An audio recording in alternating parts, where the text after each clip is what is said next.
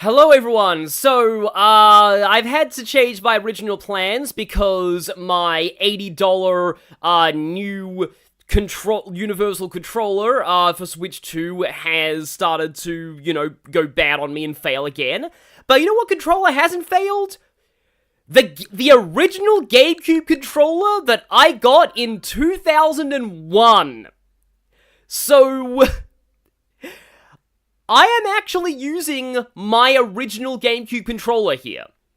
I wanted to stream these GameCube classics on Switch 2, for a while, so this has been a stream that I've wanted to do, and I am literally playing with my GameCube controller, like actual, original, not even the new version that Nintendo sells now, the original 2001 Nintendo GameCube controller that came bundled with my original GameCube back when I was like 12 years old. This controller still works. It's over 20 years old. It works flawlessly. If you have a USB adapter, it will work on Switch 2. Yeah, you have no idea how mangled the analog stick on this is. It's still comfortable, though, honestly. It is amazing. The one downside of doing this, is that, the GameCube controller doesn't have a home button, it doesn't have a ZL button. So, I'd recommend having your Switch 2 Joy-Cons as a second player, just so that you can actually press the home button, otherwise it's hard to quit out of games. But other than that, yeah, original GameCube controllers work just fine. So, let's get into GameCube. Yeah, that right there, that's the controller I'm using. So, the description of the, so what I've had in the video title is... I'm going to be playing 3 games today. 2 of them I played in my childhood, F-Zero GX and Soul Calibur 2. The third one, they added this recently, and yes, this is European, so Mario Smash Football, yeah, it's a different title in Europe. I had never played this before. I've heard very good things. Like, I've heard this is a really good Mario sports game, and way better than the new version on Switch 1. But, I'd never played it before, so I'm interested to try it out. I think I'm gonna be mostly focusing on this, and because of that, I'm gonna be playing Soul Calibur 2 first, because, fair warning, I suck at fighting games, I suck at Soul Calibur 2, but I had fun with it as a kid, and you're gonna see me have fun with it now. I'm not playing Wind Waker today, because I played Wind Waker a bajillion times. It's pretty much same old Wind Waker. I have it on HD on Wii U, so I don't really see much point in me playing this today. But yeah, let's start with Soul Calibur 2.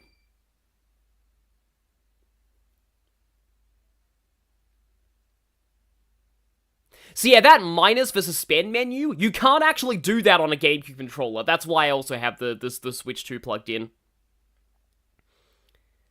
Yeah, Wind Waker's just happy to be here. Oh, the Wii Strikers is very good too, from what I've heard. Oh, I can't wait for Path of Radiance 2. When that comes out, I might stream like a Path of Radiance Iron Man. Transcending history and the world.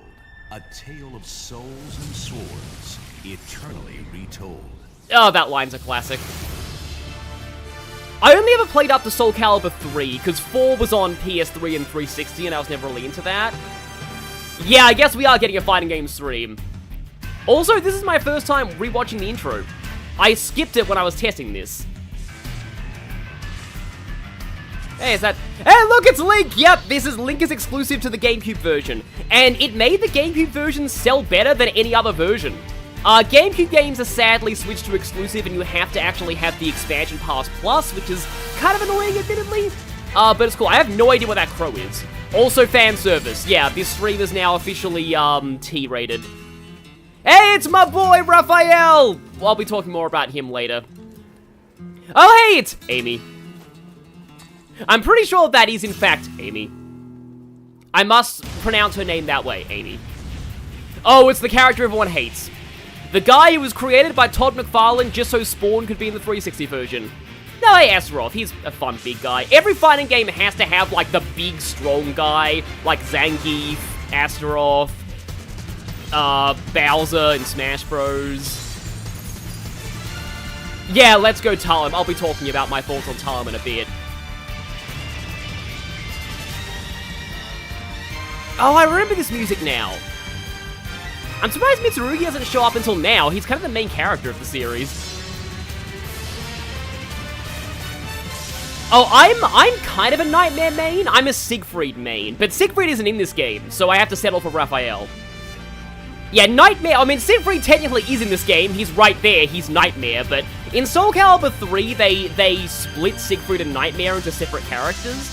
I'm more a fan of Siegfried himself. He plays slightly differently to Nightmare from what I remember. Oh, look, it's that final boss guy, Inferno, who's just like a clone, and the Earth for some reason. Ivy had the sword of the creator before it was cool. Yeah, exactly. Soul Calibur 2. Yeah, the character Necrid is created and designed by Namco as a derivative work of the illustration drawn by Todd McFarlane Productions. Okay, yeah, we have an eerily silent menu as well. I want to actually check something, whether there's like a widescreen mode. Hang on, can I actually do the suspend menu? Okay, there, I can do that. Oh, it must be, I think it has to be like the main controller. Okay, then, I am not sure, like, if there's like a widescreen mode or something. So I don't like it when the screen's like all crunched and stuff, but yeah. I may have to like switch, like, the minus button doesn't seem to be working for the suspend menu. Oh, actually, options, here we go. Display settings. Screen ratio. Let's see. Yeah, there we go! The game itself has widescreen! Perfect! Yeah, not everyone's TV could do this back in the day, so, I mean, most TVs should be able to handle it now. Thank you, Soul Calibur 2! So now it is time to play, I'm just gonna do arcade mode with somebody. Yeah, the character select screen, Oral Bliss. So it is time! Welcome to Soul Calibur 2! We have censored in Korea! Yes, really, he got turned into a knight named Arthur. Link McLinkington! The guy nobody likes! Sexy ninja who spams kicks because I'm bad at this game! The one my sister liked and therefore I thought sucked but is apparently top tier! Not Sophitia! Annoying shonen teenager! My main! Staff Bulkman! Apparently also top tier! Button Mash Guy! Definitely not Siegfried possessed by Soul Edge! Overly convoluted inputs lady! Generic fighting game strong guy! Has 50 bajillion stances, get used to learning them if you want to play him well. Yeah, also obligatory fighting game weird guy. Voldo is bizarre. So sadly, yeah, I don't have the characters unlocked. There are a whole lot of unlockable characters in this game. I actually really miss unlockable characters. Like, this is just a tangent I want to go on. Does anybody else here miss, like, having, like, characters you have to work for? Because I love it when games used to do that. Oh yeah, we can change the costume too. Yeah, every character has, like, completely different costumes. What's Taki's second costume? Okay, that's, like, more armored, I guess. What's Talim costume too? Oh yeah, I do. Oh, no, wait, no, that isn't the costume. I like the red Talim costume. I think that's in a different game. But yeah. Yeah. So my other mains in this game, Yoshimitsu, he's an unlockable character. Cervantes was my other main. He's like the awesome pirate who's evil, and also Ivy's dad. Cervantes was my other main. He's an unlockable character. Also, Sung Mina is an unlockable character. And Sophidia. For some reason, like, Sophidia's like the mascot of the whole series, and she's actually unlockable in this game. Her sister takes her place for this. Before I play the single-player mode, I want to show something. I want to show practice mode with Ivy. Just to show you what I meant about Ivy. Strangle! Oh yeah, Ivy's second costume covers a lot more skin. That's like, oh yeah, every costume has a different line that they say. That's that. I remember that now. Yeah, Cervantes is very funny. I like the grab where he just shoots you in the face with his pistol. So, I want to just show you what I meant about Ivy here. Also, holy crap, the jiggle physics when she moves, I did not even notice that when I was a kid. So, command list. I believe it's in, is it in Throw? Where is it? Where is it? Here it is! Summon Suffering! So, I looked up a tier list for this game, and I was very, very depressed to find out Ivy was, like, at the top of the tier list, because if you want to play Ivy, you need to learn how to do this.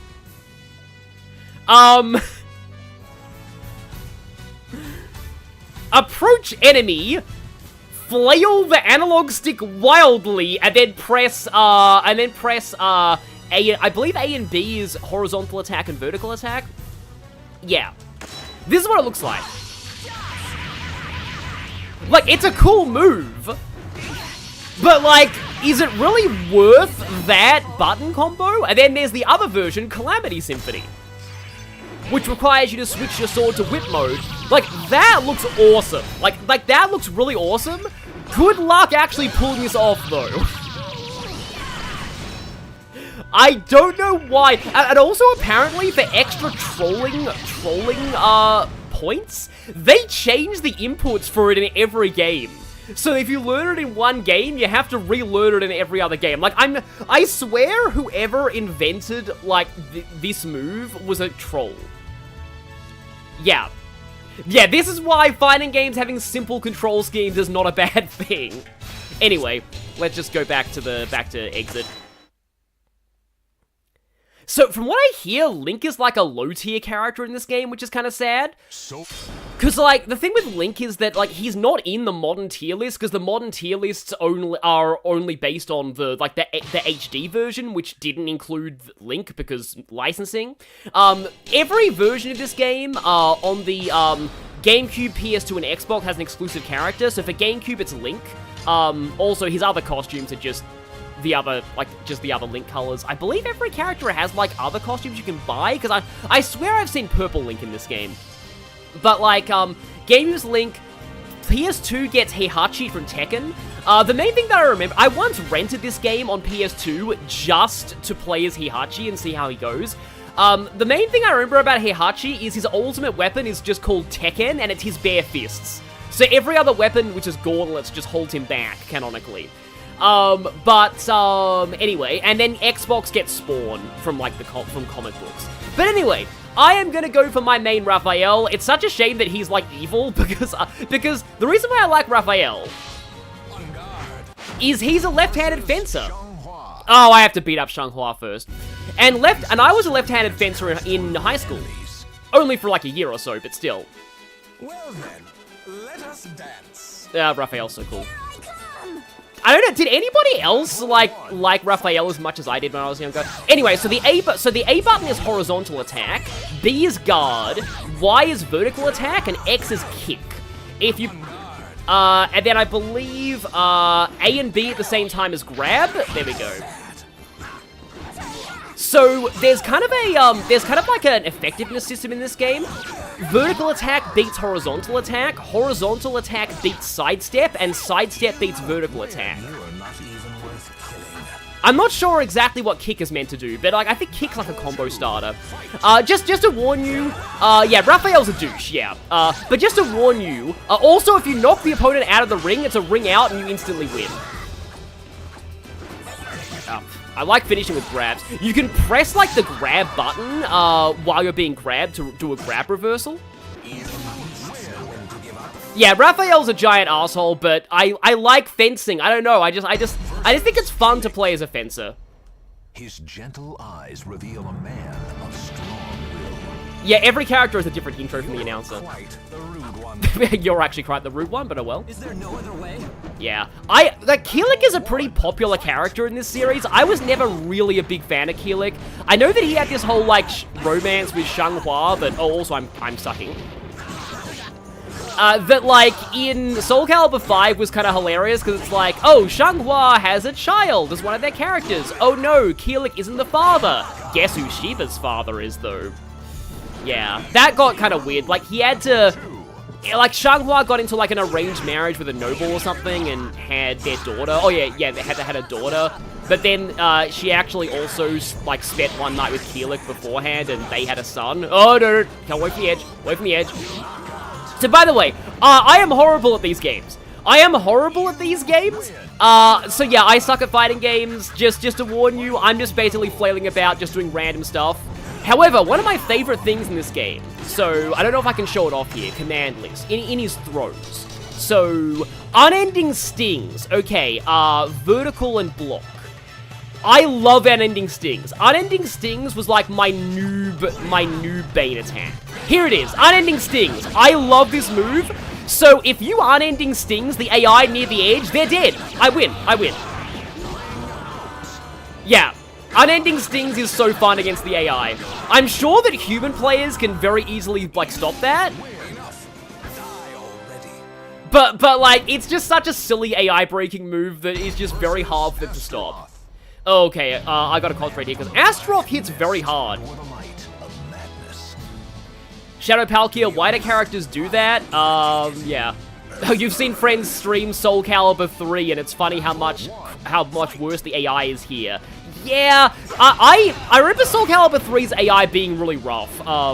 Also, unending stings. Oh, no, that's that throw. That must be, like, moving forward throw. Here we go, unending stings. Unending stings is just so much cheese. Oh, then he shoved me. Okay, yeah, that's like the sideways throw. Kind of actually attempting to do unending stings. And you can also hit people while they're knocked down with vertical attacks sometimes.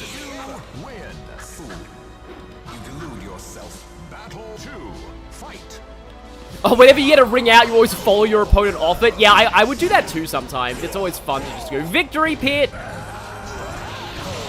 Okay, yeah, why am I not? I want to do unending stings. Oh, crap, yeah. Yeah, I just lost like half my health from like one hit because Astaroth... I don't know how high tier Astaroth is, but I know that he is, like... He hits hard. And he has some very fun looking unblockable attacks. So any attack, any attack that has like that has fire on it, that means it's unblockable. So just, yeah, watch out for anything with fire. Like Link's fully charged spin attack is unblockable. Astaroth has an unblockable attack too. Now I forgot how Taki works, besides the fact that she likes kicks and she's very fast. I know that like the way Xianghua works is she has a lot of like feints, and you need to master them if you're yeah, that's how Taki works. She spams attacks and kills you.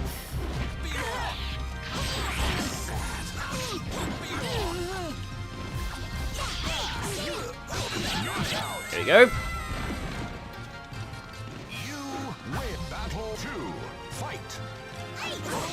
Next Soul Calibur game must have Samwise Gamgee as a character. I wonder how, like, someone that short will be handled. Oh, wait, I know, Yoda. They actually... So, for some reason, the Xbox 360 and PS4 version of Soul Calibur, PS3, I think, has... Its exclusive characters are Yoda and Darth Vader. And Darth Vader is voiced by the guy who played Vader in a parody animation called Chad Vader, I think. This was before the Chad meme became a thing, but, like, it's funny, yeah, Darth Vader's voiced by somebody who, yeah, voiced Vader in a parody. Yeah, that's an unblockable attack that you see on the victory screen there, that fiery thing there.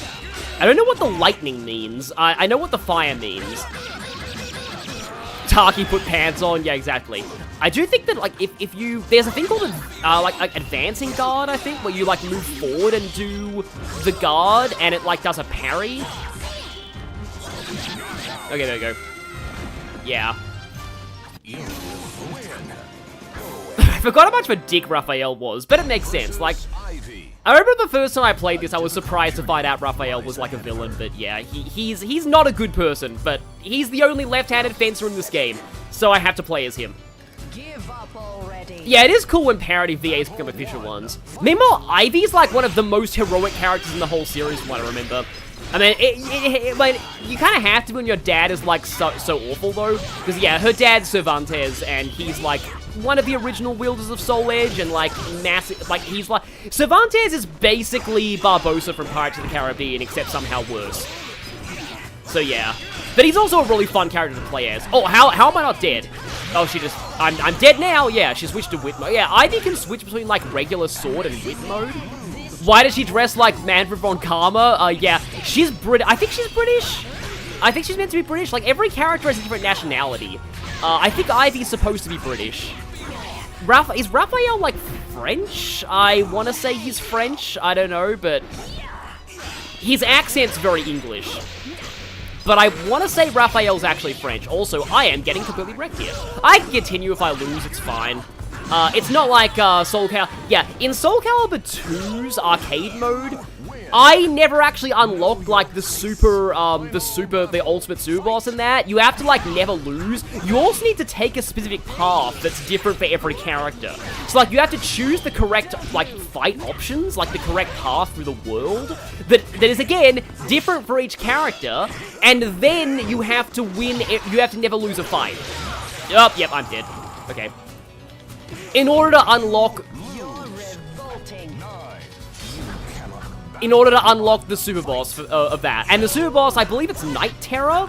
And I never fought him. I've heard the best strategy is to trick him into ringing out himself because he has wings and he likes to fly around a lot. So you can kind of trick him into... Oh yeah, by the way, Ivy's insane if you learn how to combo with her correctly. Like watch that. Like, just, yeah. Ivy is... She's basically a Castlevania Belmont when you get her going. So I can see why she's like a top tier character, but she's from what I can tell, she's super difficult to play as correctly. So I kind of need to pay attention here. Ow. Ow, stop sweeping me. Yeah, again, I am not a good Soul Calibur player at all. Yeah, I'm dead again. Well, that was quick. Yeah. She has a lot of range. No problem, it's all part of my plan to lose to you 3 times, and then finally, so that my win against you will be all the more humiliating.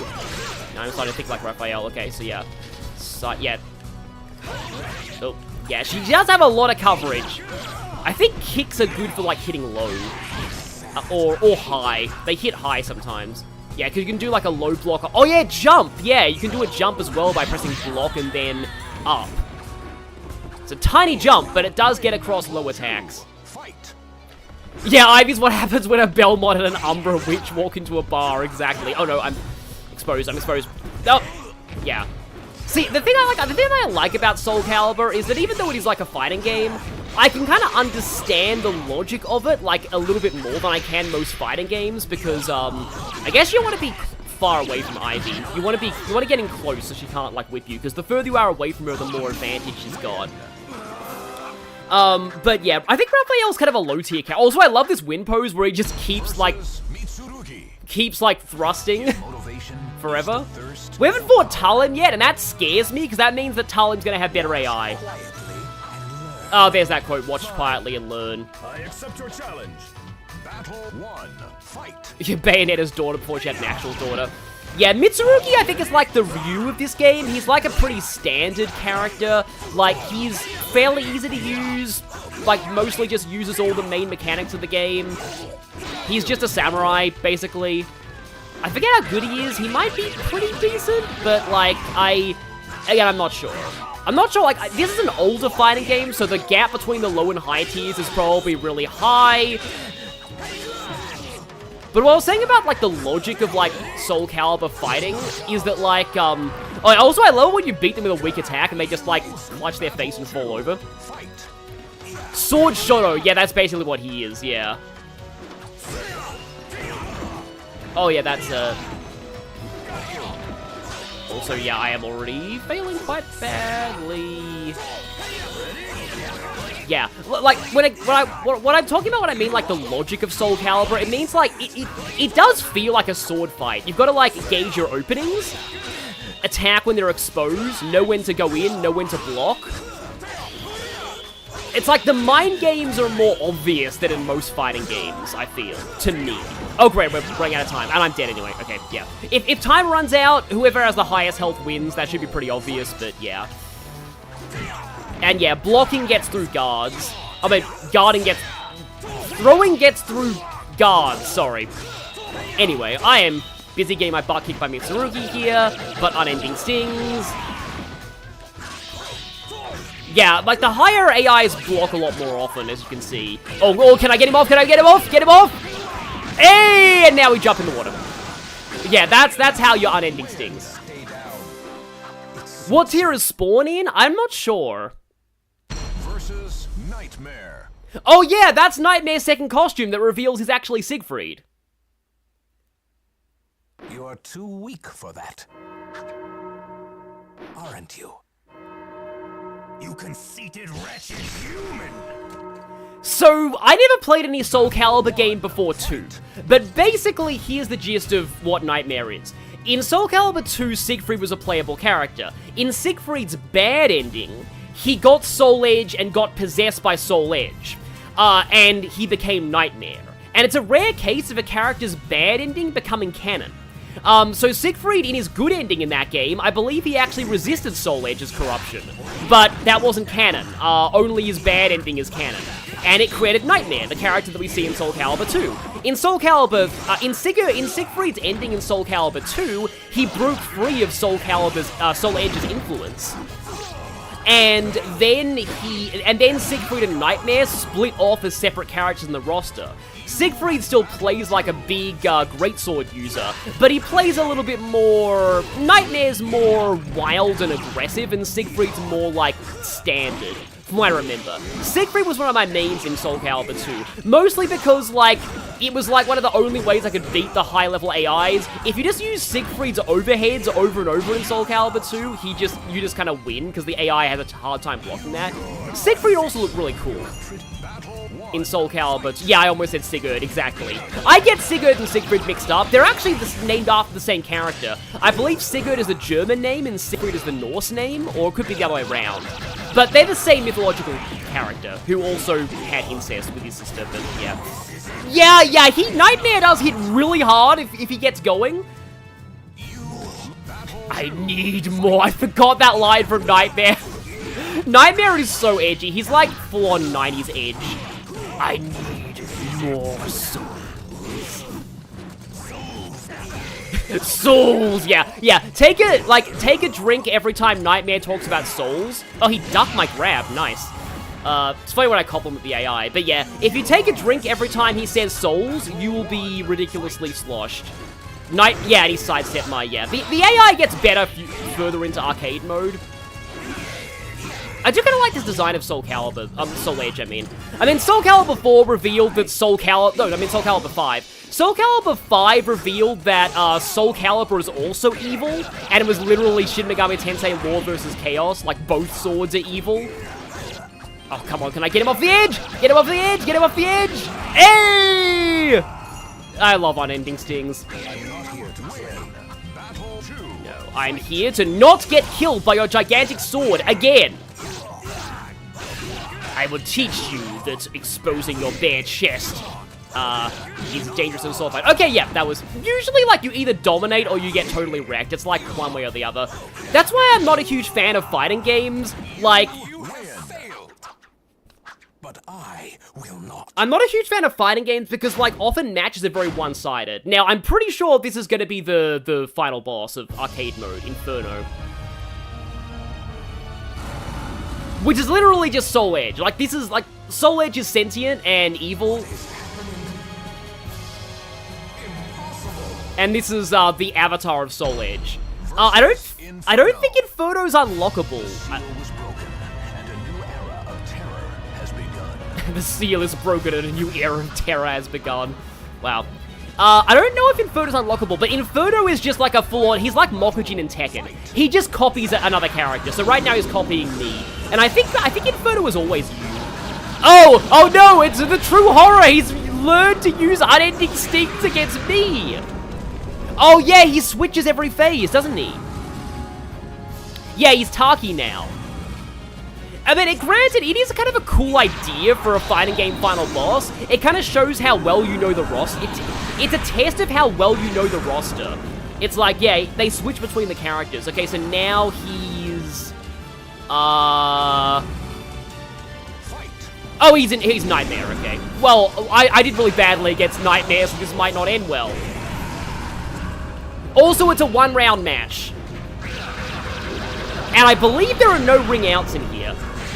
Hey, I first tried him, okay. He's not really that bad. As far as fighting game final bosses go, Inferno's kind of a joke. From what I remember. I never really had that much trouble with him. Like, could somebody, like, maybe in the... Soul Edge. Oh boy, yep, well, look, yep, looks like Raphael's gonna begin his villain arc. I have this sword now, and now I'm going to totally not... Oh yeah, this is like the evil character, ending theme, I think. The arcade endings are kind of lame, they're just a bunch of, yeah. The man vowed not to be possessed by the blade and grabbed the hill. Well, that's not gonna end well, isn't it? Is it? With Soul Edge firmly in hand, Raphael returned to the one he treasured. I don't think I remember this ending. Yeah. No one knows what was spared and what was destroyed. Yeah. It's kind of implied that he may have, like, killed his adopted daughter in that case. That's not canon, though, because she's a playable character in Soul Calibur 4, and also in 3. It's also really funny how it says game over when you win. But I guess that's arcade, that's how arcades worked. So, yeah. Oh yeah, now we can look at Raphael's character profile. Every character has a surprisingly extensive amount of lore. Yeah, no, okay, Shadowblade, I agree with your headcanon. Amy just kicks him through the roof after he gets possessed. I won't be corrupted by that evil sword. Yeah, yeah. It's also funny, every character has an unlockable, like, every character has an ultimate weapon, and they also have either Soul Edge or Soul Calibur. I'm pretty sure Raphael's is Soul Edge. But, like, so even some of the quote-unquote good characters get Soul Edge.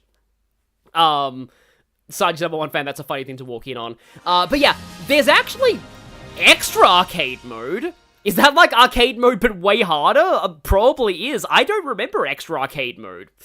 But yeah, like, I love, back in the day, oh no, Link's only, Link's at the bottom. Back in the day, games just had so many unlockables. I miss it when games had unlockables. Did I win? I beat Talim! Yes! Even though I never fought her, I still beat Talim. It's a shame that Talim never actually showed up as an opponent. I know, I guess she didn't want me to talk about her. But yeah, museum, character profiles. Link gets Soul Edge, really? Okay. Amy pushes him to a cliff in her Soul Calibur 4 ending. It's, yeah, I never played Soul Calibur 4, and I probably should have. Oh yeah, so yeah, every character also has, like, a bunch of unlockable weapons that all, like, change their properties a bit. You can't, like, use them in multiplayer mode, I don't think you can, at least. So there's no, like, balancing concerns, but, like, it's kind of fun to collect all the weapons for all the characters. That's what the other single-player mode is for. So, like, again, this game has a, like, I learned that this, like, Namco's fighting games, they have a lot of lore. Like, they have so much lore, and, like, look at this, like, yeah, oh, he is French. I thought so. Oh, I'm older than Raphael now, slightly. Age 32, birthday November 27th, blood type A, weapon English sword rapier, weapon name Flambert. Discipline, La Rapière des Soleils, I cannot, I'm sorry. Yeah, family, foster daughter Amy. Relatives, cut all ties. Oh, yeah, that sums it up, doesn't it? Raphael, the young master of the Sorel family, grew up with the rapier and medicine as his playmates. His cool, unemotional demeanor created many enemies, but his quick and precise decision-making and execution skills solidified the foundation of his family amongst the nobles. Unfortunately, Raphael was cast out one day when he made a critical mistake.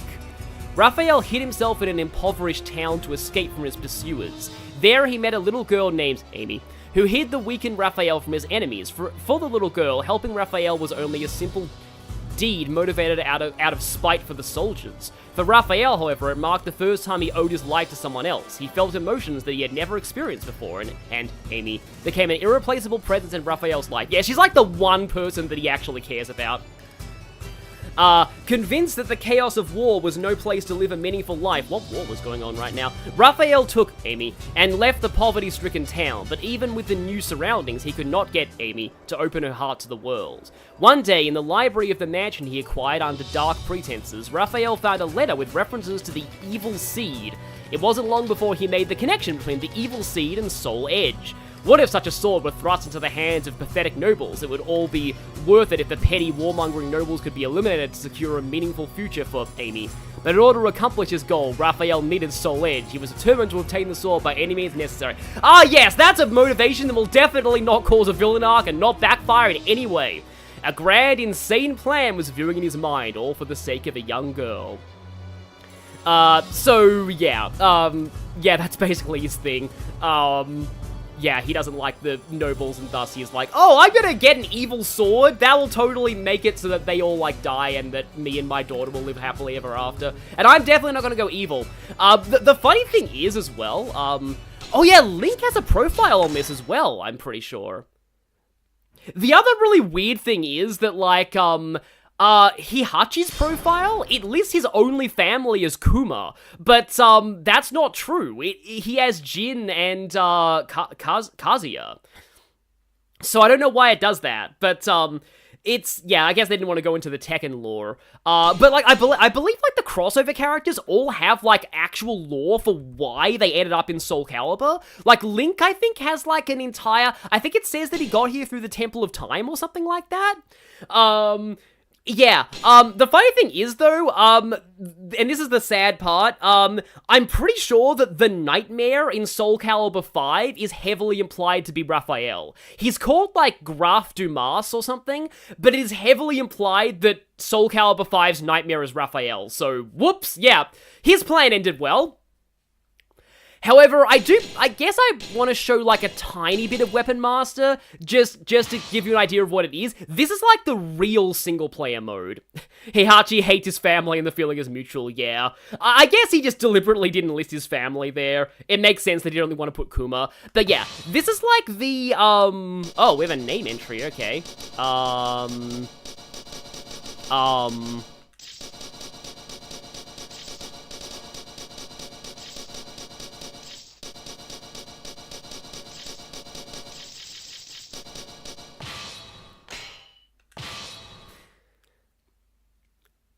I don't really remember how this works all that much. But, I haven't played this. I was more familiar with Soul Calibur 3's arcade, not arcade, single-player mode, which is pretty much a full-on, tactical RPG. Like, it's actually like a strategy RPG where you play fights when you attack an enemy unit. It's kind of weird. And also, you make a whole army of custom characters, too, for that. Yeah, this game doesn't have a custom character creator. Soul Calibur 3 does. Unfortunately, you can't make abominations like you can in Street Fighter 6. But yeah, I don't really, yeah, like, it's been, like, literally 20 years since I played this mode. I know that this mode is where you unlock all of the secret characters, and also you unlock all the weapons for the characters in this mode, and it's kind of just like event match in in Smash Bros, pretty much. It's just like, you just do a fight with conditions, and that's all. I guess I could play as Link a little bit for this. Yeah, I'm actually wondering, if people would be down for me streaming Soul Calibur 3's single player. Because, like, it's kind of cool. It's basically, you make custom characters and you play, like, a tactical RPG. It also has its own, like, Fire Emblem-style story, too. Acquiring weapons... Sorry, I'm not... Yeah, there's hidden extras. Yeah, so... I guess I can pick Link here.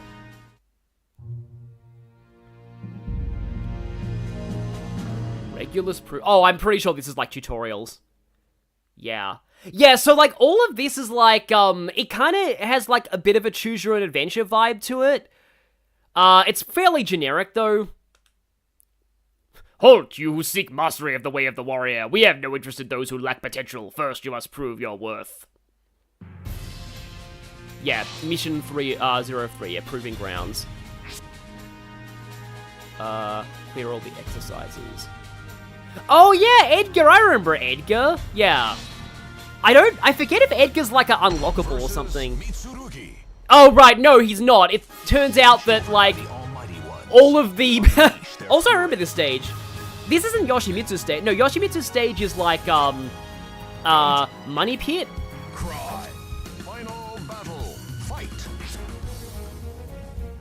I remember the song now. This song is, yeah, this game has a great soundtrack too. Yeah, so this is the tutorial. So if you want to learn how the gameplay works, yeah, here we go. Also, it'll say perfect every time you do the tutorial. Horizontal attacks are useful against circling enemies, yeah. Press B to perform a vertical attack. Yeah, all of the opponents in this mode are just other characters, but with, like, different names. So he's Mitsurugi, but he's called Edgar. This is also where, like, the really funny thing is there are 3, like, generic characters in this game. Berserker, Lizardman, and Assassin, who you also unlock through Weapon Master mode.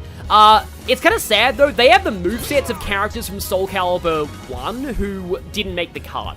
I believe Assassin is... Berserker is Rock.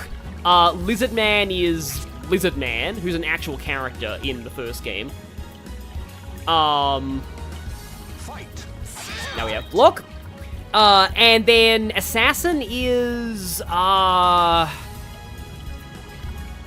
predecessor to Yun Sung, I think?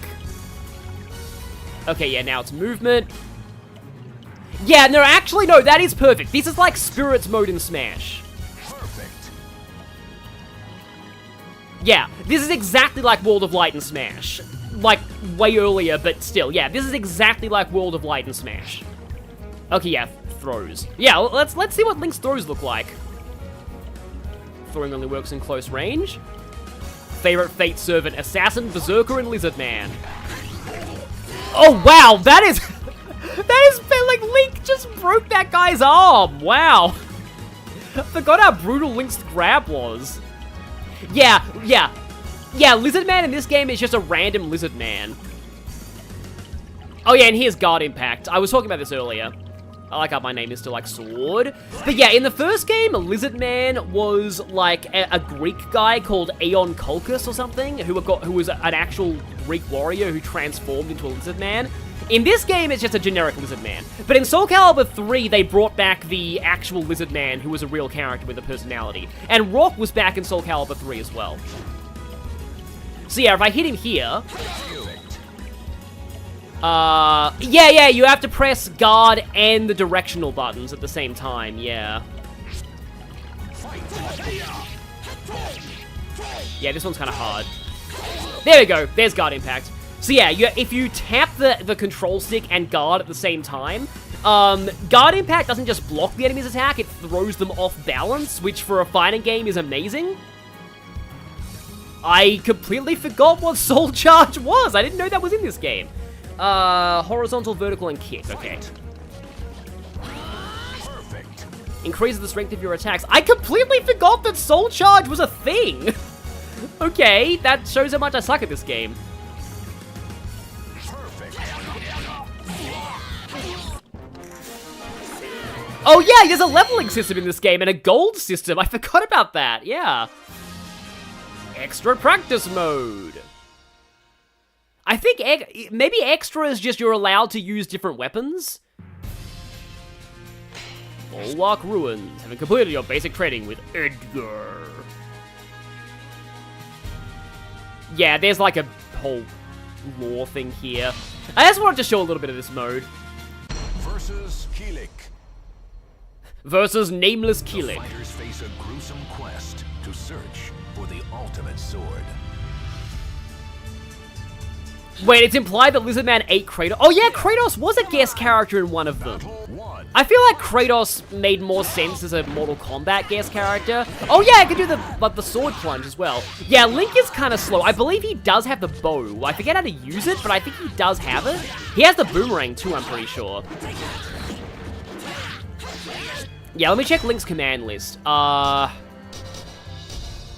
Yeah, bow stance, A plus B. Boomerang stance, bombs. Oh yeah, he has bombs too. Oh yeah, bow's guard break, okay. Charge bow is unblockable. Low bow, high bow, bomb stance, boomerang stance, bow. Yeah, wow, okay, this is kind of tricky. Yeah, bomb stance. Bomb's unblockable as well. Okay.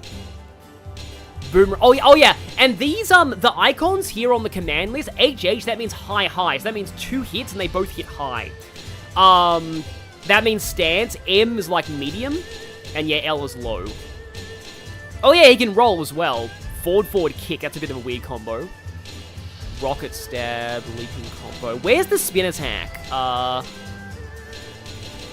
want to see what the... Oh, yes. Oh, there we go. Oh, spin attack is a... Is a Hadouken motion. Okay. bow, bomb, boomerang. Oh, that's all he has. Okay, so spin attack is a Hadouken motion. That's the wrong button.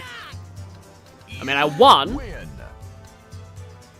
Ivy is like the closest thing to other people I haven't rated. Cervantes has a gun, so I think Cervantes has rage attacks too. You're going to regret this. There's also Yoshimitsu. Yoshimitsu's a pretty fun character. I kind of wish I could show off Yoshimitsu here. He was one of my other mains. What was that? What was the button again? Oh no, that's back. Back Hadouken A. Okay.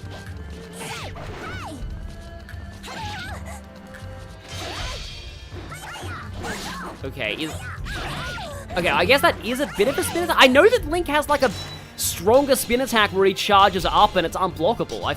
Maybe I'm misremembering that? Oh yeah, and his vertical slash can also go into the bow stance. This game is actually very complicated. Like, some characters can like change into stances. Like, that B black means hold B, I think.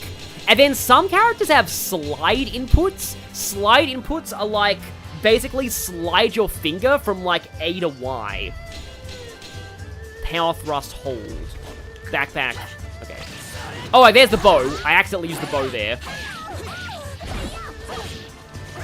Up. With my shear. Nope, you're still going. I want to try throwing her, but yeah, Link is. Yeah, I'm used to Raphael, so Link's kind of slower. So I recover a little bit here.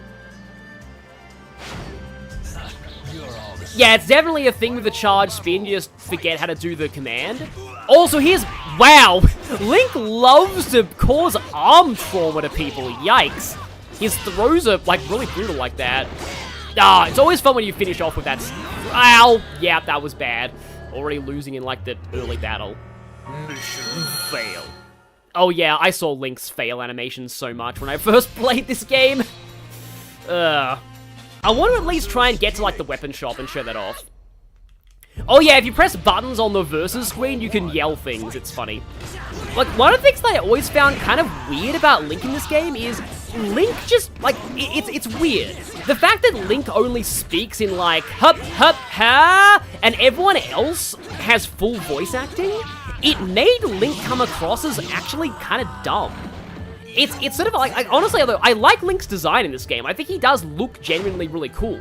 Like, it's one of my favorite Link designs, actually. Even though they're kind of, it's meant to be based on Ocarina of Time Link, but it's like, it's a pretty cool version of Link, I feel. Even though, but it's like, I don't know if anyone else feels this way, but like, it's like, when you'll see if you play arcade mode with Link, and you get to his rival battle, which is Raphael, like, Link is just running down, like, the stairs going, hup, hup, hup, and then Raphael speaking full sentences. It really does make Link come across as kind of stupid. It's hard to explain, but it's just, it bothers me a little bit about playing as Link in this game. I still think that he... Ow. Yeah, wow, I'm sucking. I probably shouldn't be trying to do fancy moves here. It really does say something that, like, I'm sorry, I'm losing track of my tangent here. And I know that Link has to be a silent protagonist. No, that's what I was trying to say. I do think that Link, though, is by far the most fitting guest character in all of Soul Calibur. And on that note, by the way, hitting an enemy against a wall actually does do, like, it's a valid tactic. It does make you do more damage and you can combo them. There's one of the later missions that I had a lot of trouble with, which was, like, knock the enemy against the wall and use wall combos to defeat the enemy, where, like, they take no damage from, like, regular attacks. The only way to damage them is to hit them against a wall. And that one, it took me a while, from what I remember.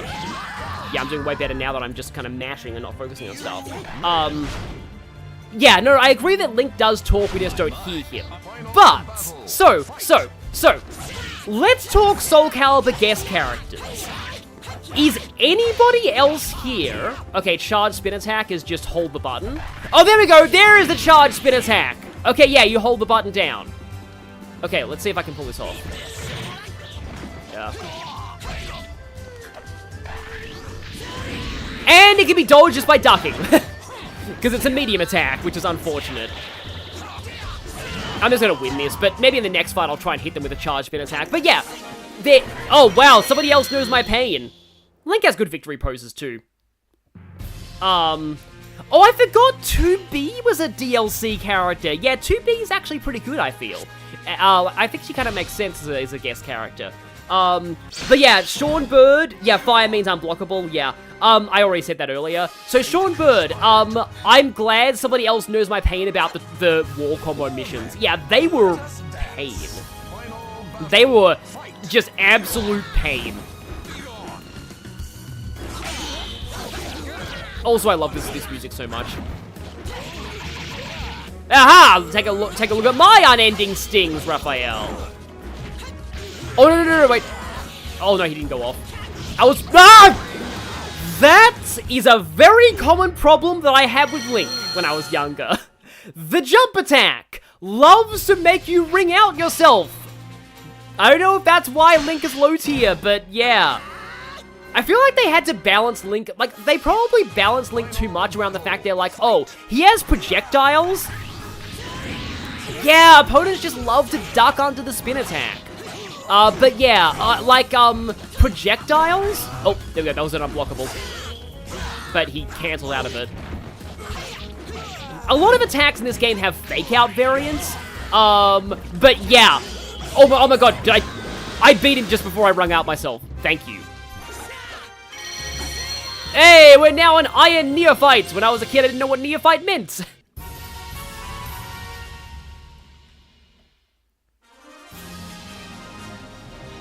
Oh yeah, and we unlocked Lakeside Coliseum as an arena with its amazing music. So yeah, like, does anybody else here miss the fact that,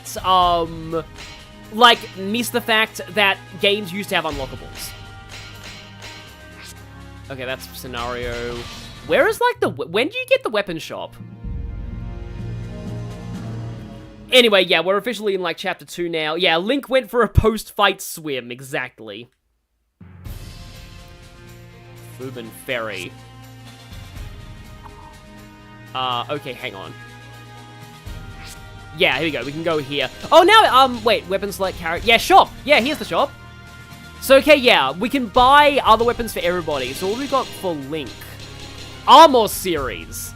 I have enough gold for that. So yeah, we have the sword and shield of an Armos now.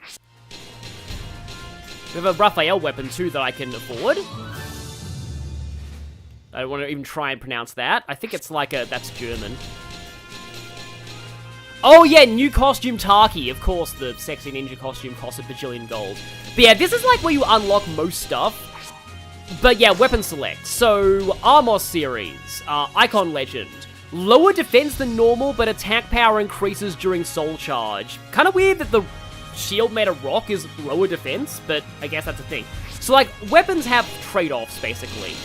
The thing that, like, I actually think is really cool about, well, not really cool, sorry, I'm kind of rambling. But, okay, so, the weird thing about this game is that Link is heavily based on Majora's Mask.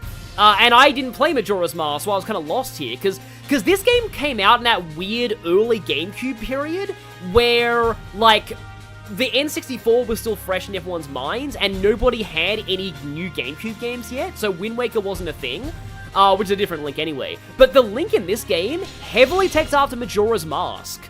And that's why his ultimate weapon is the Great Fairy Sword from Majora's Mask. I forgot to mention! Every character has a joke weapon. Guess what Link's joke weapon is? You're probably correct. Actually, you might not get it right now, because it's a Link to the Past thing. Maybe it's less well known now. But, like, I mean, yeah, Rock is a bad defensive type in Pokemon. So yeah, let's see what that weapon for Raphael does that I bought. Weapon selects. Oh boy. Higher attack power, damage taken. Oh! Easier to break horizontal attack with your vertical attacks. Yeah, so far everyone in the chat is wrong. No, they're not. Yeah, it's the butterfly net. Yeah. It's the butterfly net from Link to the Past. That's his joke weapon, which is amazing. So, damage taken become counters. This messed me up so much when I was a kid. you don't really understand this if you aren't a fighting game player. And so I often use weapons that have this property, and I was getting wrecked. So let me maybe show you what happens when you do this. So damage taken become counters. If you know what a counter hit is in a fighting game, you probably see where this is going. Oh, land 20 hits on the enemy and survive the round. Also, here's his Voldo. He's basically a clown, slash... I think he's actually a human? Oh, that only counts as one, that sucks. Oh, and we have a time limit too. So I'm probably gonna fail this. Raphael has a heart attack. Now that time is up. Yeah, it would be the fishing rod if it was Twilight Princess Link, exactly. No good. So, what damage taken becomes count? You won't really see it here, because this is more of a, I'm just gonna try spamming this. If I ring him out, do I win instantly? Okay, there we go. We cleared that. Also, flashing lights warning. Okay, he is attacking me a little bit. Time's up. Yeah, Mario dying from timeout. Voldo is such a weird character. Voldo's lore is genuinely tragic, though, and interesting, but he's a weird character. Like, he has a stance where he, like, flips himself upside down and, like, crawls. He, like, backwards crawls. It's really, yeah, Voldo's an interesting character. Yeah, you failed to hit this widow 20 times. You shall suffer a heart attack. So, let me see what happens if I want to see if I can demonstrate the No good. damage taken becomes counters thing. Oh, gusts of wind! Oh, okay. And Raven stopping at the edge of the stage. Yeah, that means you can get blown off the edge. So yeah, what damage taken becomes counters means is, it means that when anytime you get hit, it counts as a counter hit. In fighting games, a counter hit, yeah, Voldo is Italian, from what I remember. A counter hit is when you are hit in the middle of an animation. And usually, a counter hit makes it like you have more hits done. And so the enemy can combo you more easily. Sometimes you take more damage as well. So the fact that it means every enemy attack counts as a counter hit against you, even if it isn't a counter hit, that, as a kid, I didn't understand the concept of counter hits. I kept equipping weapons with damage taken becomes counters, and I got wrecked. So, and then I looked up online, and I'm like, why am I losing so much? And it's like, oh, you're using damage taken becomes counters. That's really bad. And I'm just like, oh, okay, yeah. Also, I guess I need to show Talim. Unfortunately, she only has, like, her normal weapon, but, I'm not sure what this is. Oh boy, difficulty 2 stars. Oh, it's a dungeon! Yeah, I forgot this mode had dungeons. It's pretty basic, though. I think some of these dungeons have secret characters and, like, hidden paths in them. You know, I want to say that, like, oh, now I remember this. Yeah, I remember this gameplay now. Yeah, you've got, like, a dungeon crawl. It's very rudimentary, but still. Still, yeah, I'm slowly rediscovering this. It's been, like, so long since I played this mode. Anyway, this is Talim. She likes wind. She likes talking about the wind all the time. If she wins, she might talk about the wind. My heart is still pounding. Or she'll say her heart is still pounding. I used to make fun of, like, anyway, what I was saying on my tangent, though, is that, like, I think some of the secret, I want to say that one of these dungeons has Yoshimitsu in it. And that's where you unlock him. Wind, guide me. There it is. Wind, guide me. Oh, that's Maxie's old costume. I thought that was like a random ninja for a second, but no, it's just Maxie. Hi, Maxie. It's funny, the men get less clothes in their old costumes. The women get more clothes, it looks like. Just gave him a, prostate exam there with your knives. Don't kill me, please. At the very least, there only being one-round fights does make things kind of fast. I have completely forgotten how Talim works, by the way. I never played as her. She was my sister's favorite character. But, like, I think you unlock, like, the secret characters in the dungeons. Oh, it is Yoshimitsu! The fighters face a gruesome quest to search for the ultimate sword. I'm so glad that I did this now! Believe in yourself. Yeah, Talon does have good lore. The women stole the men's clothes so they could be shirtless. Yeah, it's Yoshimitsu! Yeah! I remember this now. Yeah, so like, by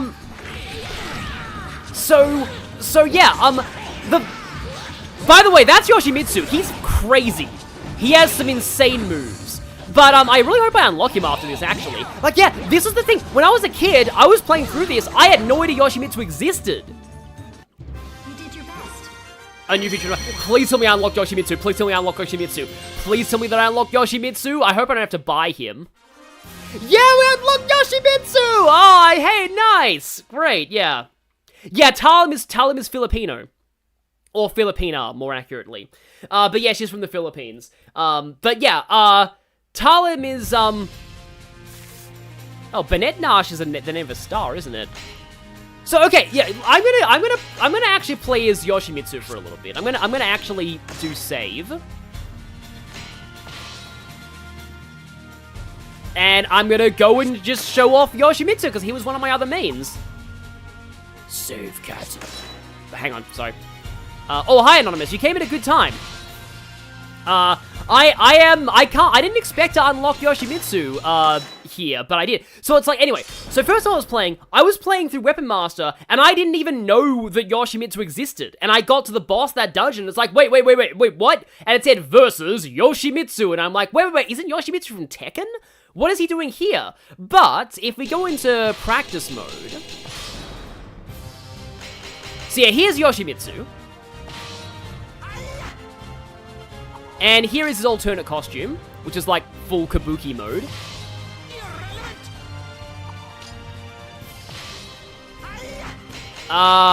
Who do I want to have him be a training dummy against? Yeah, let's fight Necrid, because no one likes Necrid.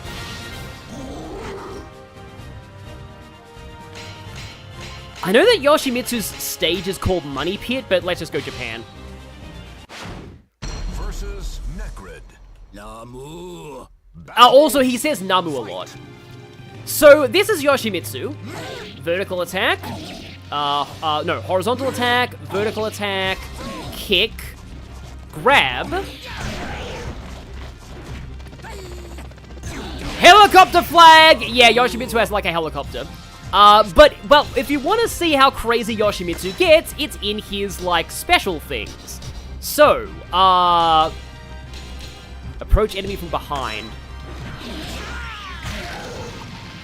Approach enemy from the left. Oh, no, we already saw that one. Okay. Miscellaneous. Sword pogo. Yeah. If you press A and B at the same time, Yoshimitsu does this. He can then pogo stick on people with his sword.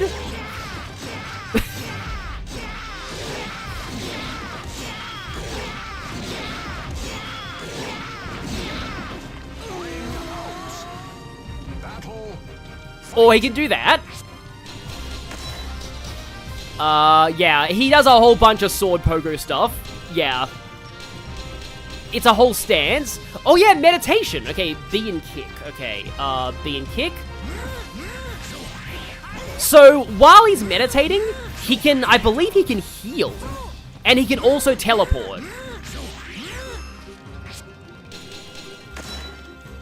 Yeah, Warp Rolling Shark, Warp Moonslayer. So yeah, he can teleport, Warp Kangaroo Kick, Warp Shark Attack,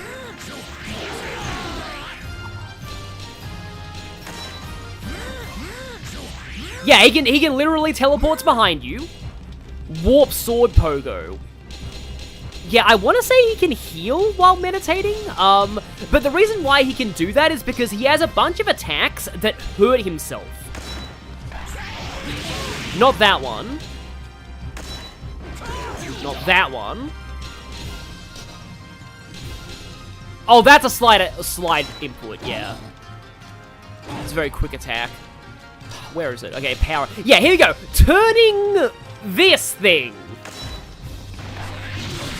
So yeah, he can impale himself in his own sword and damage the enemy. Weaponized seppuku. That is an actual move that exists. I believe it does actually hurt him. Crying Spirit Sword, what's this? Oh, that's just a pretty basic thing. Door Knocker. Oh, that's yeah, it's just like kind of a special throw. But like, that's the main thing. Yeah. Literally committing Sudoku. Yeah. So, yeah, best move ever, exactly. So, yeah, Yoshimitsu, but the other thing about Yoshimitsu is, it's a little bit lost in translation. In the localization, he talks in a very antiquated, like, almost like Shakespearean style, because in Japanese, he speaks very old samurai talk, from what I've heard. So, the thing about Yoshimitsu, unfortunately, I will have to beat all of, like, arcade mode to get his lore, to unlock his lore. But the reason why Yoshimitsu is also in Tekken is because Yoshimitsu is, like Batman in the comics. You know how in the comics, Batman, like, the identity got adopted by, like, other characters in the future, like Terry McGinnis? Yoshimitsu is, like, a legacy identity. He's like a Robin Hood, like, style thief, apparently, and, like, every generation, a different person adopts the identity of Yoshimitsu, or they're, like, possessed or something. Like, I think Yoshimitsu's, like, partially a ghost or something. I know that he's, like, kind of a cyborg in Tekken, but, like, basically, like, the Yoshimitsu in Tekken is, like, the distant descendant of the Yoshimitsu in Soul Calibur.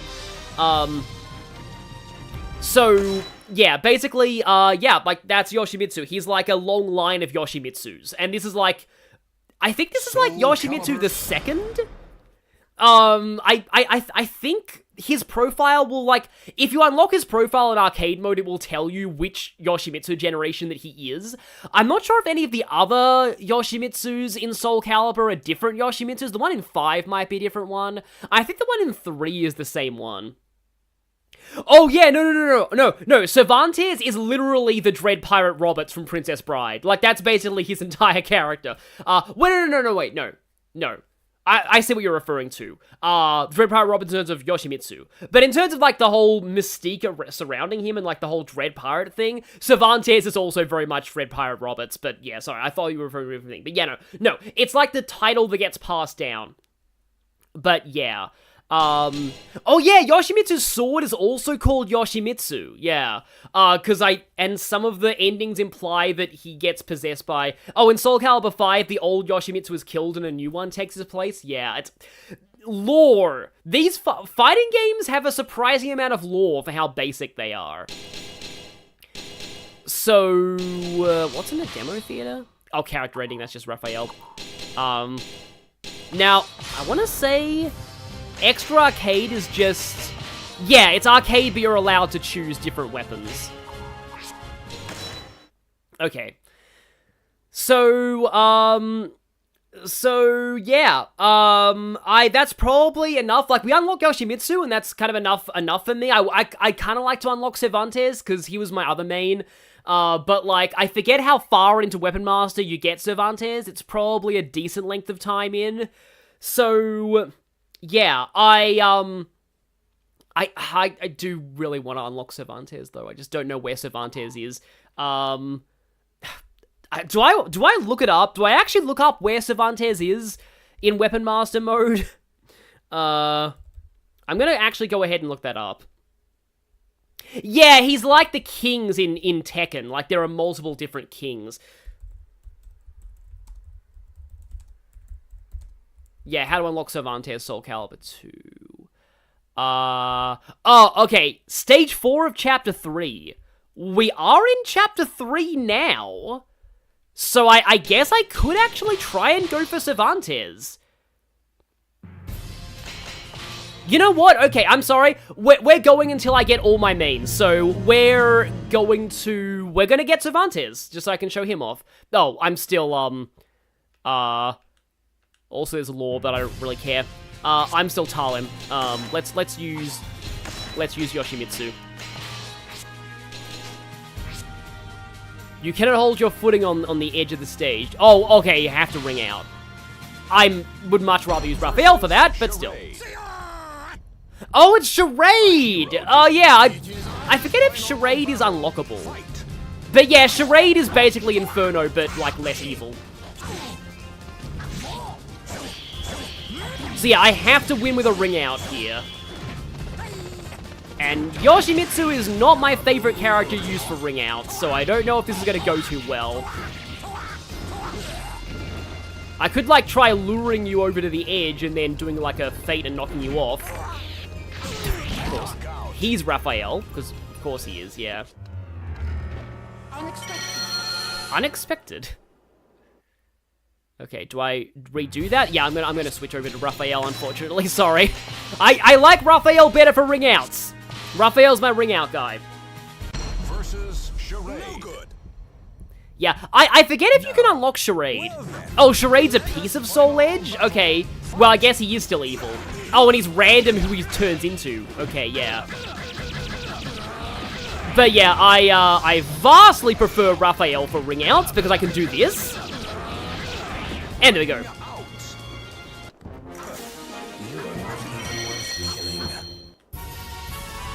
And we now are silver neophytes. Neophyte just means, like, new at something. Oh, okay, that answers my question. Charade is unlockable. Does he have a story mode? I know there are some characters who aren't playable in arcade mode, I think. I want to say that Assassin, Lizard Man, oh yeah, now we have alternate paths. Oh, but there's the ship. Yeah, the ship is where Cervantes is, so I'll probably have to go to the ship. Anyway, let's go back to Yoshimitsu.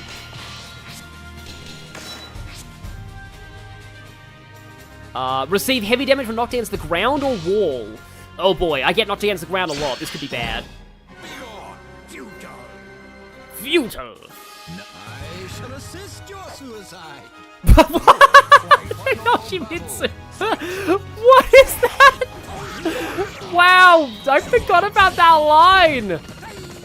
Yoshimitsu is amazing. Like, I don't think I was particularly good with Yoshimitsu. I think I just used him because I'm like, oh, he's so cool, he's a samurai. But also, he's hilarious at the same time.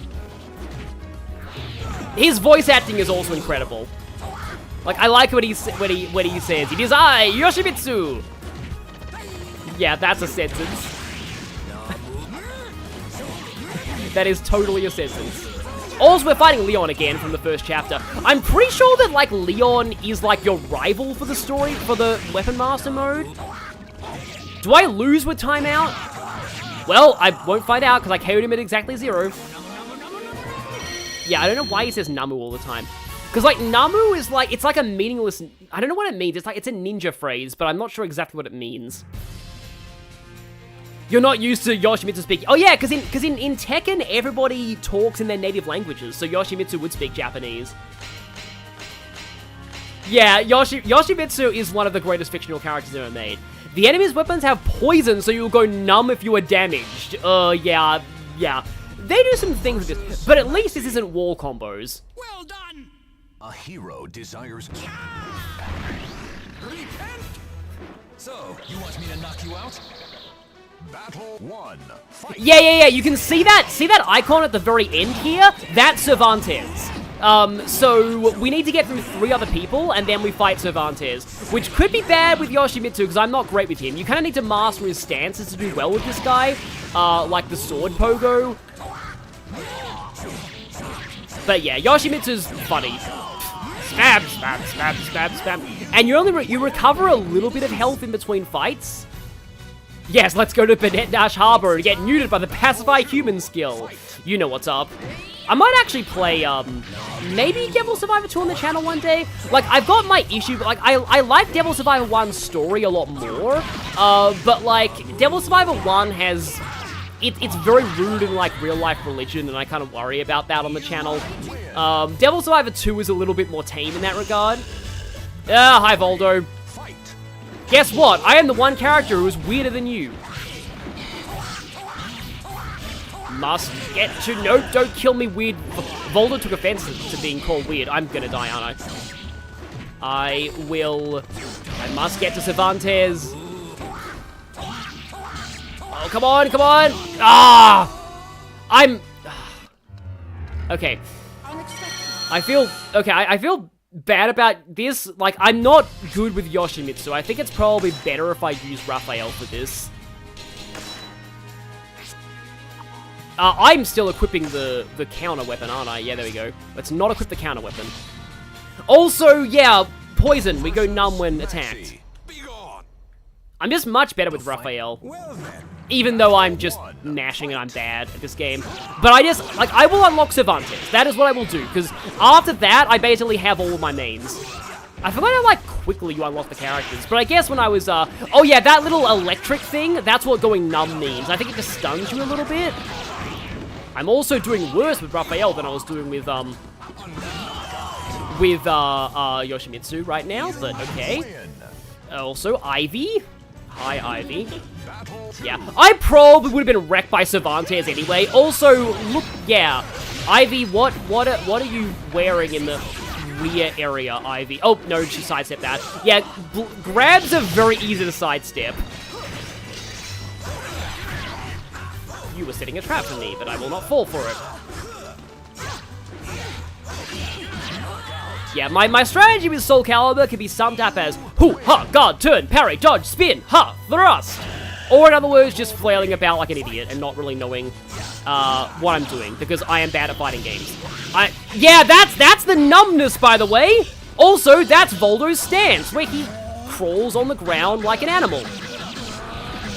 Voldo is a very, very strange man. Okay. Okay, it's Cervantes now. Here he is. He coming. Not defy me. Yar har fiddle dee dee. Being Cervantes is alright with me. No.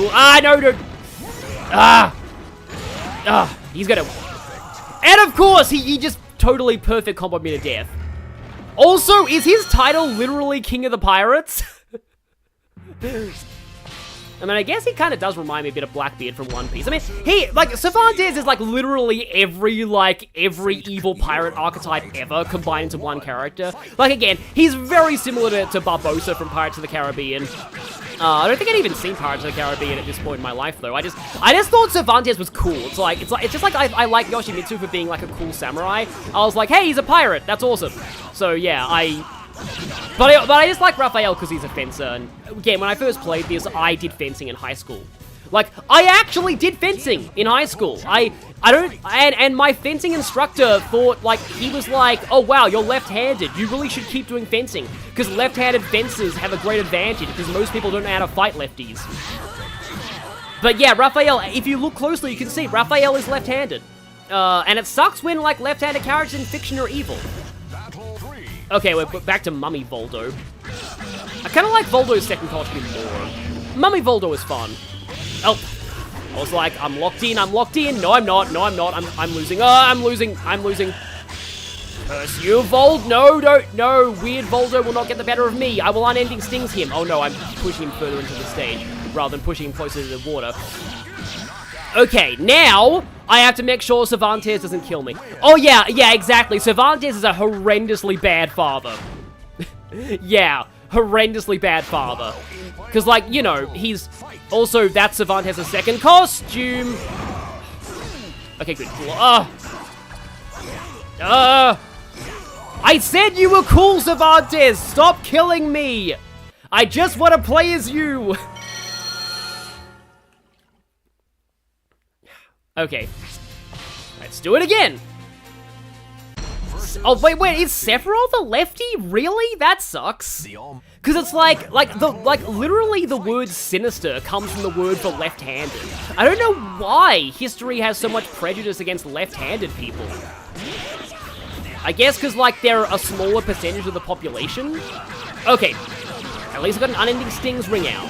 That makes me happier. I have not unlocked any weapons just yet. Oh boy, yeah, Relius is probably worse than Cervantes, thinking about it. I mean, Cervantes is pretty bad. Like apart from, like, Nightmare, who's literally just Soul Edge, Cervantes is, like, probably one of the most evil characters in Soul Calibur. Oh, the legs were off the edge! Also, Ivy might end up just killing me. No? Okay, I gotta concentrate against Voldo, though. Voldo's the one who kills me. Voldo is the one who keeps wrecking me, so let's just, yeah, it's like when they attack and expose themselves, that's when you go in. Or it's when you... Yeah, it's like, with the numbness, it's hard, because, like, poison. Also, he's probably dead. Yeah, there you go. I don't have much health left. Cervantes might kill me again. Let's see. You cheese the state. Yeah, it's literally King of the Pirates. Oh! That did get me. Oh no, wow, yeah, this guy is... He is the end boss of this chapter, I believe, so he is meant to be tough, but... Yeah, I gotta get into him with more health. I probably need to be more aggressive against him as well, because, like, the moment they start hitting you, like, with the numbness, you get comboed badly. Ian-ho, what did you miss? Not a whole ton at the moment. Yeah, I hate it when, like, you have to redo, like, a bunch of stuff just because you lose to the boss. By the way, if you're blocking, and you, like, get knocked backwards, you can still get ring-outed by that. Yeah, we are trying to unlock Cervantes, and I suck at fighting games. But at least we have fan service outfit Ivy. I actually do kind of like her other outfit better. I still think, like, I love that, like, headcanon from the chat earlier, that, like, Ivy is what happens if, like, a Belmont and Bayonetta meet. Okay, Ivy's down, unfortunately. I'm lower on health, and now it's Voldo, and, like, I'm not great at fighting Voldo because he's crazy and unpredictable. Yeah, like, I know that Voldo's backstory is incredibly tragic. Oh, no, that was bad. Yeah, I missed, and yeah, the numbness is terrible. Like, they just combo you left and right if you get hit once. Die, Voldo, die! I'm probably gonna die to Cervantes again! PS5 could play DVDs, that's cool. I feel like, yeah, DVD players are kind of dying out, which sucks. I need to be super aggressive and not immediately get impaled by his sword. Ah! Oh, yeah, he does a lot of damage. That was close, though. I messed up. I was like, oh, he's getting to the edge. I can unending stings him, but no, he jumped it over it, and then I got wrecked. Because if you go for a grab and fail, you generally get wrecked. Like, you expose yourself a lot, and in this, exposing yourself a lot is not good. I'm not really sure which character is, like, better at this. I probably shouldn't even try for the grabs. Like, I could maybe even try and just use Link and try and cheese it with, like, bows, but, like, I don't know. I mean, that could work. We'll see. Does anyone in this game have a gun? Cervantes has a gun. He only uses it in, like, a couple of moves, though, including one of his throws, I think. But Cervantes does have a pistol. I think his second sword is, like, also a gun. Again, I thought Cervantes was, like, one of the coolest things ever when I was a kid. Oh, no, I'm gonna die to the second fight, aren't I? Yeah, that was awful. Yeah, Sean Bird just said it, yep. One of his swords is also a gun.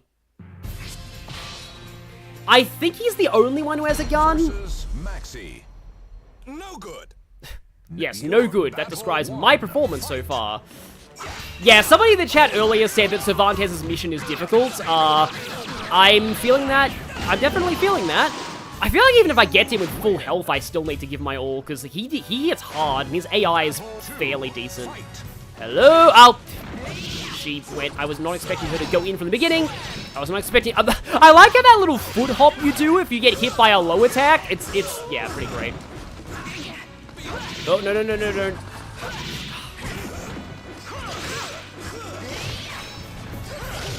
Oh, no. Okay, that was awful. I need to, like, perfect Voldo in order to get enough health for Cervantes. I'm glad that somebody in the chat, though, is familiar with this game. Oh, unblockable attack. Yeah, you can roll sideways when you're on the ground. Yeah, that wasn't going to end well. It's specifically a flintlock with a bayonet and not a second sword. Yeah, I mean, it may as well be like a dagger, though. Versus Luna Amethyst, did I drag you back into Sonic Brain Rot? I would say that I'm sorry, but I'm not. Yeah, sometimes, maybe I think rolling sideways when I'm down is the right thing to do. Even though there are, like, a lot of actual counters to rolling sideways. The best one being, don't get knocked down in the first place. You win. It's a very big bayonet, yeah. 2, fight. What are you doing, Ivy? Okay, at least I didn't get hit by a first strike that time. I think you can, like, ukemi by, like, pressing guard the moment that you land on the floor, but that could be, I could be wrong about that. Oh, unblockable. No, don't knock me off the edge. Yeah, like, I could try someone else, but I'm not sure how good I would go. Maybe, like, maybe Link? I feel like Link probably wouldn't be the best at this, though, unless I, like, feel like maybe spamming bows. Aha! He tried to roll sideways. Oh no, I didn't want anything. I think that's called, like, something puppet? Ugh. Oh, I let go of block. I was like, that's my best Voldo so far. I'm gonna try a Link now. It'd be funny if Link's the one that does it. Or maybe Talim. I know that Talim's like a top tier character. I'm just bad with her. Okay, character select. Let's try a Link. Let's not do wait a minute, hang on. Attack power increases. I've never even tried Soul Charge. I should probably do that. But having lower defense for this is probably not a good idea. Versus Maxi. The fighters face The AI will just duck it? Yeah, I kind of had a feeling, but we can try. Oh, wait, I just accidentally boomerang. Oh, there you go. You can do an unblockable. Oh, yeah, but they can just sidestep the bow. Huh. Okay, well, that was alright. Oh, yeah, Nightmare can definitely... From what I remember, Nightmare can break the AI. Oh, I saw that too late. I was like, oh, her whip is on the ground in an unblockable mode. That's probably going to end badly. Also, I need to be careful to not... Wow, Link's sword is shorter than I would expect. Yeah, grab. Ow. I got you. Yes, indeed you did, Ivy. Well, I won somehow by randomly mashing. Yeah, I would like to see, like, some of the Sonic VAs, mostly because I like them to sign my... Yeah, he just sidesteps the bow.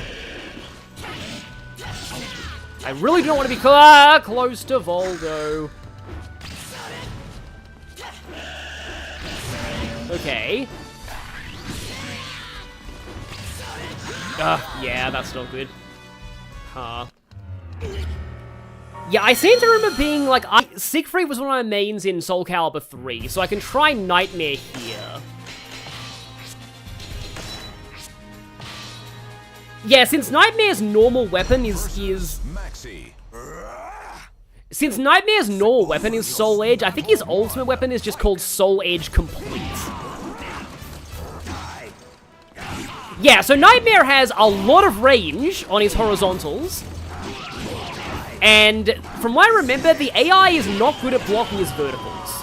Okay, I guess Nightmare's working for me.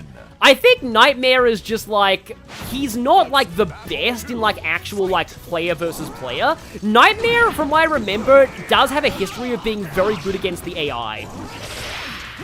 Or I could be wrong about that and horribly. But I do remember, like, Siegfried in Soul Calibur 3. I had a lot of success with Siegfried in Soul Calibur 3 against the AI. Yeah, I am doing a lot better with Nightmare, wow. He's like, he may as well be a ranged character with how freaking big his sword is. Yeah, no, I agree. Link's items don't translate well to traditional fighting games. Hi, Voldo's crazy moves there. Of course, Voldo is immediately wrecking me. Yeah, Voldo is, he's a thing that exists. I think he's, like, pretty good when played decently, but, like, yeah. He looks amazing when played well. I did better that time. Astaroth is also good versus the AI. And yeah, I remember that Siegfried's vertical attack is really good against the AI. But I do agree that, yeah, Link's items don't really translate very well. Yeah, from what I remember, the AI does not like this move. Or at least it's equivalent in... At least it's equivalent in Soul Calibur 3. The AI is not good at that move, against that move. I don't really... I have gold. I guess I could try and see if there are other weapons. Don't footsie me, please. I need to keep up my chop you momentum. Well, okay. Okay. Now, Volder was the one that destroyed me last time. So we'll see. You really can't give Voldo an inch here, because then he starts going really crazy. And the rule of fighting games, it's never over until it's over.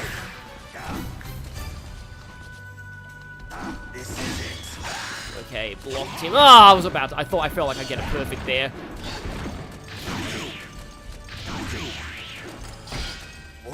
Okay, I got him. Now, can... it take a villain to defeat another villain? Let's go. Let's go, Cervantes. Cervantes, I will... Yeah, that sweep is good if you're... Oh, wow. Holy crap, his AI. Okay.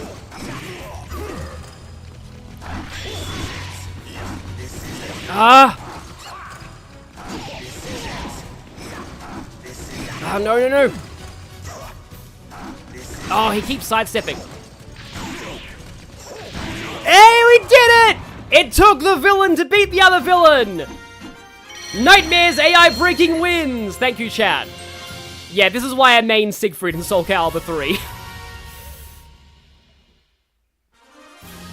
Cervantes is now selectable! Was that worth the pain? Maybe not, but I can show off Cervantes now, and he was my other main, so yeah. I guess I got to show, like, all of the, Also, yeah, we have a new region, but we also have other things we can do in Bennett Nash.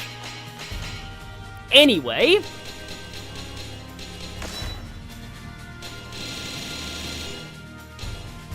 Oh, the Cane of... Wow, that's interesting, huh? That's from Link to the Past, isn't it? Yeah. Because, like, I didn't actually, I didn't actually, like, get the references of most of Link's weapons when I first played this. I hadn't played... Oh, Megaton Hammer. That's Ocarina of Time, right, yeah. Look, yeah, when I first played this, I didn't actually get most of Link's references. But yeah, this, I believe this is like Burning Fate or something in, like, Latin, but I do know that a lot of people make jokes about calling this, like, Ignitus Fartus.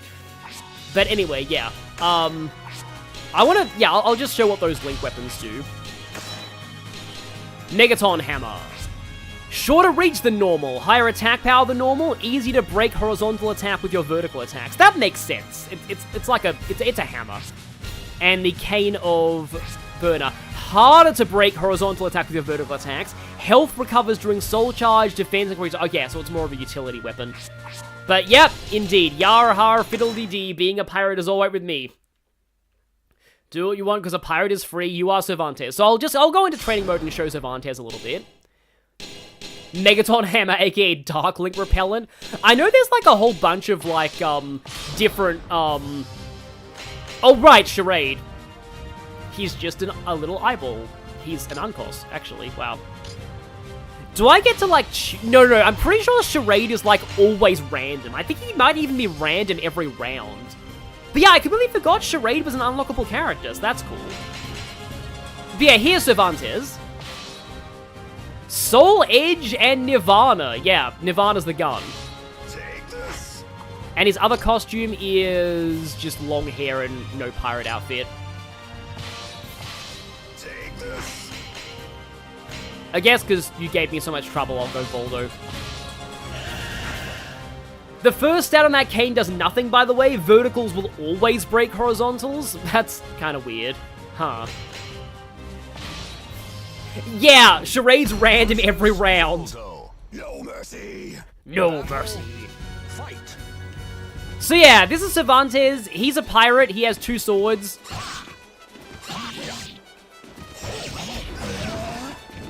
That's his upper combo. His kick's kind of nice. This grab. Yeah, he straight up impales you on both swords. That is a nasty looking grab. His other grab. Yeah, that's cool. And then in terms of other moves that he has, Pirate Scheme. Not so fast. Oh, that's a guard impact. Pirate's Tactics. Not so fast. Also a guard impact. Dread Charge. Not so fast. Oh, okay, so when you're dashing, you can do that out of a dash. Okay. Dread Charge. Oh, okay, then during a Dread Charge, you then press A to do the Dread Slash. Or that. Or kick. Okay, so you can do different things out of Dread Charge.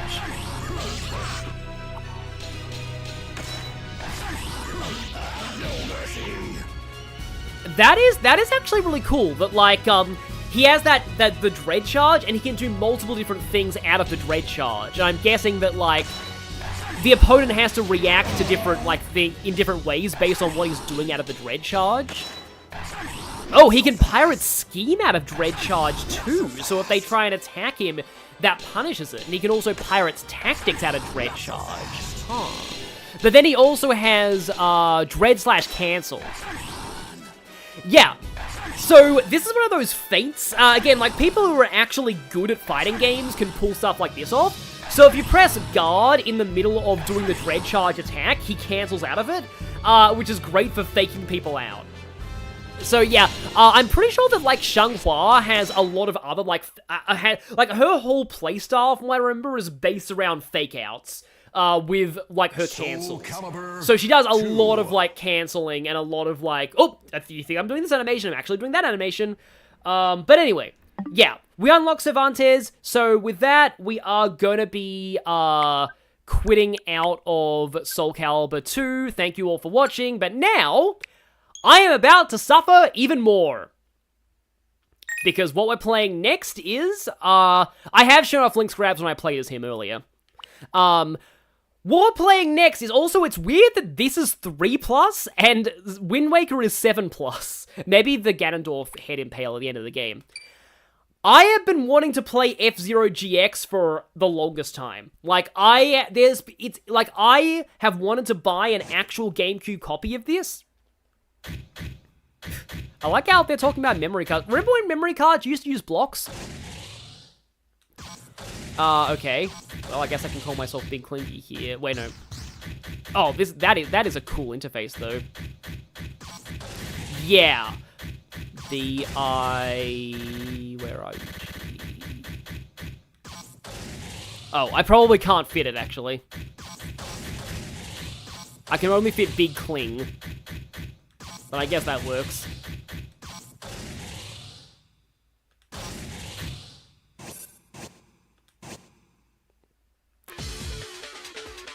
So yeah, I've been trying to get a hold of an actual GameCube copy of this for ages. They're quite expensive. Let's see if there's a widescreen mode. Screen mode, here we go. Widescreen. Hey.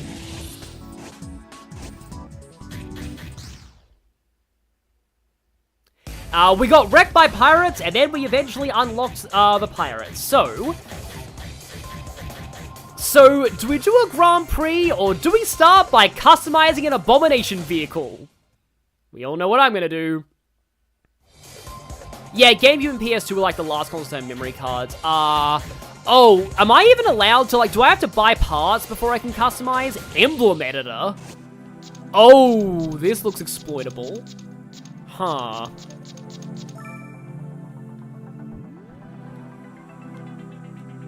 This looks like it could be very exploitable. I don't even know what I'm doing here. I know that like some of the other games like had it's a little bit like a Kyogre thing actually. Like banned emblems from being used online, and you could probably tell why. But yeah, you can make, like, emblems and have them, be, like, on your vehicle. Or you can, you know, make, you know, probably phallic objects, because that's how people enlarge the edit screen. Oh, let's just zoom in, okay.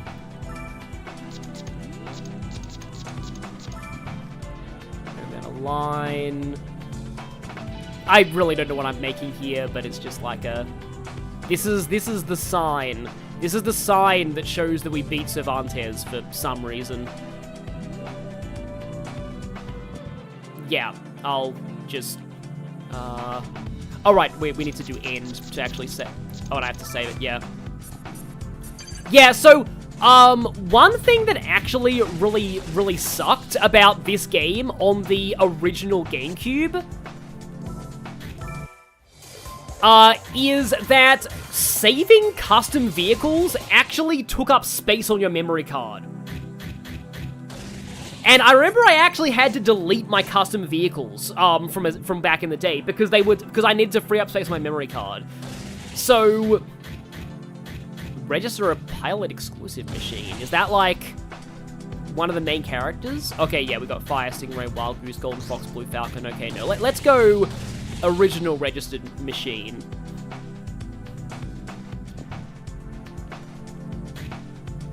Oh, okay, oh yeah, you do need to buy parts. Okay, I can't actually make an abomination yet. We can use our pilot though. Because I'm pretty sure you need to buy stuff from the shop. Yeah, we can buy machines. Do we start with it? Yeah, we have no money. So yeah, we need to unlock everybody else, I think. Iron Tiger, which was my favorite character to play as back in the day. Oh, by the way, this character, he is named James McLeod. He looks suspiciously like Fox, and his ship looks like an R-Wing.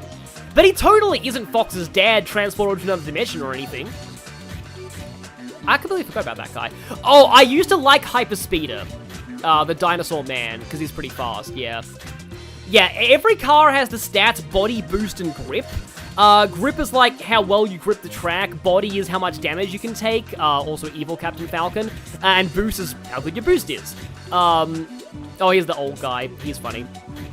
King Meteor, Queen Meteor, yeah, there's a superhero couple in this game for some reason. I completely forgot there was an actual furry in this game too. Oh, I remember you. Super Piranha, Death Anchor, Astro Robin. Oh yeah, the T-Rex guy. I remember the Sonic Phantom as well. Like, at like higher levels of play, from what I remember, having high boost is really good. And here's Mr. EAD. Mr. EAD is a really funny character because his stats are literally EAD. So E body and D grip means he slides everywhere and he takes massive damage when he gets hit, but A boost means that he's actually, like from what I've heard, this guy is surprisingly pretty good. And he's named after Nintendo's EAD division. That's why he's called Mr. EAD. Also, this guy, Octoman, he shows up in one of the Star Fox games as a boss, so there's weirdly a lot of crossovers between F-Zero and Star Fox. You can get various items. There is no item. And yeah, you have to buy the custom parts. Yeah, Firewolf, Skyhorse, Aqua Goose, Moon Snail. The parts have amazing names.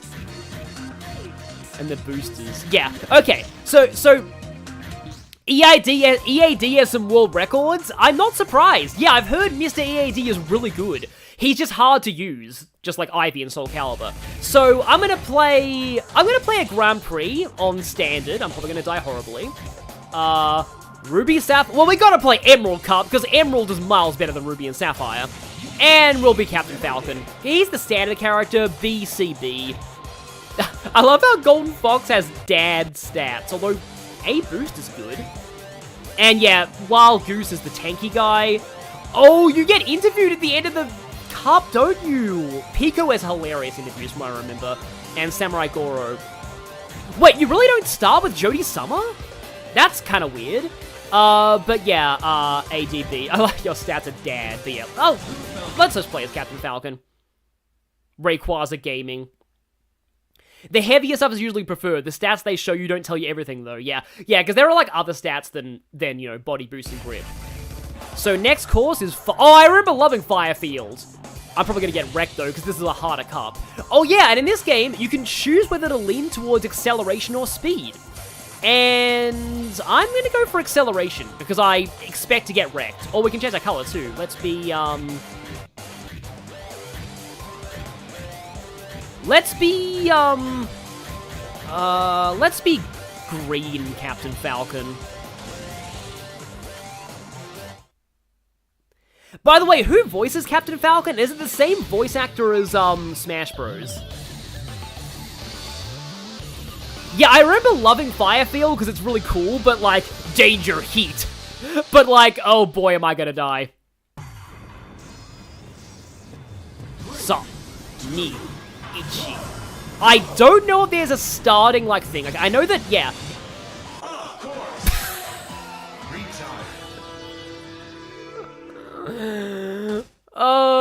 Well, that about sums it up. Yeah, I was trying to, like, pressing X lets you do a side attack.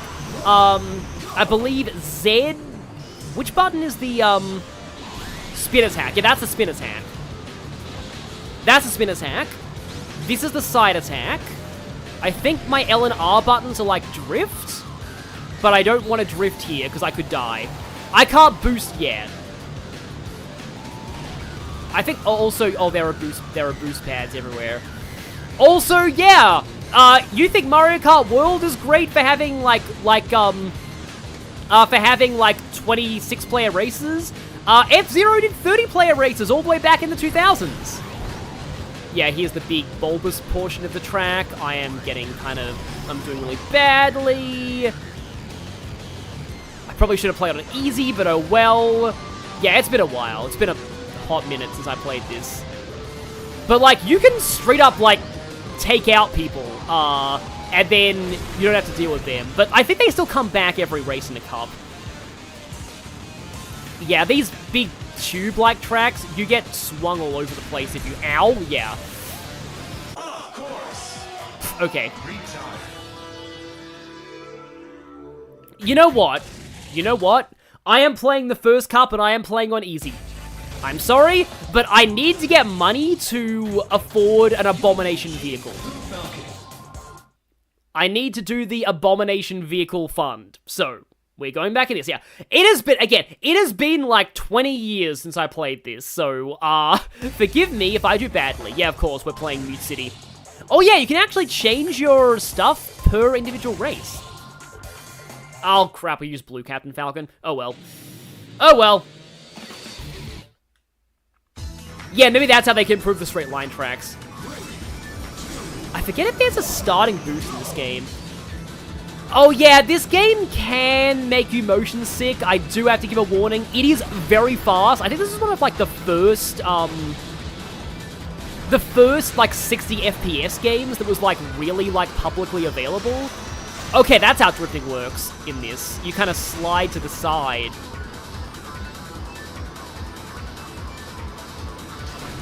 Yeah, that's good to know.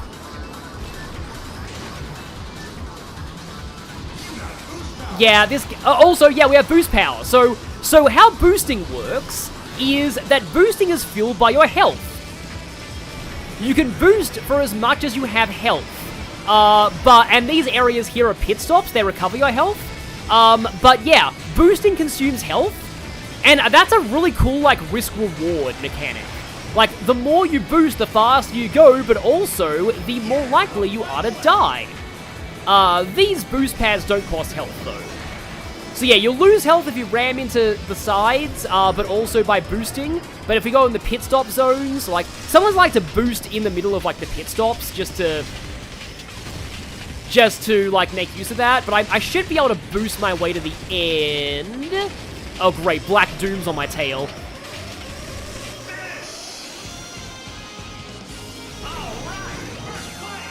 The F-Zero announcer is amazing. Also, I am so freaking glad that in Smash Bros, they changed Captain Falcon's win theme to the F-Zero GX end of race theme. That is it's one of my favorite victory fanfares of all time. Like, it's just, it's really cool. But yeah. So yeah, you can only boost die with a second lap. But yeah, probably best to play, Casino Palace, huh? Yeah, well, I guess this is kind of like Sonic. You can only boost in the second lap. A racer that actually takes skill. Yeah, there are no items in this game. Instead, it's all about managing your boost meter. You can also, again, kill people by ramming them, like that, with your side attack, or your spin attack, like I'm about to do here. Yeah, boost plus spin is very fun. Also, this music gives me trauma. Oh yeah, by the way, if you take out somebody, you heal, from what I remember. So, there's a lot of incentive for playing aggressively. I remember, like, part of why I love the pod racing sequence in Star Wars Episode 1 is it reminded me of this game. I know there's an actual pod racing game, but, like, to me, this game was like pod racing. Like, this is like how you would represent pod racing as a game. Don't smack into the middle of the... Oh, that's right! Okay, so as you can see there, one of the halves of that split path, one half has boost pads, the other half has a heal. So it's all about, do you want to risk it for the boost pads, or do you want to take the safe heal? So yeah, like, this is actually a really well-designed game. In a way, maybe the reason why F-Zero hasn't made a comeback since this game, because this is like literally the last mainline F-Zero game, unless you count 99. Maybe the reason why this series hasn't made a comeback is that this game was just so good. Like, I think Nintendo has straight up said that, like, they just can't think of a way to top this game. They can't think of anywhere else to take the F-Zero franchise after this one. So, I'm kind of glad they re-released this, because in a way, this is kind of like the only F-Zero that, like, people need. It's just that good. Like honestly, it is a really good racing game. It's incredibly hard on the higher difficulties, like, ridiculously hard. And I'm going to show off the story mode soon, and you'll all see. Yeah, they already achieved perfection. I remember Sand Ocean. Now, I believe Sand Ocean, also this is literally just Tatooine. You can definitely fall off in this one, so I'm going to need to pay more attention. Yeah, I'd like to see an official, like, remaster of this game. It's why I've always wanted to, because this is the only GameCube game I played. Well, no, Sonic Adventure 2, but I own that on PC now. This is like the only, yeah, you can, yep, that can happen. Alright, clip through the edge of the track. Thankfully, you get unlimited retries in this mode.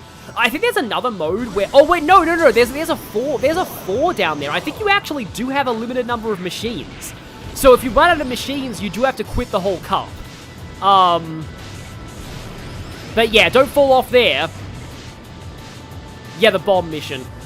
People are saying they've heard horror stories about this game's story mode. Story mode is rough, and that's on normal.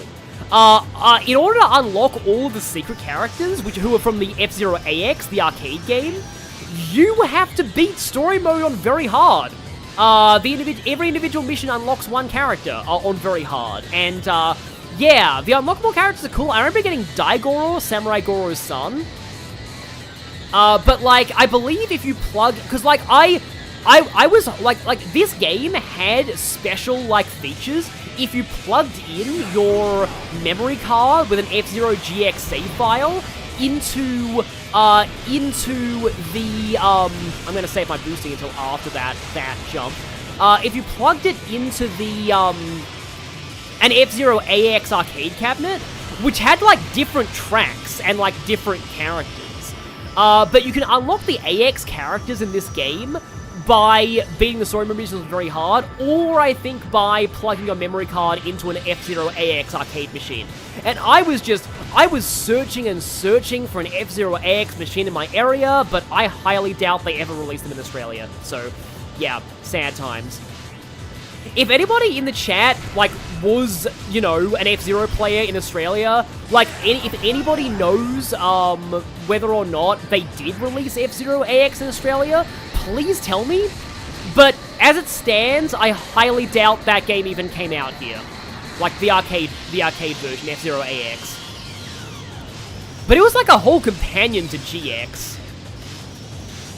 I think I'm going to go for the save your energy and boost at the end strat. I've won the first 2 tracks, but there are 5 tracks per cup, not just 3.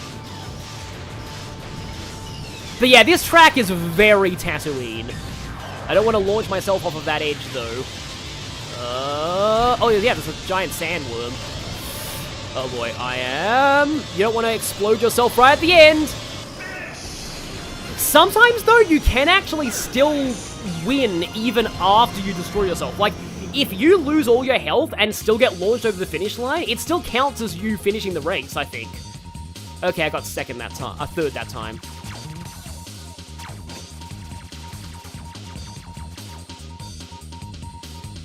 I am still winning by a solid amount. So, next track.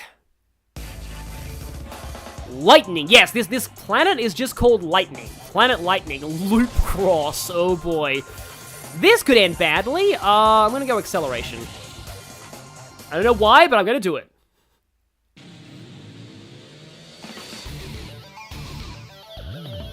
Yeah. I don't know if it's just the name of the track or if it's the planet, but it's like... I like to call, like, this is like literally Planet Lightning. If you live in this planet, you like Final Fantasy 13, which is fine, because I think Final Fantasy 13 is an okay game. And also, you are going to get struck by lightning every time you leave the house. Planet Lightning. Yeah, sometimes if somebody's right, like, if you see that check icon, it means somebody's right behind you.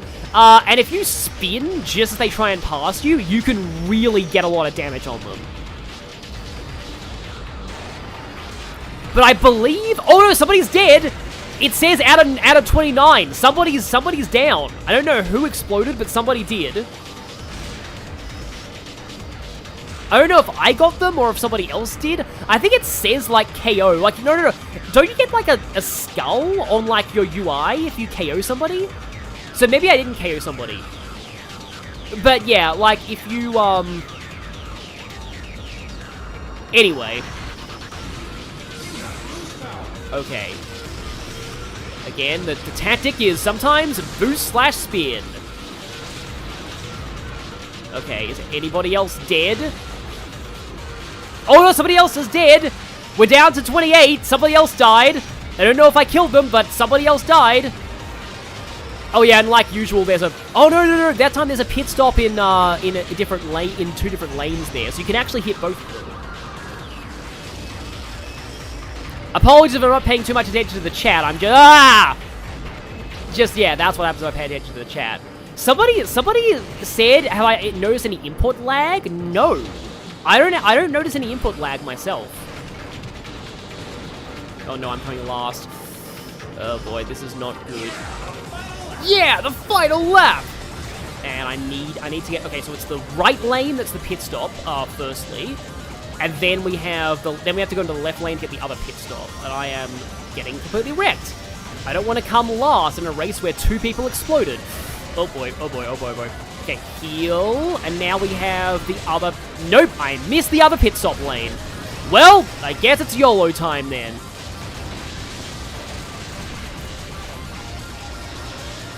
Oh no, this could be bad. Let's see how we go here. Oh, that was not... I don't know if I'm... Yeah, I'm dead. Oh, no, I do have 3 skulls. So I did take people out, but I also exploded myself. So yeah, I was not close enough to the end. Okay. So let me just check this. Yeah, 3. You do have a limited number of lives. You do have 5 lives. So if you get exploded, like, 5 times, you have to restart the Grand Prix. Yeah, I believe I did actually take out 3 people in that race. Boost/spin is a fun way to explode people.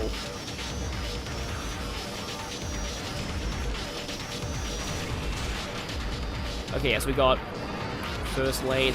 Oh, yeah, there are boost pads at the end of the lanes that don't have the pit stop. So it is a thing of, like, do I need the heal or do I need the boost? I feel like this song was in Smash Bros. It sounds familiar to me. Though it's not quite as traumatizing as the casino song.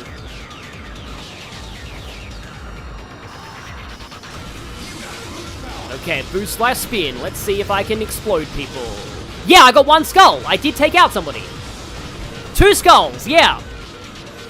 But there's still only 29 people. How? Oh no, 28. The placings just hadn't updated. The placing is like, oh wait, somebody's dead.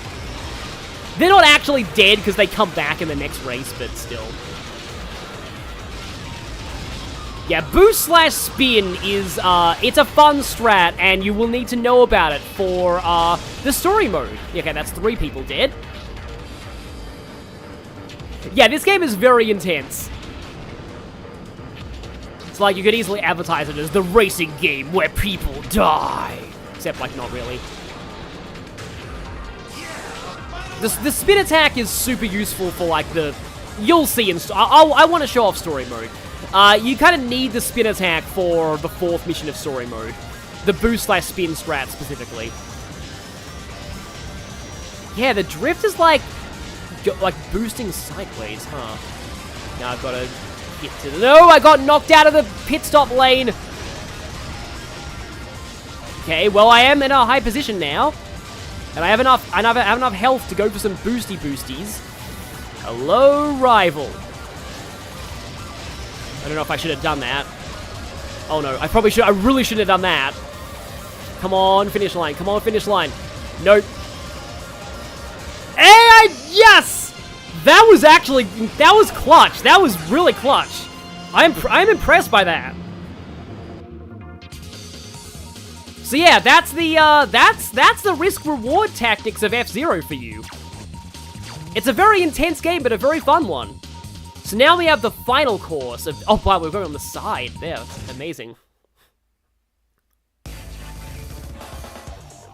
Aeropolis Multiplex. 4-star difficulty. Oh boy. I'm gonna go a little bit on speed. That's going in the highlights reel for this year. Oh, I remember this now. This track gives me kind of a Metroid Prime vibe. It's just, like, this kind of, like, sci-fi aesthetic, this was, like, very 2000s Gamecube / PS2. Like, Sonic Riders look like this as well. There's just something really, there's something really nostalgic about this aesthetic to me. Isn't there, like, an Aqua Planet in this game, too? Oh, there are ramps in this course. Oh, no. Oh, no.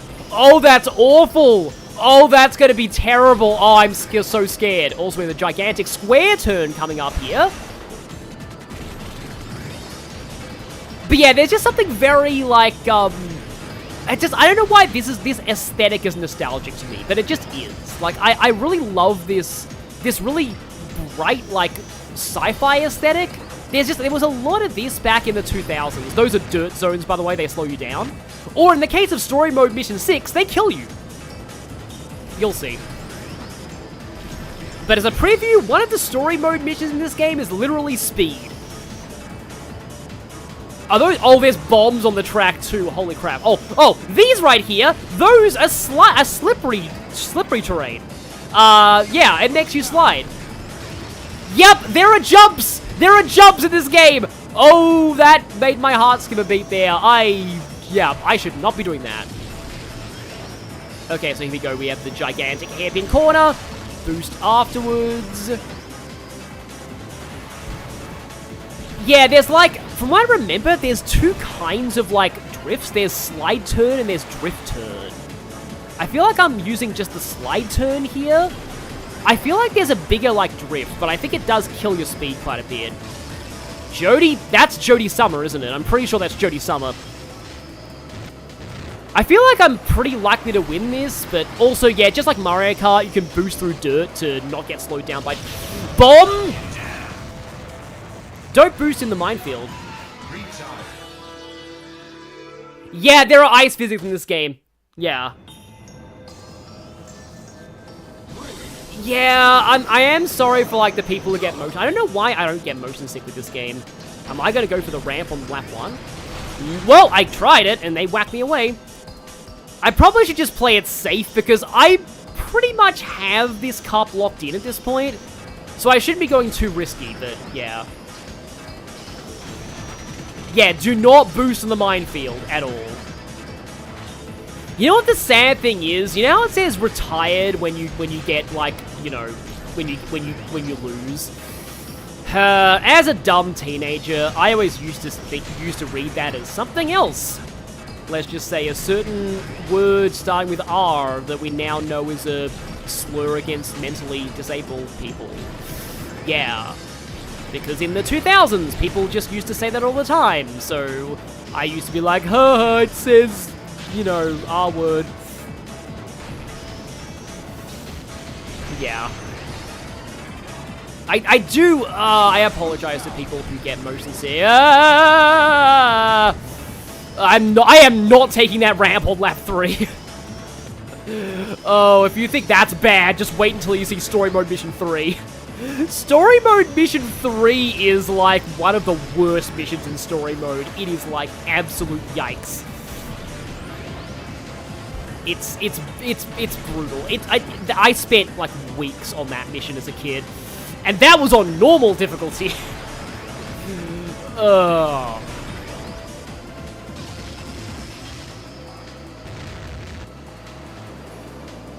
Okay, back to the R word and motion sickness. Yes, exactly. Yeah, oh right, now I remember in Story Mode Mission 6 there's a gigantic dirt zone at the very end of the level, and you need to save your energy to boost through it or you die. I said I am not taking that ramp on this lap. You're not going to make me. Probably shouldn't have boosted there, but well, drift. This drift does feel really nice when you get it right. Like, being able to like totally square that corner is very cool. Also, this music is kind of nice. Again, even the music is a little bit Sonic Riders. I kind of hope they add Sonic Riders. I'm really hoping they add Sonic Adventure. I don't even know who you are, but you are in my sights now. I will end you. But first, I have to not die to the minefield. Gotta remember that. Yeah.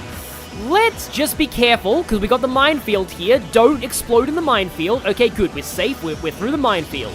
Now we can boost to win. Okay, all but one of them are top, yeah.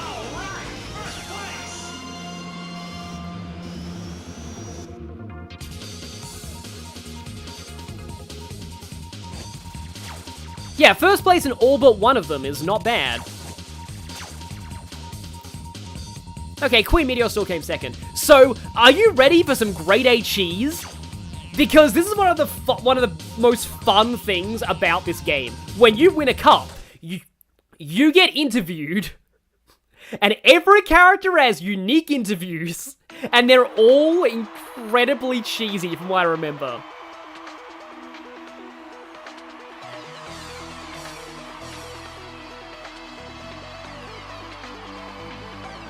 Rank first, time, yep, best lap. Oh, right, okay, we're just seeing all of the tracks. So are they gonna do is there the interview now? Yeah, here it is! Here it is! F-Zero TV. Oh, wow, the announcer's so insane looking. From the special F-Zero GP venue, we're broadcasting an interview with the Grand Prix champion. Okay then, I'd like to ask you something. Yeah. Yeah, every character has like 3 different ones of these. Can you tell us why you became an F-Zero racer? I was born to be an F-Zero racer. Is that all? Thanks for those words of enthusiasm, champion. That's it, everyone. We'll see you at the next Grand Prix. Yeah, old Nintendo voice acting, exactly. F-Zero TV. I think some of Captain Falcon's other answers are like better. The amazing thing is though, if you win as like one of the quote unquote evil characters, the announcer is just terrified. The interviewer is terrified the whole time, and he's just like just shaking. It's pretty funny. So yeah, it's worth it to do the Grand Prix with every character just to see like how stupid all of their like interviews are. They're like incredibly cheesy. So now let's see what they're selling in the shop now. Or I could buy like James McCloud or Mr. EAD. But it's probably going to be more fun to make an abomination. So yeah, we can now get the rapid barrel. Let's see. A fire wolf is cool. But the sky horse is like pony references. I think I'll take the sky horse. Bright spear is cool. And then boosters. Tiger? See if I can get something else that's funny looking. I can get the fire wolf. And then we got the rapid barrel. Yeah, that means I'm not gonna... I can't believe that Jodie Summer isn't a default character. That means there are no women among the default characters. So yeah, it's probably not gonna be like a great, looking abomination, but we'll see. We'll see what we can do. Funny Swallow is our default. Firewolf has a lot of acceleration. Skyhorse has... Skyhorse is pretty similar, but it's a sea body.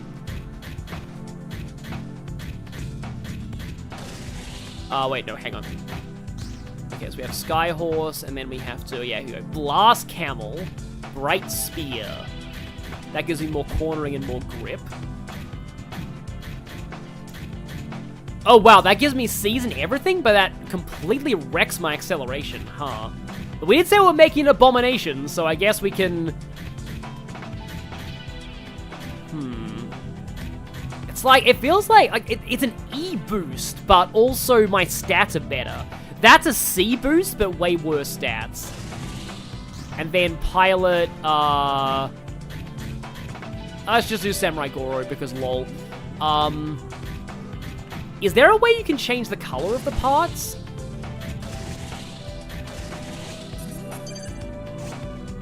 I mean, there has to be a way that you can change the color. You can press that button to, like, look at the whole machine. That cycles. Oh, here we go, change color.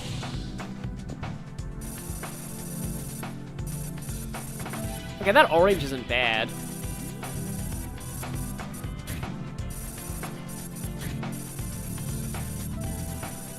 Can make, like, the cockpit, like, and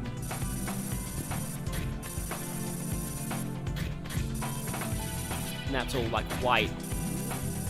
Oh, let's make one of them pink. And the booster... Let's make that a little bit, like, weirdly cyan.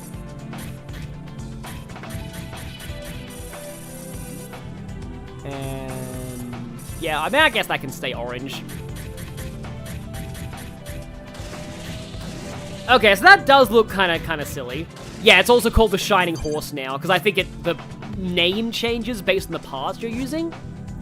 I'm sure there's a way to min-max the custom machine, so yeah, change color. Attach emblem! Otherwise known as, the point where everyone loses faith in humanity.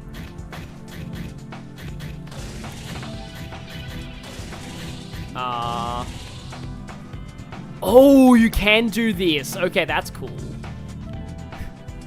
Let's put... oh, yeah, and we can shrink it. So let's put, and the C-stick moves the machine around. Yeah, this is kind of fun. Okay, so let's go... let's put a butterfly there. And let's put, unfortunately, you're only allowed to have, like, 4 emblems. But let's put lips. Where should we put... the big lips? No, maybe we should put those on the top. Let's put them on the cockpit. Let's put, here we go. So, lips. Let's make really big, oh, that's as big as I can make the lips, I think. So let's put lips there. Okay. Oh, we could, there's Mario mushrooms. That's kind of amazing. Okay, and then we can put, let's put a,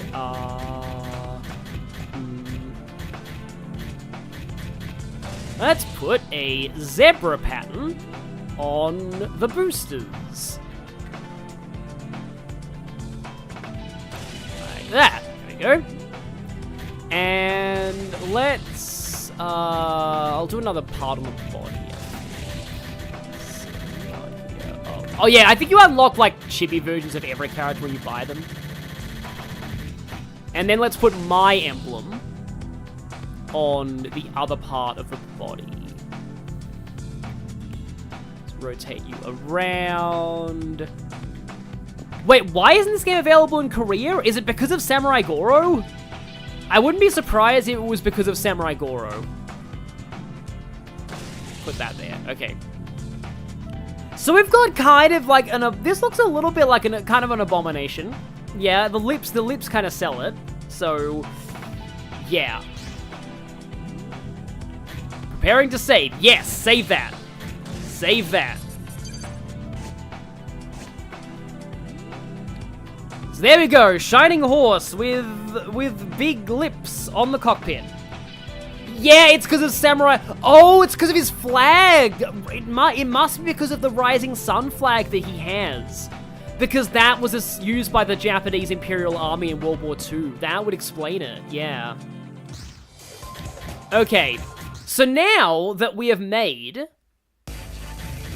an ugly vehicle. No, not 2 players. Let's try it out in time attack mode. Emerald Cup.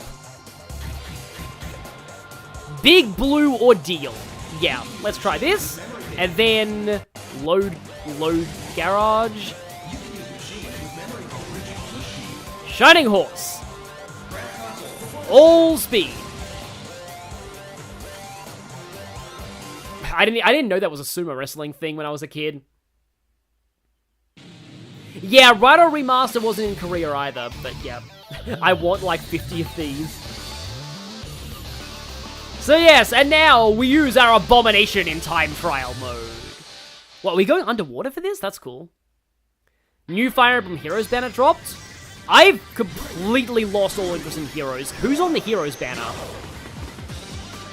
Okay, it's a little bit slidey. Oh, whoa, okay then. Yeah, and it doesn't really like hitting walls.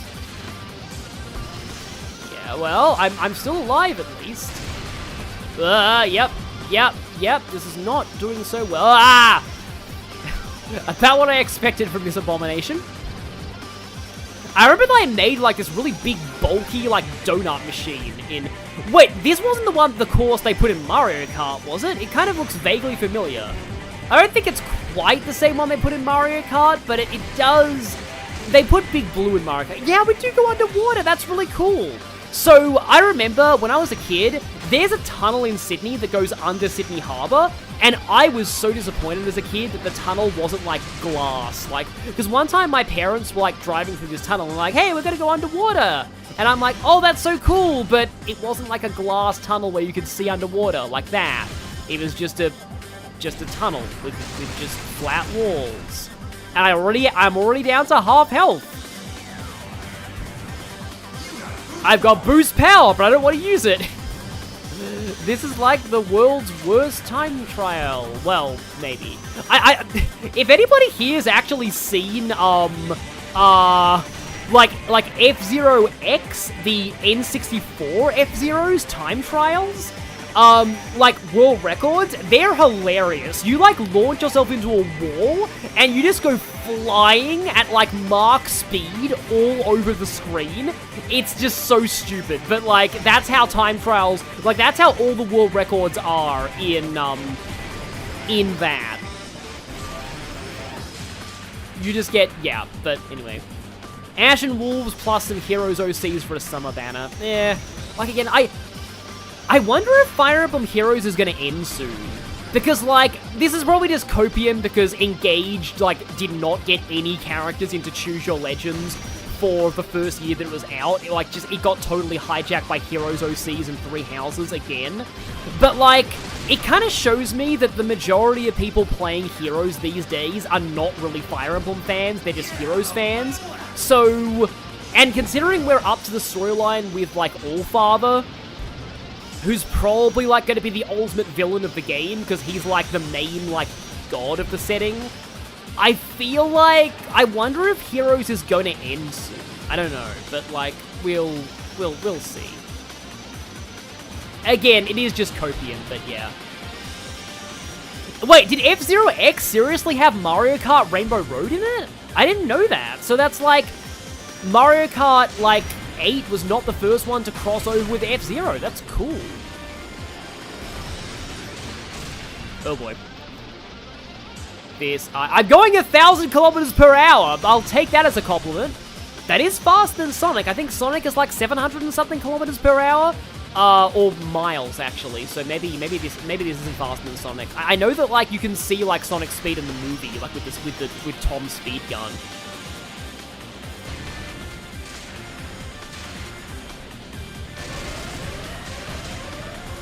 Okay. I didn't die! That counts as a victory!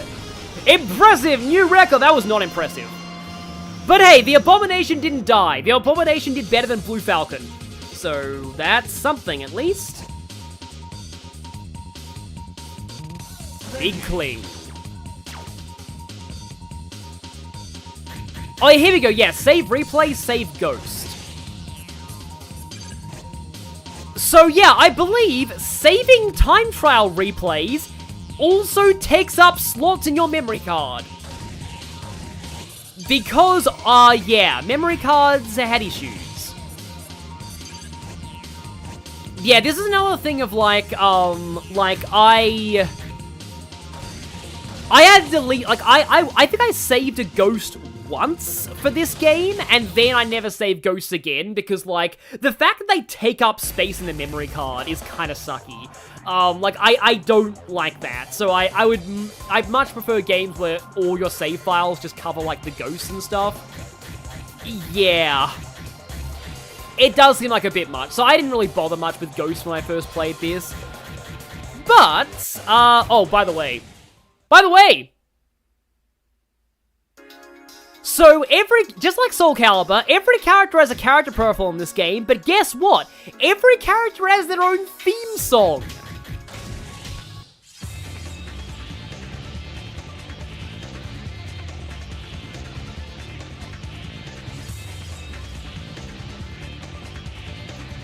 So that's Samurai Goro's theme song. But, this, you can kind of tell, I think Sega, like, helped work on this game. You can kind of tell because, you know all the cheesy, like, Sonic Heroes theme songs for all of the teams? Captain Falcon has a theme song with lyrics, and I'm just gonna let it speak for itself.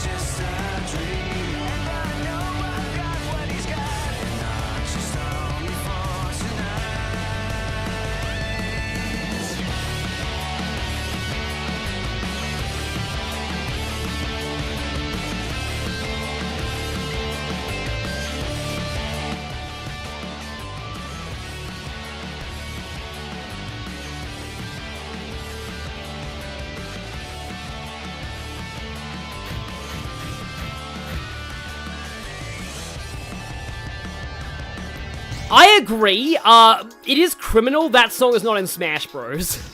I don't know why, yeah, it might be licensing issues, but, like, I cannot believe that, like, of all of the glorious cheese that is Captain Falcon as a character, the fact that he also has his own super cheesy vocal theme song, it is just absolute peak Captain Falcon. But guess what? Speaking of peak Captain Falcon, it's time for story mode. This story mode has some of the most hilariously cheesy voice acting ever. And I am counting like Sonic games. So, it is time.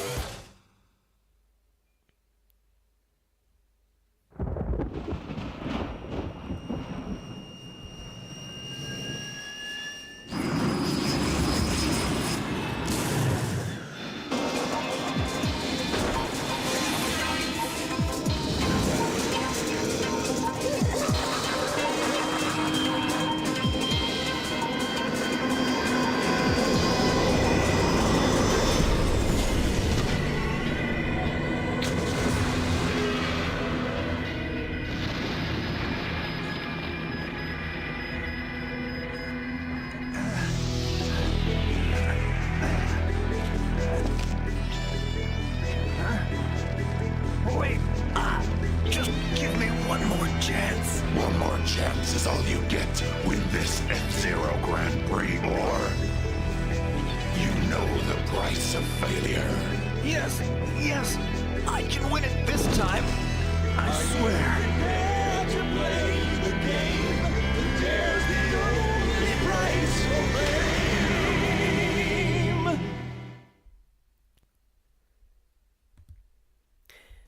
So, Batman has been blackmailed into winning F-Zero by some guy in a mask who's evil, and that's all you need to know. Yeah. It's like, the ultimate evil plan is like, you must win the F-Zero Grand Prix. Why? Because F-Zero. It's like children's card games in Yu-Gi-Oh! The whole world revolves around F-Zero. And now, we meet our protagonist. And what a protagonist he is.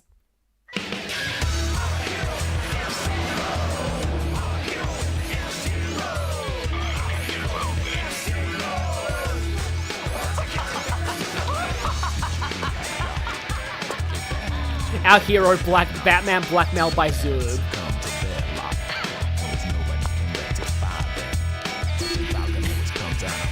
Quick, to the Captain Falcon cave!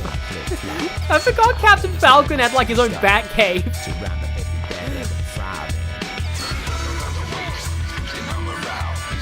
I'd say this is probably best in terms of cheesy voice acting, followed by Path of Radiance.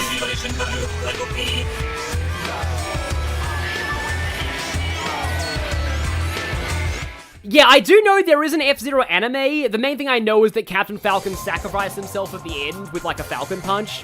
We're on track. Big loop. Big straight line. The Roost, that's actually a great name for it. I think I can go, like, halfway. The Roost is a great name for his, like, bat cave.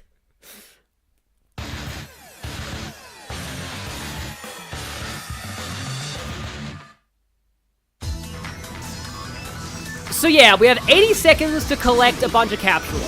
This is, from what I remember, this is pretty easy on normal mode. On the highest difficulty, this is actually brutal. I think on, like, the highest difficulties, you can't, like, miss any. I say this and I'm missing a whole bunch of capsules. I'm pretty sure you can basically not miss any of these on, like, hard mode. I think you might have less time, too. This actually reminds me a lot of, Crash Bandicoot, like Crash Team Racing, like, relic races, where you have to, like, get all of the Time Freezer crates. Like, you can save some of them for other laps, which is at least kind of cool. Also, yes, we can boost here. Okay, I need 5 more capsules. Also, this is a remix of Mute City. Just playing. Yeah, a lot of, like, the cool remixes of classic F-Zero songs are restricted to story mode. Okay, 1 more capsule. And we got it. Yeah, we're done. That is so much. To put it in perspective, I have never beaten that on anything above like normal mode. That is way worse on the higher difficulties. Oh right, there's a cutscene at the end.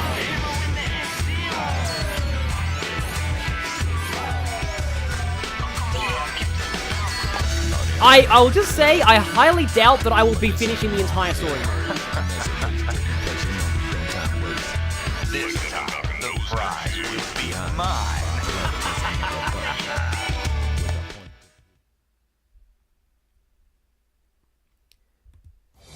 If you miss the last capsule, it'll just say like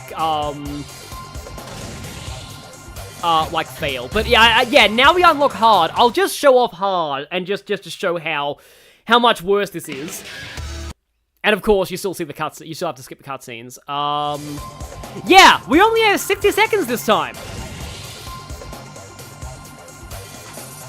Let's see what happens if I go for more acceleration speed. So, I remember some of the story mode missions do prioritize, like, acceleration kind of better than speed. Oh, there's 30 capsules now, and we only have 60 seconds. So that's a whole thing. And yeah, you'll see they're like in groups of 3, so you kind of have to get 1 per lap. You also pretty much have to hit all the boost pads in order to finish in 60 seconds, so that's a... Yeah, now you basically have to get these while, like, boosting as well. Because, like, you're not going to make it in 60 seconds if you don't boost now. Yeah, I probably already failed.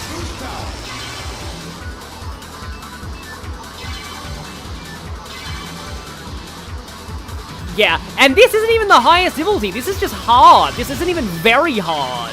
And you have to beat very hard to unlock the secret characters. Like, thankfully not, like, everything. Like, at least every mission unlocks a different character. And yeah, by the way, I only have 10 seconds left. Again, this is not even, the highest difficulty. So story mode is completely insane. Like, even beating some of the later missions on, beating some of the later missions on, hang on, wait, what?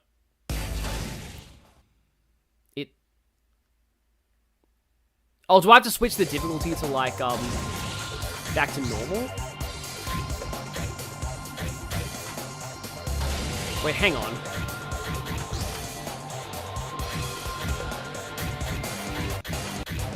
Do I have to buy the next chapter or something? That's kind of weird. Am I going to host online match with viewers in the future? In this game? Maybe? Oh, you do have to buy them! Oh, that is... Wow, that's weird. I forgot about that. Okay. Huh. That's... I wanted to show more of the story mode, but I didn't realize you actually had to buy them. Do I still get, like, tickets for beating, like, normal again? I guess I can try. I completely forgot that you... Endgame and NSO. Yeah, maybe. I completely forgot you had to buy the story mode missions. Yeah. I guess they expect you to be, like, to be playing the other modes as well. But, like... Or, you know, they expect you to be, like, on the edge of your seat. Like, looking forward to what comes next. I wanted to at least show Story Mode Mission 3. I was kind of hoping that we'd get to 5 or 6, because those are pretty good. Well, 5 is insane, but, and 6 is also kind of insane, but I always found 5 worse.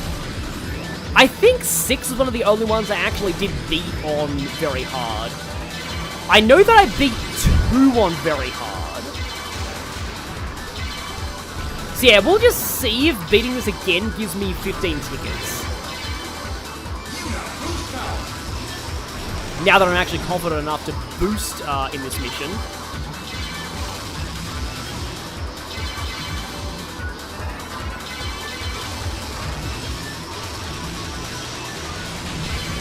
Yeah, actually, if you grab... Yeah, you can grab all of these in just 2 laps, and then you can just safely boost to the end. You know, unless you just you know, as long as you don't explode yourself. Which is a very real threat in story mode. That can very easily happen. In fact, from what I remember, story mode mission 2 is also pretty rough.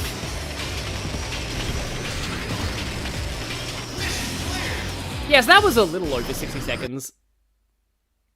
So do I get tickets from that, or is it only from the first clear?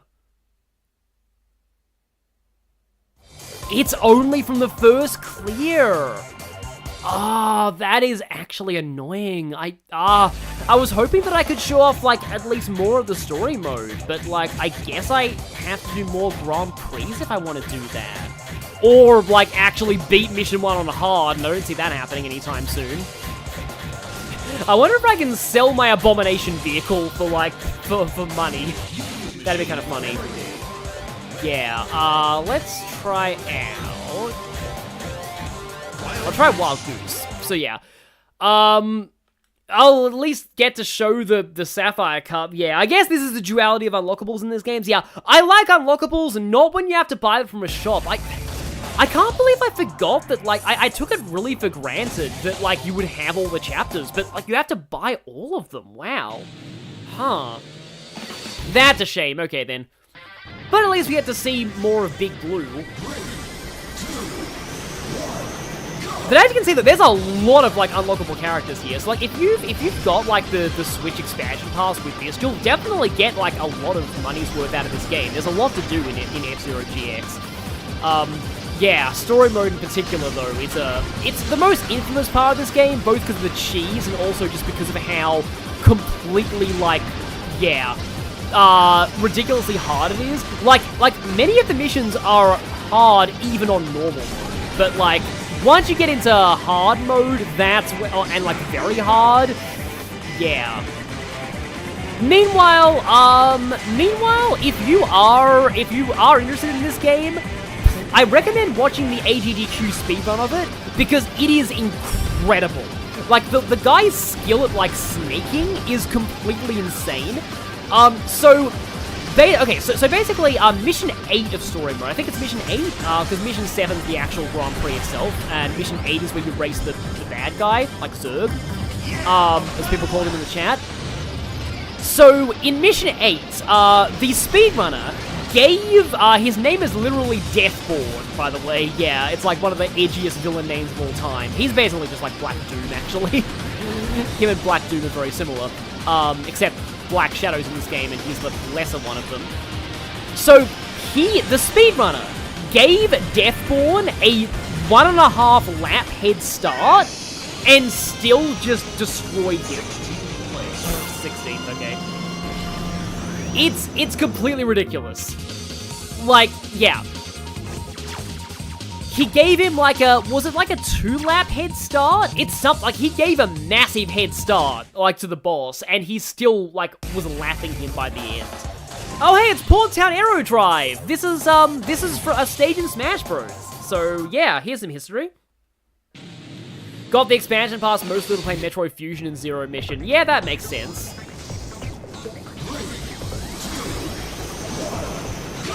I completely forgotten who, like, the Wolfman is. But yeah, Pico's more about, endurance than he is about, like, speed, so... How you kind of win with the high body characters is more just, like, I guess you boost a lot, but also you kill people. Which makes sense, because, like, Pico's like a... He's a bad guy in this game, from what I remember. I think he's like a murderer or something like that. He's one of the people who the, thank you for actually landing in the track. He's one of the people who the interviewer is terrified of at the end. Yeah, here's the Aero Drive! Yeah, this track is pretty fun. I'm not surprised it's in Smash Bros. Also, Port Town is apparently Captain Falcon's home, according to the bio.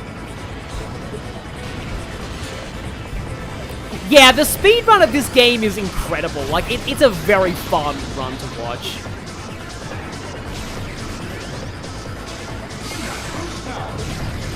Okay, yeah.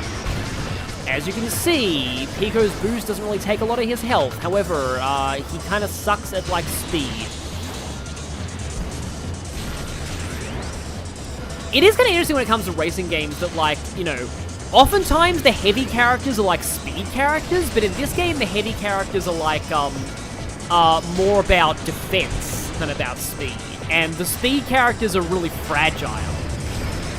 So that sort of just shows the different characters. Usually the people with high boost stats in this game they have low body. I guess Pico can boost more than a lot of other people can, but his actual boosts aren't very good, so yeah. Also, yeah, I'm not getting motion sick, but I will admit that this game, playing it for extended periods of time, does actually, it does kind of disorientate my eyes, so I may have to switch to a different game soon.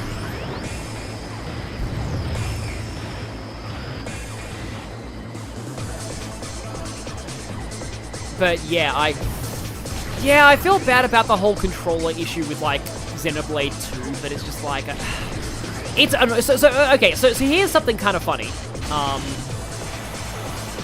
A few days ago, I start chanting and I immediately fall off the edge. Okay. Guess I'll retry. Imagine trying to go to sleep in this town. Yeah, exactly. Yeah.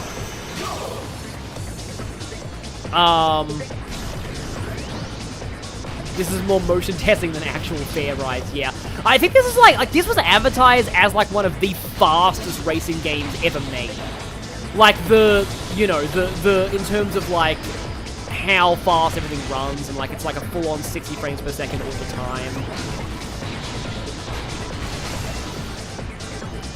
I believe yes, I did kill somebody there.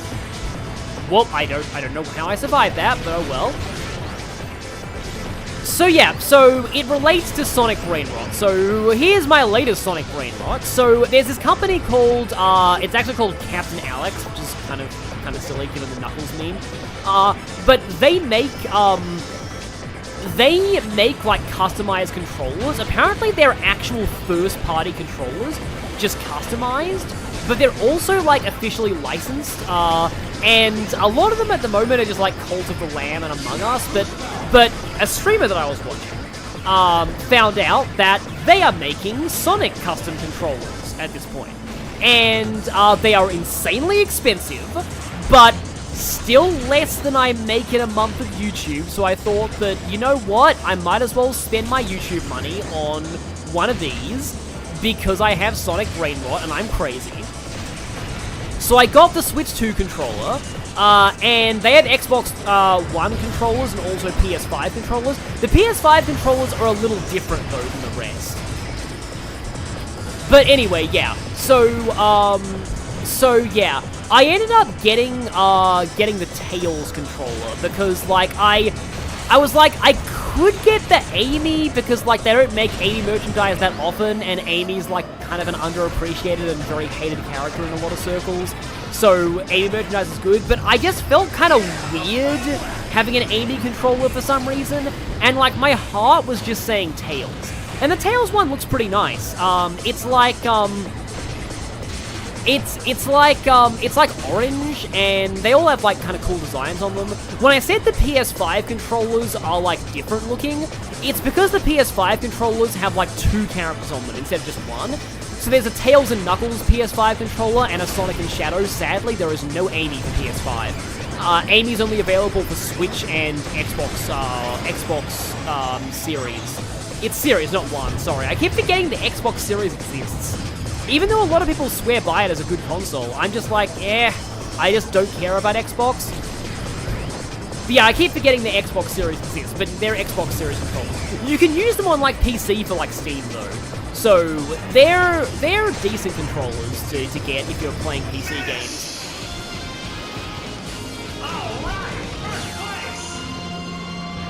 I've had, like, 108 drop frames. Some people say it's lagging. But yeah, the controllers are really cool, and they're not going to ship until Q4, though, this year. So it's going to be a while before I get a controller that will be able to replace my stupid... It's like, I am leaving it unplugged and waiting for it to run out of battery, because it is stuck in, like, Player 4 Lite for some reason. Xbox One and Series controllers are the same, if you recall correctly? That's weird. Oh, Green Planet! Funny, talking about Sonic Mobius Ring. I refuse to call Sonic's homeworld Mobius because, like, that was a Western cartoon and Archie thing, and I'm just... It sounds cool, and I like the characters being called Mobians, but it's not canon to the game, so I don't really... I'm more of a game continuity guy. But anyway, yeah, I agree that Xbox Series is a dumb name for the console.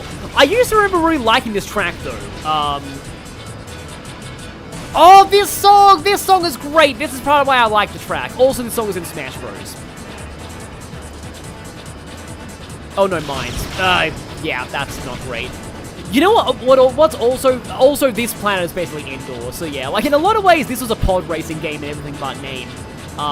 But, like, one of the... I mean, I don't recommend trying it because you will fail the race, but one thing that's really funny that can happen in this track is, if you fall off the course and die, you can, like, crash into a tree and just explode, which is hilarious when it happens. Is it just me, though, or is this track easier than the tracks from, like, the first cup? Because I feel like this is an easier track than the ones in the first cup. I don't know why, it just is to me. Oh, I love this song, though. I know it has its own name. I think one of the songs is called, like, Shotgun Kiss, but I think that's the casino theme. Like, all the tracks have different names. It's also funny how you can see the characters' portraits in, like, the placings. You can see that they get, like, shaken up when they take damage. Go away, Master Knight guy. I am ruling the race now.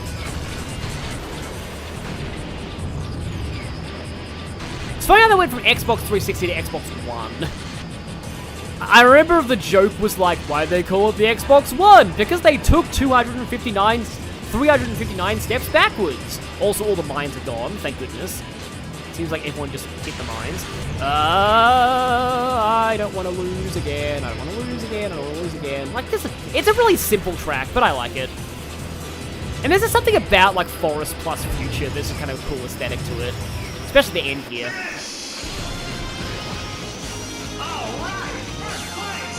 At least Sony and PlayStation know how to count exactly. Okay, yeah. Am I winning now? I am just barely winning. So what is our next track? We've gone through, that was our third, yeah, we're on fourth. Port Town again! Port Town Long Pipe. Oh. I'm still gonna go first. I'm not first, it's speed, but hopefully I'm gonna go first. Planet Colors, yeah! Yeah, that's the name, I love that song. It's like, it is in Smash. There's like a lot of this. Oh wow, that looks cool from like the outside. This game must have been a technical, like, masterpiece for the time, like, graphically. Like, the fact that it still plays very well, too. Like, this is a great game. And it looks amazing. Oh, there's the twins, like, the weird twins coming in first right now. I think that's Black Shadow in front of me. Oh, boy, this is where, though, it's a Sonic Heroes special stage! Except somehow better! For some reason. Yeah, I have completely forgotten about this track, but holy crap, this is, I apologize to people for the motion sickness, but yeah. Oh, and then it opens up. Oh, and you got those things. There's a track in, Crash Team Racing Nitro Fuel that's like this, the deep sea driving, I think, with those, like, obstacles, but the entire thing isn't a big, yeah, this is, like, really cool. Like, again, this must have been also a very big technical marvel for the GameCube, like, wow. The whole thing is a giant pipe. That is interesting. And now we have these things that you're gonna, like, smack into all the time and die, and that's very... Oh no! The top of the pipe is open! Oh no! Oh no, that's not... That is... Oh, I do not like this. I don't like this. Wow! Oh no! Imagine coming in, like, first at the end of the race only to fall off when the pipe opens. That is nasty. Actually, there's a Shadow Generations level that's like this too. And ironically, I actually find myself easier to control here than I do in that game. Oh, hang on, are there any pit stops? I don't remember there being a pit stop, so I probably went too ham with boosts. That's actually gonna be really bad. Right then, okay, so soon we've got the Smacky Pillars coming up. I think we got the Smacky Pillars coming up. Yeah, here we go. Smacky pillars. And then we have the pipe opening. So we have a boosty there. That. And now the pipe opens. Oh, there is a pit stop, but only at the very end. Right, good to know. Okay, let me get caught up to the pack again. I mean, this is a cool track, but like, yeah. Yeah, it's the Doom section in Sunset Heights. That's what I'm referring to. There's also a little bit of that in Radical Highway. I am terrible at Radical Highway and Shadow Gems, by the way. I need to replay that level more, because, like, that level actually got the better of me a lot in my first playthrough. Okay, we're in third now. I keep missing the boost pads. I probably already said this, but, like, back when I used to play Crash Team Racing, I would always call I call the boost pads skiddies, because they make you skid, like, along the road, so I call them skiddies. Okay, so, yeah, okay, we have the smacky pillars, and then we have the giant boost pads, then we have this, and then we have the pipe opens, and then we have I'm failing, I'm gonna get fourth, that's fine. Fourth place. I think the announcer does have unique voice clips for every single position, including 30th. I am losing now. Oh, no, I'm not. No, I'm still winning, okay? But I've got to do well in this last race. Please don't be a track with, like, a bajillion pitfalls. I think it doesn't really help that, like, I prefer to play without Doom Wings, and Radical Highway is very much designed for Doom Wings, and I'm not good with Doom Wings, so, yeah. Of course. I say please don't be a track with a lot of pitfalls, and it's called Serial Gaps. Because the gaps in this track are serial killers, and how many machines they've claimed. So, oh baby, this is going to be a problem. I do still have 4 lives. It's so funny. Like, oh, but, okay, at least there are a lot of pit stops. Also mines, but yeah. Serial gaps. That does not sound good. Oh yeah, that's gaps. Well, yep, there we go.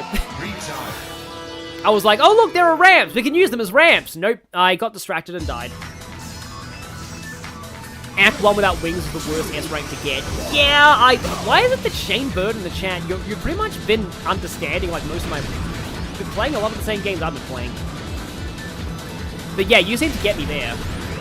Oh, also, I made another recipe yesterday. I made cinnamon kind of cupcakes, kind of muffins. They were really nice, actually. It's another Sonic Cookbook recipe. It's Whisper's recipe. Okay, yeah. I have now survived longer than I have survived in this track before. Well, no I didn't. Okay. Oh, I only have 2 lives. I wonder if, like, you still get tickets even if you don't fully win the cup. Because I might have to settle for playing very safe and just surviving. This is the racing game where you don't just win, you survive. I like how that sign there says go fast. I am surprised they're like outside of like yeah, I am just gonna oh yikes. Oh wow. Oh wow, there's no barriers here. Oh no. Okay, yeah. I remember that, like, one of the Mario Tennis games was, like, marketed as the game that you don't just win, you survive. Or something like that. Okay, we do have the Mute City remix here, but yikes, oh boy. I'm just gonna go for living, I feel like. I feel like living is my reward. Whoa!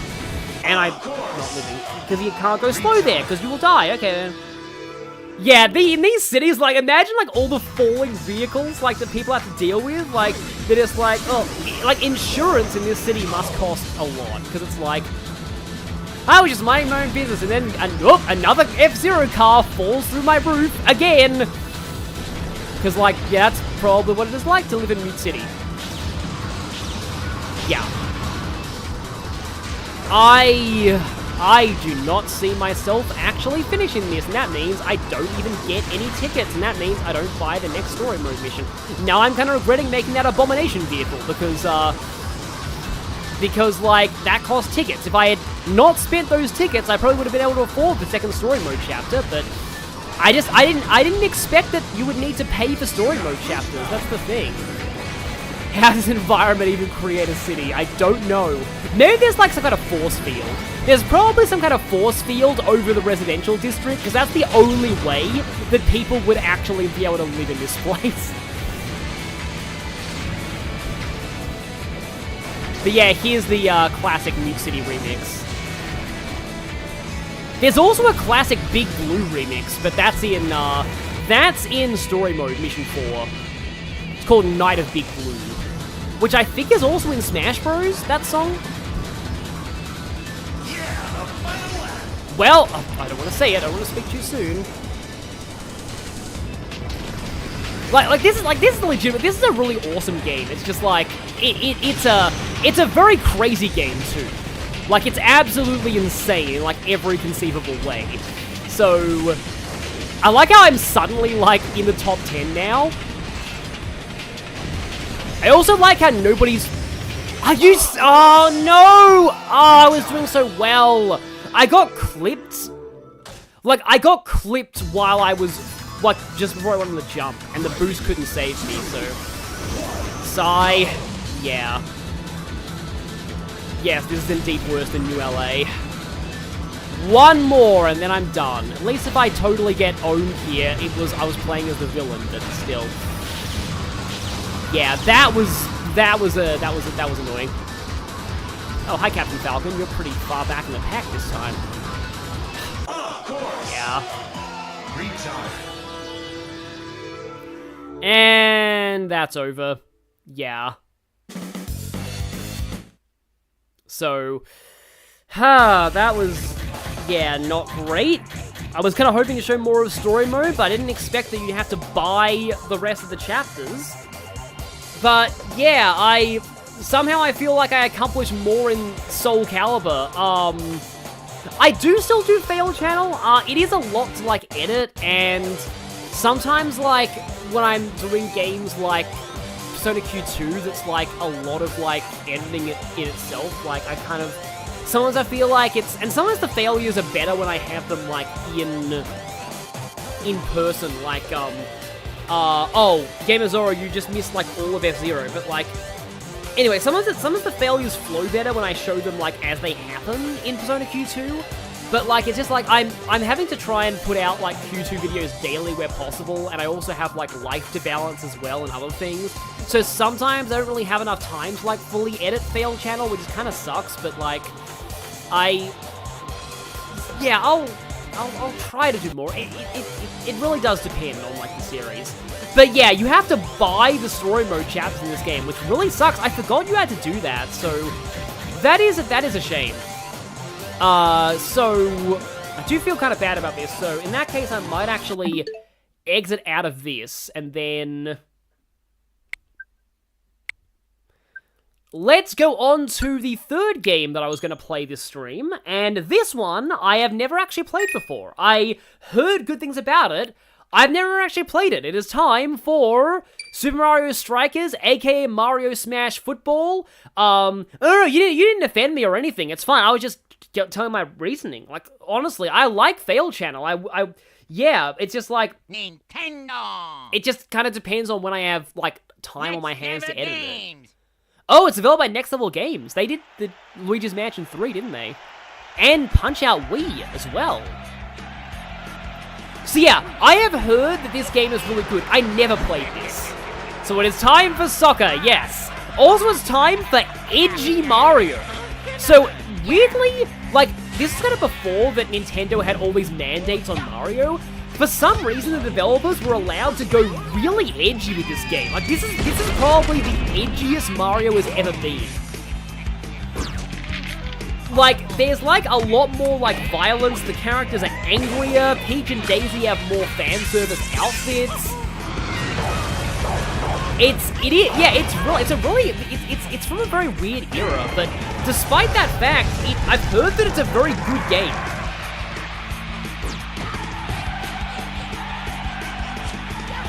I know I'm familiar with soccer, yeah. pretty much. Like, apparently a lot of Americans hate soccer, and I'm Australian. Soccer's like fine here. We're more cricket people, but I've never really enjoyed sport except for like golf and stuff. Okay, we know what we're doing this time. We're seeing if this game has a widescreen option. There we go.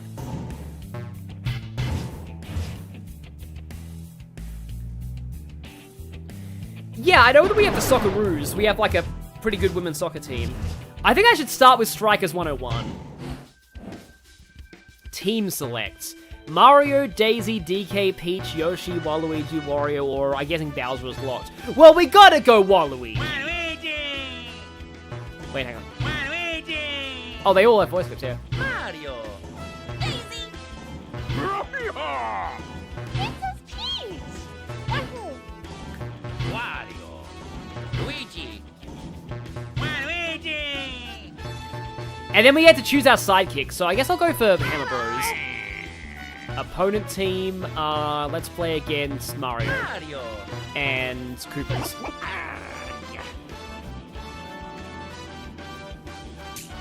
Okay. Wait, do I have to make the second player somebody now? Because I have a second player at this point. That's... Oh. I guess. Today at Pipeline Central. You pray Korea doesn't face Australia every time you're in the World Cup qualifiers, yeah. Yeah, I think Australia does do pretty well with its soccer teams. Wasn't this supposed to be like training? Yeah, here you go, yeah. Training lessons. Turbering ground passes, there's probably a lot of these. Fake! Turbo running. The turbo run allows your player to run faster while moving your player. Press and hold R to turbo run. Using it makes it harder to control the ball, leaving your player more open to tackles, okay?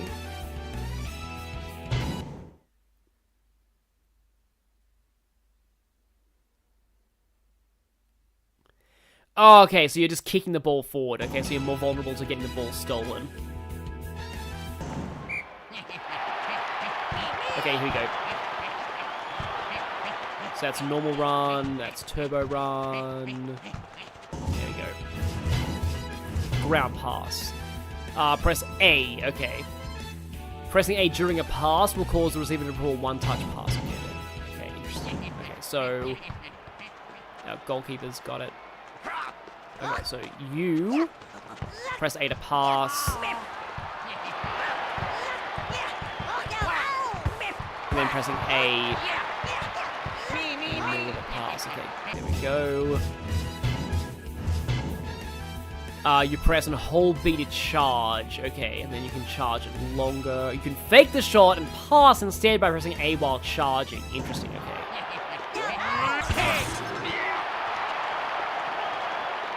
Oh, I'm on a second player, so just... Or I can just, like, tackle. Okay. And when I don't have the ball, I can press A to change who I'm controlling.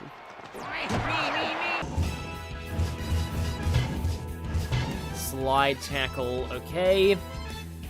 When defending, press B to slide tackle. Okay, you steal the ball. Good to know.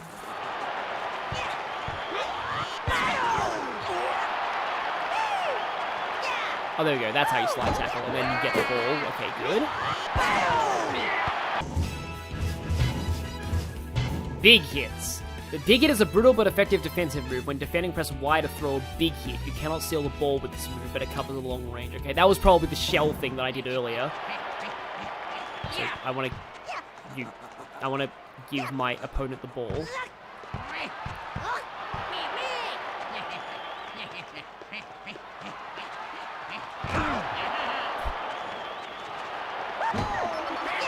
Okay, so it's like a big tackle.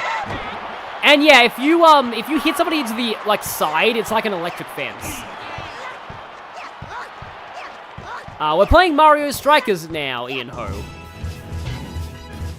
Power-ups are press X to launch a power-up. They can be earned by charging your shots or by your opponent hitting your players without the ball. Okay. Watch out for the all-powerful chain chomp. Okay. Alright, so Mario's a red shell. Yeah, I remember Charged as well. Like, Charged has like, the multi-ball split where you have to block it with the Wii Remote for shooting. Lob pass is L and A. Okay. So that's if there are, like, other players behind. First time shot. Okay, so if you're receiving a pass and press B, do a quick shot, okay. Where it confuse the goalkeeper. During a lob pass to create acrobatic volley shots, okay. Interesting. I don't think this game has a story mode, but I could be wrong about that.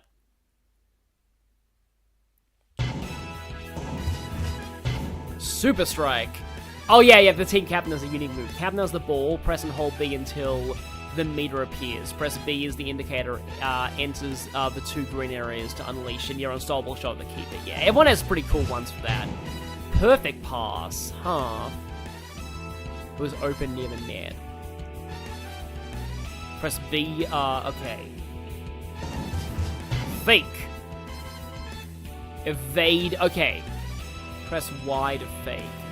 Turning after a fake, okay, good. And then loose ball shots. Okay, so when the ball's loose, you can press B, and you can press A for a loose ball pass, okay.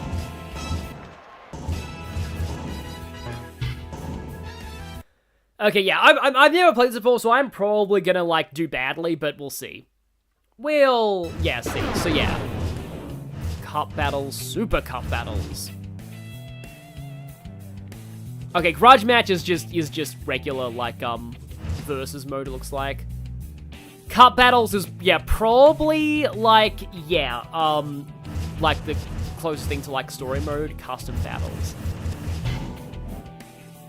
Mushroom Cup, 4 teams, 3 rounds. Flower Cup, okay. Oh, well, it's basically just Mario Kart, except the last one's called Bowser Cup. I'm just gonna go novice. Bowser, yeah, probably means Bowser just jumps onto the field and does stuff. And yeah, we are obviously going to go... Oh yeah, everyone has different things. Yeah, well, offensive captain. Waluigi's ego tends to be his biggest opponent. Was it even aggressive and offensive? Wario stop at absolutely nothing to win the match. Playmaker. Daring tactics. Balanced, of course, because Mario's the balanced one. Except in Mario Golf. Which I really hope if they add Toadstool Tour to this, I am going to stream it, because Mario Golf Toadstool Tour was my jam as a kid. But Mario Golf was one of the few games where Mario isn't the balance character. He's actually like a power character in Golf. So yeah, offensive. Aggressive, slip up even the best players. Playmaker. And balanced, okay. I'm guessing offensive is like shooting for the goal, while aggressive is like getting the ball back from the opponent. And playmaker is like passing. That's what I'm guessing this is. Now let's have Birdos.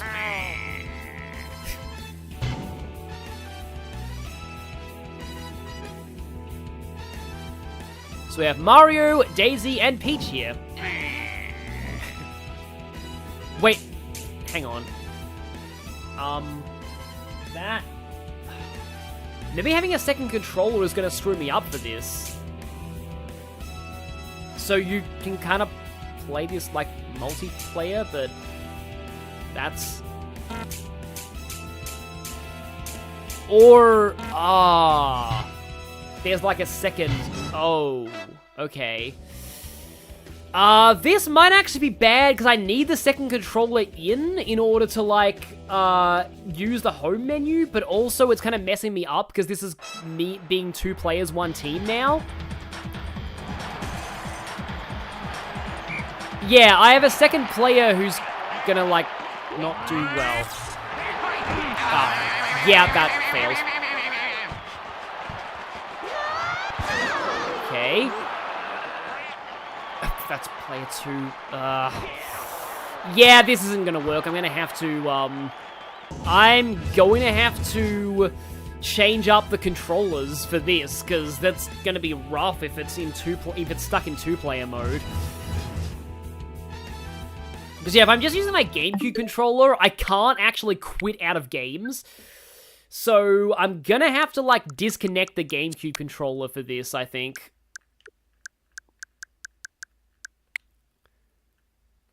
Change grip / order.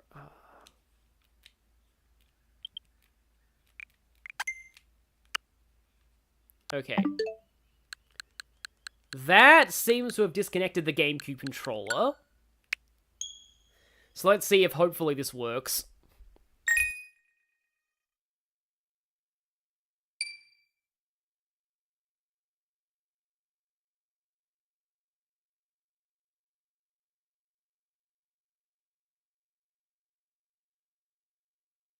Nintendo!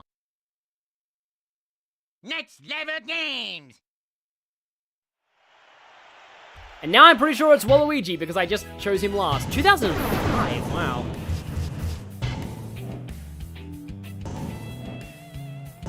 Yeah, you can exit the game by pressing minus, but I'm pretty sure that only works if it's your primary controller.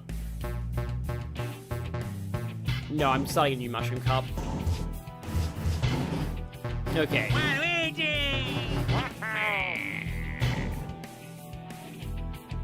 Okay, now I'm against Daisy this time. Yeah, minus doesn't seem to work for, like, when you're not on the, like, when you're not, it's not the primary controller. 2005, the game is all, oh, you were born in 2005, Cyberspace, okay. Okay, they're going first.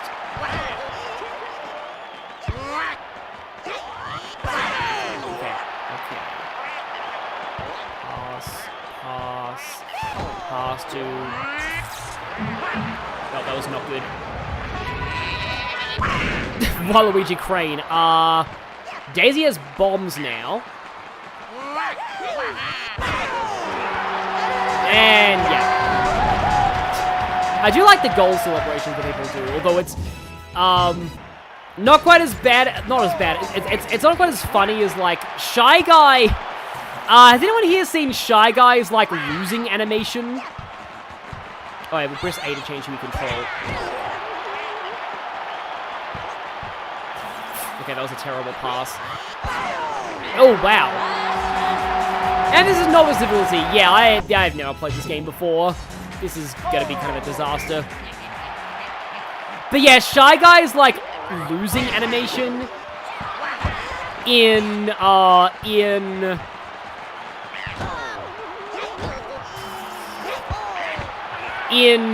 like, the new game is incredible. Like, the stare, the blank stare. Yeah, that wasn't gonna work. I need to lob passes more. Like that. Oh, that missed.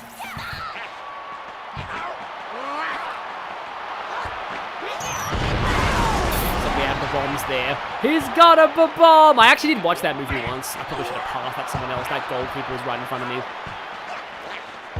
Yeah, it's been a while since I played anything vaguely resembling soccer. So, I'm so lucky that didn't go in. That looked like it was definitely going to go in. Yeah, you can, that was a fake, fake out charge, but... Okay, at least my goalkeeper got it.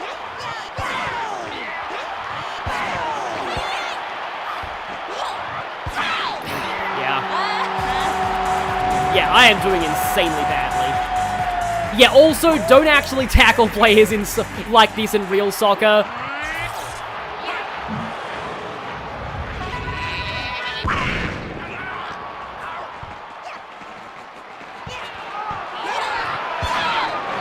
Unfortunately, yeah, we are not seeing the Waluigi crotch chop here very much. I'm probably just going to quit out of this cup entirely. Yeah, wow.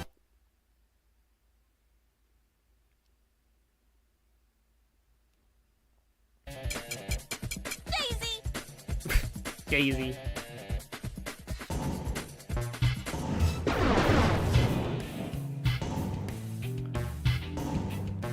I was using Waluigi just for, like, the crotch chop, but we're not going to be able to see it if we do that. I don't know why, I'm feeling like DK right now. Let's go DK and Hammer Bros. 1 point for losing in sudden death. Oh, that's what the SD means. I'm used to SD meaning self-destruct. DK versus Peach. Interesting matchup. Yeah, that's like part of why this game was like super edgy back in the day, was like the Waluigi crotch chop. DK! Donkey Kong.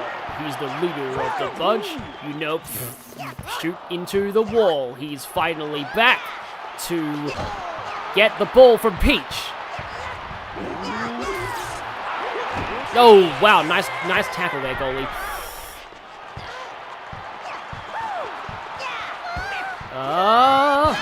Okay, good block there. Kind of like DK's color scheme. Lob pass to DK. Nope, okay. Well, at least we're not getting... I was saying at least we're not getting scored against, but that could be horribly wrong in a moment. Lob pass... Yeah, I am much better at fictional sports like blitzball than I am at real sports. I thought, like, that seemed like it was gonna go in. Thankfully it didn't. I like how DK tries to, like, punch the ball. Ah, no. Okay.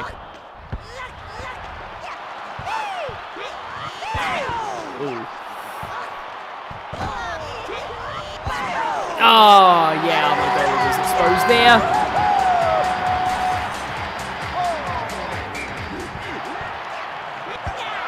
Okay. Didn't actually mean to shoot there. I was actually trying to do a lob pass, but I pressed the wrong button. Oh, thank you for not scoring a goal there.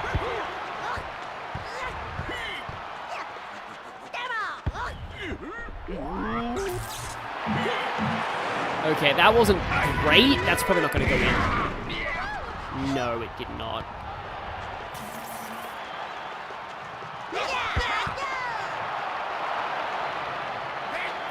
Yeah, like it's kind of cool that the goalkeepers are Kremlings from Donkey Kong Country. It's rare that like Nintendo acknowledges them these days. That's not going in. Yeah, he's right there.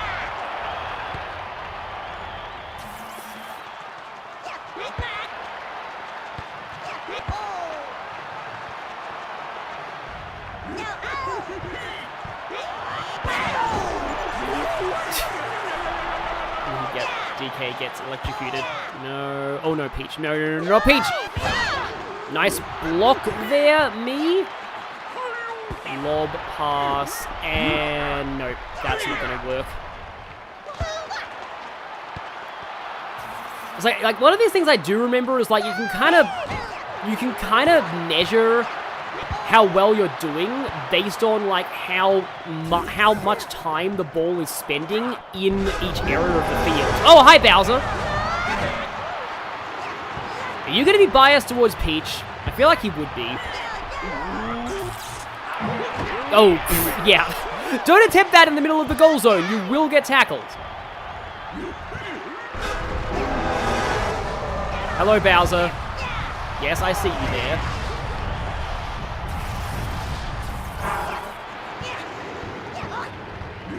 I like how Bowser has, like, different dialogue if you... I think you gotta press, like, L as well to do, like, the aerial shoot. But I think Bowser has, like, different dialogue in Mario Wonder if you get, like, to the final boss with Peach. Oh, did that go in? Okay, nice. Nice, we got in. Do I have... Oh, I have items. I forgot. I didn't realize that I had items. I'm used to only my opponents having items. Okay, I stopped it close to the green that time on the rebound, but yeah, no. Okay, yeah. Banana! As I would say in Mario, whenever I played Mario Kart, I'd always say banana in like an Italian accent. I go, banana! And for DK, go, big banana! Yeah, no, that's not gonna work. Peach is probably gonna block that. Ow!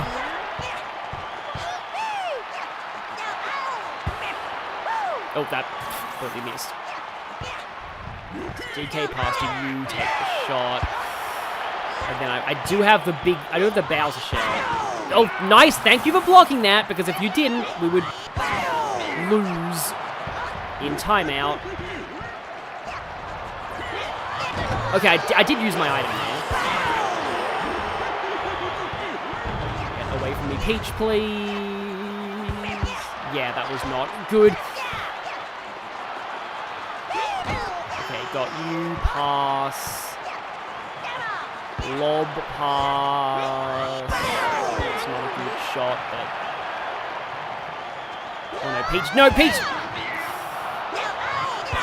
Oh, this could end very badly. We just have to stall them out, then we at least get sudden death, and at least we don't, like, totally fail. Oh, yeah, that's not gonna work. It was too close.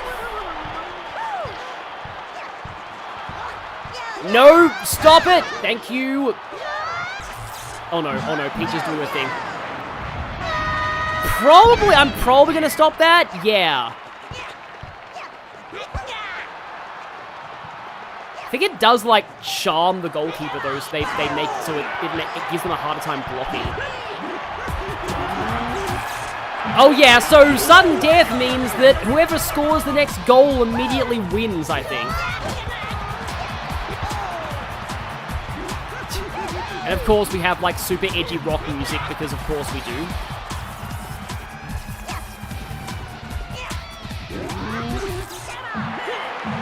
I don't think that's gonna work. I know I say that for like every power shot, but I do.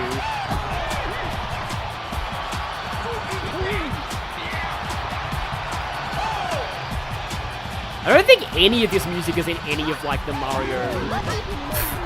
Wow, Peach. That is the most aggressive I've ever seen Peach be. Just straight up, just kick tackling me. Ah, nope. Yeah, the goalie was too close that time. I did play like a lot of Inazuma 11 at one point, so my soccer logic is like, yeah, lost in sudden death, yeah. Kind of from that.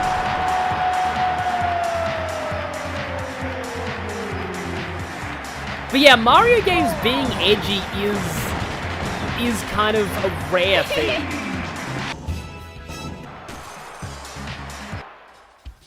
But yeah, I'm still gonna just keep playing. Yeah, I keep forgetting that I have items. But remember, this is literally my first time playing this. I have never done this before. Round 2, Luigi versus DK. Angry Luigi versus DK.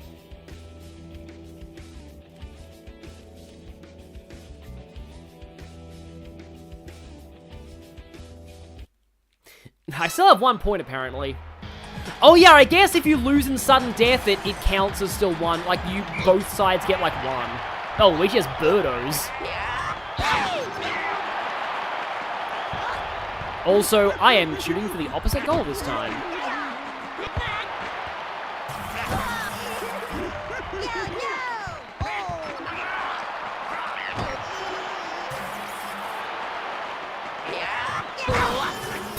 I am sorry, Luigi, but you don't get to have nice things today. In a way, Luigi's kind of like the equivalent of, like, the Persona Bro characters. In just how much he gets crapped on by luck constantly. No, I am sorry, Luigi, but there were too many Koopas in the way of you that time. That DK was like, over here, over here! No, yeah, that wasn't going to end well. The Kremlin was too close.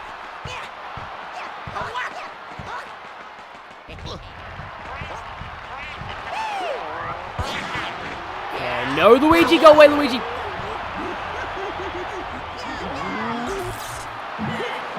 No, that was not a good shot.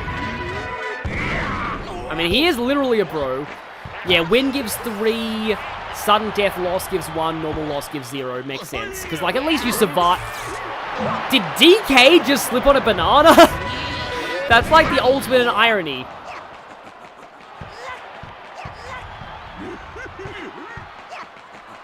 Lob pass. Okay, if you keep holding L, you'll do the lob shot out of the lob pass. Good to know.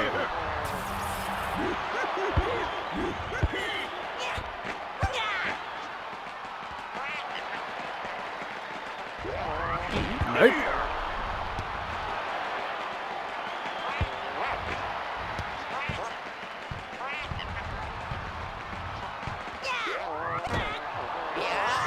No, Luigi. Go away, Luigi. Okay, we got that. Lob pass. Yeah, that's how you do the lob shot.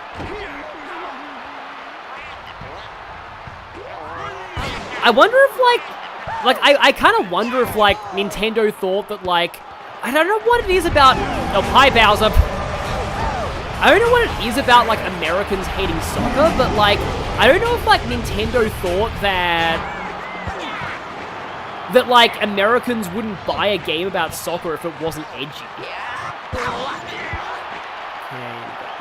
pass there. He passes to Random Koopa. Now he passes to DK again, and now he gets tackled by a Birdo, because this is, like, one of the games where there's multiple Birdos, even though, like... but I think Birdo's treated as being unique now, but at this, like, there are some games where Birdo's, like, I keep forgetting how to shoot, but yeah, there are some games like this where Birdo's, like, just a species, but I guess there's a lot of Yoshis, too.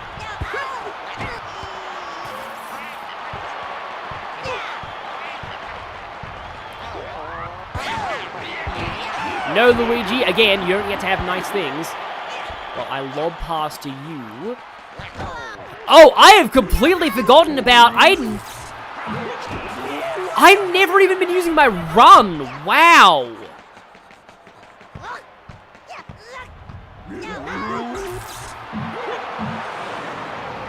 Yeah. Okay, also, I probably should use my items more.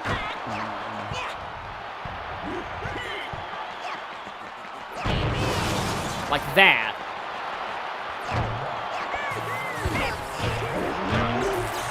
Oh, everyone's distracted by the Koopa shell. Is this gonna go in? No.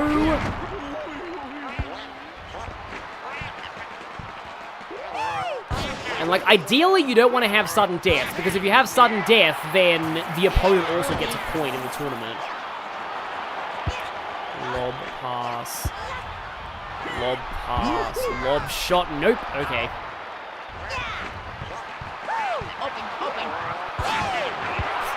Ah!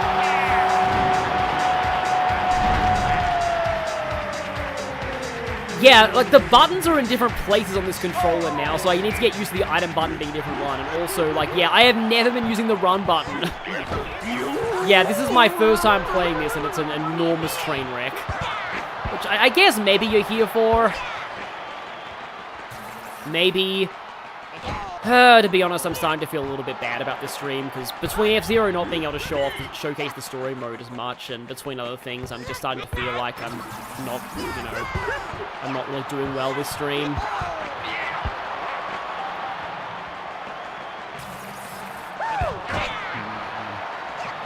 But at least I've actually played this game now, because I think Lob is probably better at this point. Oh, no, didn't get in. I haven't actually played a game of, like, an actual or even watched a soccer game for ages, so, like, I'm not as familiar with, like, the tactics that need to be used. Oh, that goalkeeper just got into... Oh, just bare... I like how he grabs it with his mouth, with his teeth, though.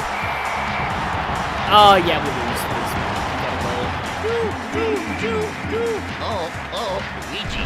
Yeah, for this being on Novice, it's like... Yeah, it's... The AI is not dumb. They're not using their super strikes very much, but apart from that, like, they're doing a good job. So I dread to think what Superstar is like. Yeah, we are doing, very bad. Oh, actually, somehow Wario is doing worse. Wario has 2 losses to our 1 loss, 1 sudden death. And now we're facing him.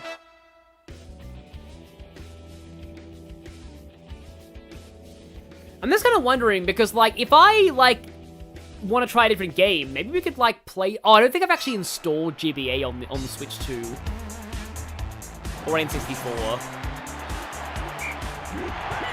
Toads do look kind of cool in Wario's colors, I gotta admit.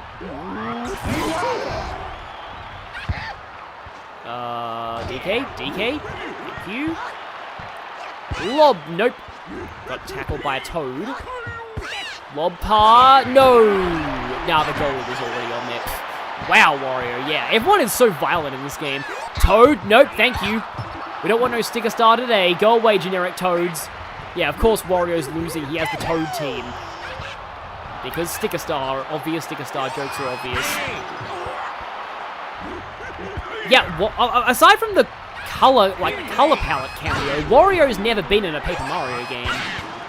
I seriously cannot believe that Mario and Luigi, like the Mario and Luigi games, have not done like Wario and Waluigi yet. Like they're really, Wario and Waluigi would be such a cool boss fight in a Mario and Luigi game. Like having them with their own bros attacks, even though it's ambiguous whether or not they're actually brothers. It's always funny about that. It's not nearly as weird as how it's ambiguous whether Toad and Toadette are siblings or lovers. But yeah, this is fun. Yeah, this is a fun game. Like, I know that Mario Strikers Charged is, like, way more, He's got a ba-bomb! Sorry. You're obliged to say that every time somebody has a ba-bomb. Because that's just, like, one of the stupidest moments in the old Mario movie. I still haven't watched the new Mario movie. People say that it's good, but, like... nope, he got it. Kremlings look not bad in Wario's colors, too. Nope. Oh, wow. Wow, really? Also, that Toad is scorched.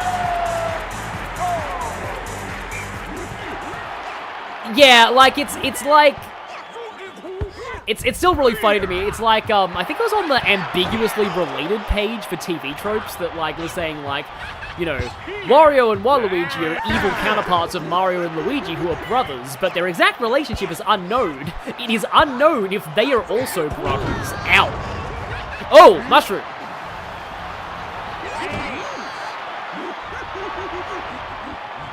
Oh right, I have to faint as well. And I apparently already used my mushroom, okay.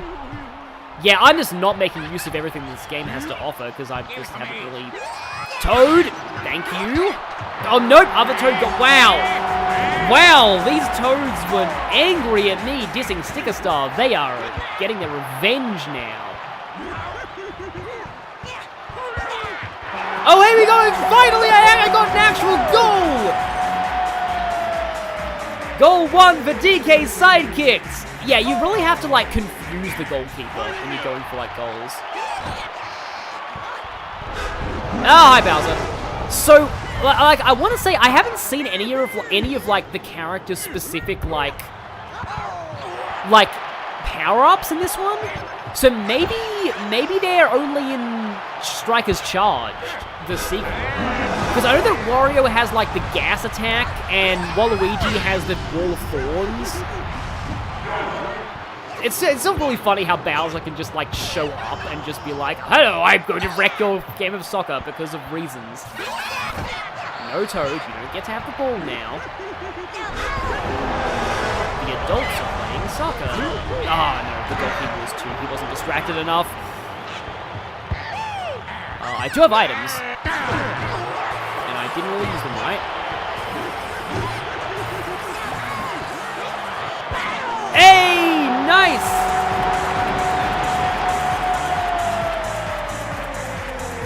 The fourth wall won't protect you from the Toad that has been dissed. Okay, if I get one more goal, we go into sudden death. Don't have much time to do it, but I guess it's possible.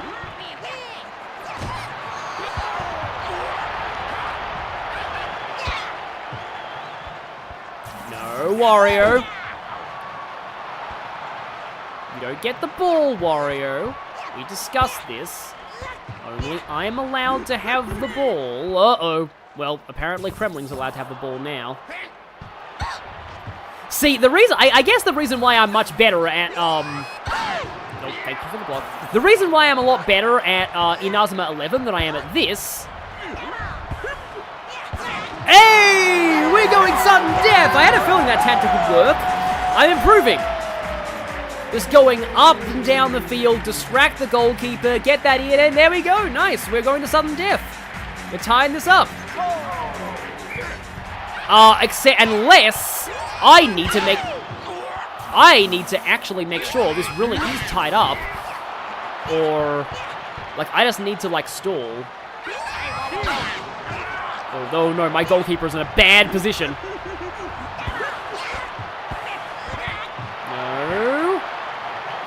DK. Oh. Other guy, other Koopa. Okay. Pass to DK. Keep doing them lob passes. Yeah, lob passes are way slower. The more that I keep the ball out of their hands, the better. Yeah, lob passes are only good when you have other people in the way of you. Oh, wow, did I just not tie it up, but did I actually just win? I have 3 seconds. I have 2 seconds. We actually won that. We did a comeback. Nice. Yeah. That was enjoyable. Actually pulled back from that. This is why sometimes watching sports is fun. So yeah, Wario continues to be on a losing streak. I'm so sorry, Wario. He tried, but the DK, he could not defeat the monkey comeback. I am still second last in this tournament. But Wario still has 3 losses, and that's all that matters. Okay, that's over. The cup's over. Oh, we can actually play the Flower Cup now. Final placement fail. But oh well. At the very least, we won it on, also, I'm so scared about Super Cup battles. At the very least, we went out on a high note in that cup, and that's what matters. So yeah, we can try the flower. Oh, 6 teams, 5 rounds. Okay, wow. I guess we can try. Let's stay on Novice, because, yeah, who are we gonna be this time? Let's be Luigi. And, let's have Birdos. Luigi versus Peach this time. Hello, you may be dating my brother, but that doesn't mean I will go easy on you. Sorry, my Italian accent is just as bad as Sly's in Sly 3, but yeah. I do wonder what Luigi and Peach's whole dynamic is, because, yeah, it's like, I will admit, I am not into Mario shipping to the same extent that I'm into Sonic shipping, but, like, because, like, Mario and Peach is just always been kind of boring to me. There's no real, like, development or anything, whereas, like, Sonic and Amy have that whole history and, like, development across the franchise. But, like, Luigi and Daisy is pretty base, though. I do like Luigi and Daisy as a pairing. I kind of wish that they had more interactions in, like, actual, like, canon games rather than just, like, spin-offs. Oh, Peach's Koopa Psychics are interesting. Oh, lob. No. Oh, I forgot I was Luigi for a moment. I was like, wait. Oh no, my god, wait, hang on. I'm in the wrong goal, aren't I? No wonder I was not doing a... Hey, Koopa, gimme. Yeah, I've heard good things about Strikers Charged. And hey, Luigi has thunder in this game, just like in Mario and Luigi. I do like it when Luigi has thunder powers. Oh no. Oh, that's a... Okay, that was a failure at a perfect shot there, though. No, Peach. Okay, pass to you, Birdo, pass to you. Take the shot! Hey! I am getting better at this game! I don't want to speak too soon, but I am. Oh yeah, Birdos always have, like, rings. Which, like, speaking of Mario shipping, that was like back in the day, people were like, wait, is Birdo engaged to Yoshi? Because, like, she has, like, a ring now? There's too many things over there. That is my goal. That is the goal I am scoring in, right? I hope I'm not going to own goal myself, because that would be really silly. Okay. Oh, yeah, we got through. Nice. Yeah, I'm getting a lot better. I mean, Luigi himself hasn't scored yet, but I guess that's par for the course for Luigi. Okay, Mike Kremlin's got the ball. Isn't K. Rool in Mario Baseball? I want to say that K. Rool is in Mario Baseball. No, Koopa, you don't get to have that. Nope. Okay, we got the Birdo with the ball here. We got the passes. He passes. He's shooting. Nope, he does not get it in. I like how we're witnessing. Koopa. Nope. Okay, Birdo has the ball. Birdo has the ball. Birdo passes to other Birdo. Birdo lob shots to other Birdo. Birdo takes the shot. Birdo does not get the shot, but no. Luigi is on block. Nope, there's other. Yep, got that. Passes to Luigi. Passes to generic Birdo. Luigi gets literally stomped on by Bowser. Oh, somebody used a shell on me. And also Bowser. Ow! But yeah, things are going a little crazy right now.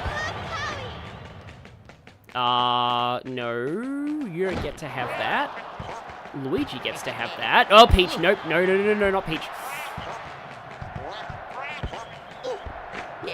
I'm gonna make a shot from this far away just because I can.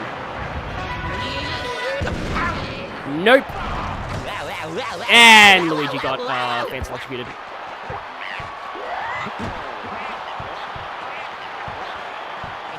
Okay. Fake him out. We got this. Oh, not quite. That could have been good.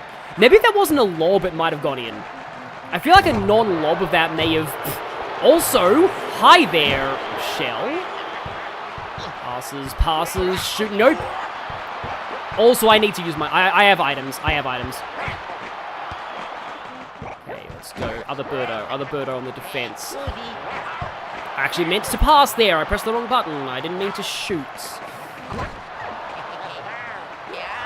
Oh no, that's gonna get Kremling owned. Yep. That was too close. Other Birdo. No. Ah! Well, she went for it, but unfortunately, my spiky shell ensured that her hopes were short-lived. No, Koopa.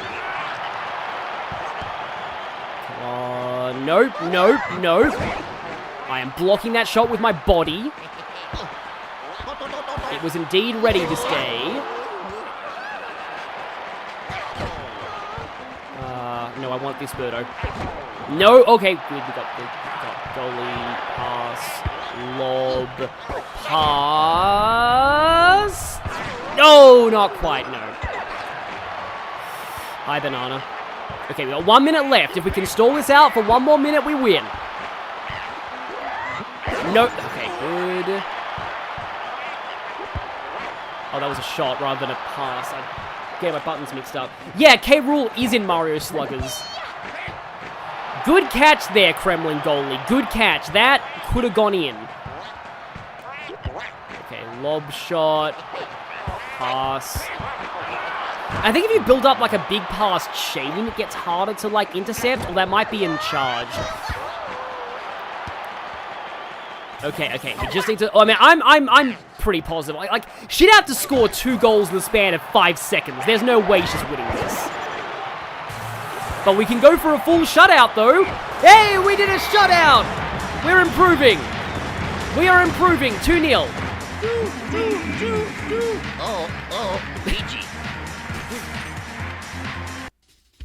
Has anybody done Luigi wins by doing absolutely nothing for this game? Because I'm sure it's possible.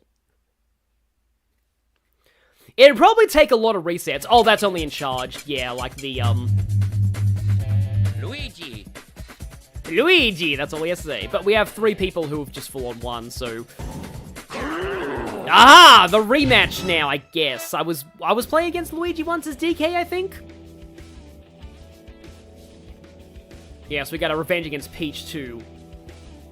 Yeah, Luigi has some good dance moves there. Oh, this stadium looks pretty cool. Looks a little bit like a Ratchet and Clank level. Which is kind of strange, but okay. Hey, DK Toads. I am sort of more... I kind of like the DK Koopas more. Oh, that almost went badly. Gotta remember that I'm on the opposite side now. I also gotta remember that I am no longer Donkey Kong. I am no longer DK. Don't shoot, please. Pass. That was a bad... No, I got it! I got it! Nice aim there. I have never seen Ask Mario. Somebody in the chat did ask me, like, a question a while ago that I was actually quite interested to answer, but, like, I I've kind of forgotten it at this point.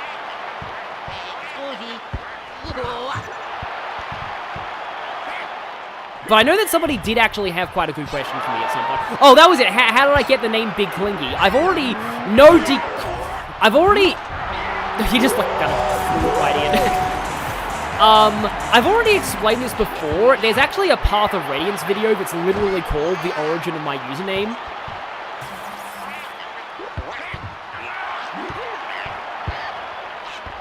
Oh no, there's nobody covering that side of the field.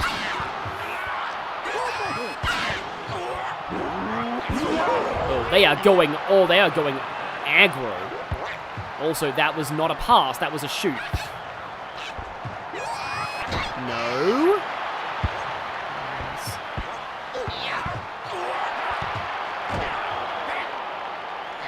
But basically,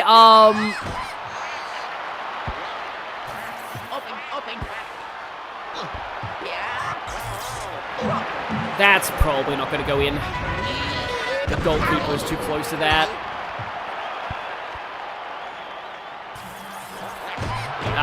Oh, the items have friendly fire. That is good to know. How do I end up with it as my channel name? Yeah, so, as a... Get away from that ball, DK. It's going to be hard for me to do the full explanation while I'm playing this, because this is kind of an intense game, but basically...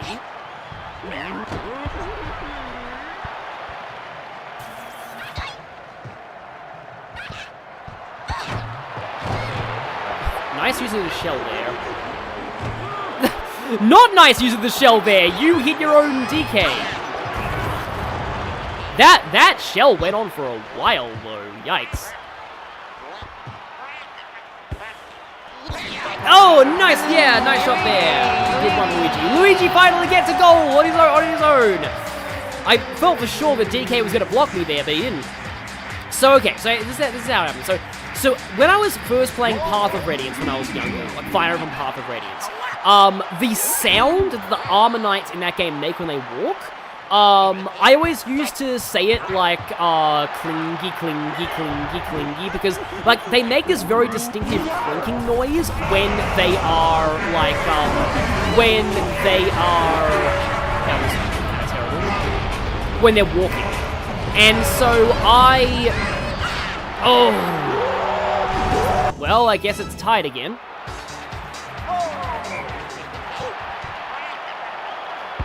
And so that kind of became my kind of in-joke with sort of my sister as well.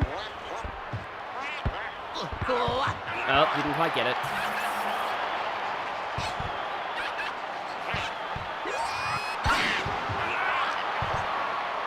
Oh, no.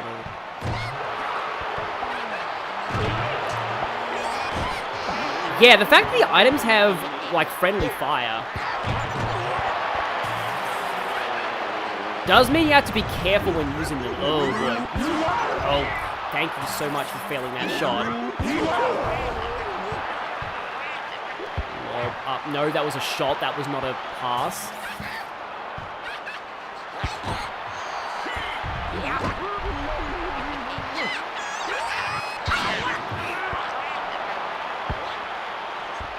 Pass it up the field. Ah, no. Nope.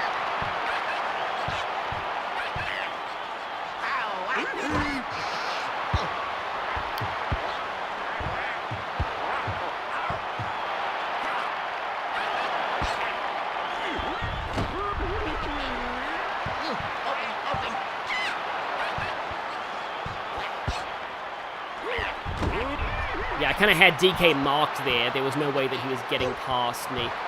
Ah, no. The goalie was too close.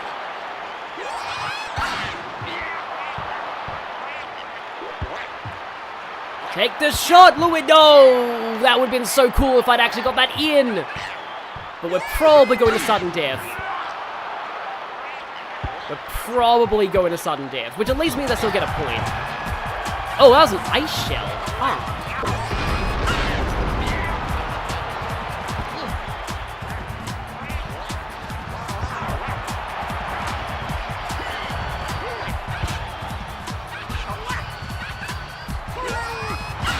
Ah! Yeah, they got too much, yeah. Checking an opponent who does not have the ball will give their team an item. Okay, I guess that's this game's equivalent of, like, fouls.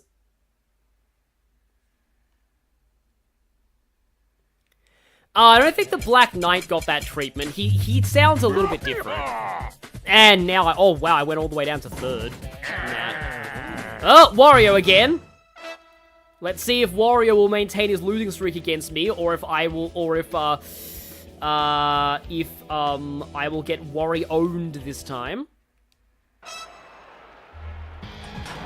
Yeah, I need to figure out more about, like, how to use the items properly. Oh, he also has Birdos. Wait, hang on, that's the goal yeah, he's the goal I'm going for.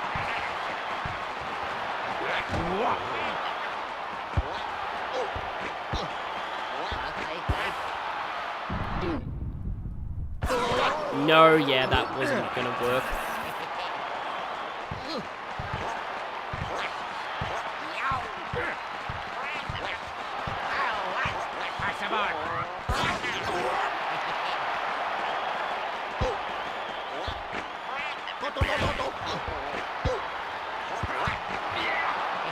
So I've been kind of full focus mode right now. No, that was not gonna work.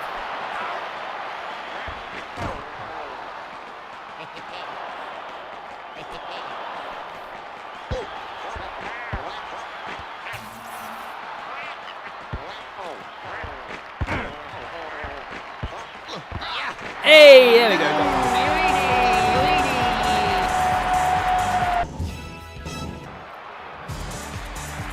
Yeah, it is kind of cool to try out games I don't normally play. Like I'm literally I'm only doing this because like it ended up on like the Switch Online.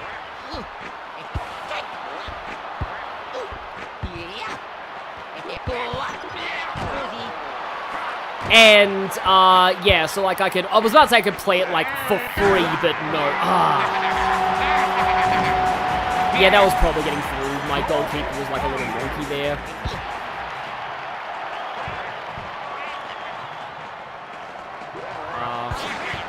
Okay, good. Lob over there, lob past the Birdos, lob down. Yeah, I had a feeling I was going to get that through because the goalkeeper was going up towards Luigi, so we are back on track. We are on 2 points now. I wonder, like, what's the most anybody has ever, like, scored against the AI in this game. Also, I do have items that I can... No. Ow, wow. That was an aggressive tackle from Wario there. Lob it over there. Lob it back to Luigi. Lob it back down to Birdo. And then, yeah, no, the goalkeeper wasn't distracted enough. Other Birdo goes to other... No, Wario! Okay, throw shell. That's not gonna work. The goalie's right in the way. Oh, no, it worked! Oh, you get double points for hitting with a super strike. Oh, okay, that is cool. I know that, like, in the Wii version, like, the super strikes just split into, like, multiple balls. And so, like, you can score, like, 5 goals at once if your opponent doesn't block all of them. Like, you have to play a Wii Remote minigame to block those.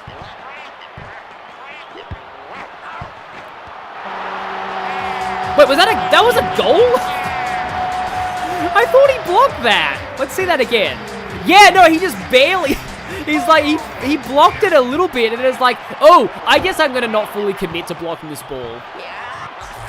I don't think that's enough. Oh! Oh, we got the perfect!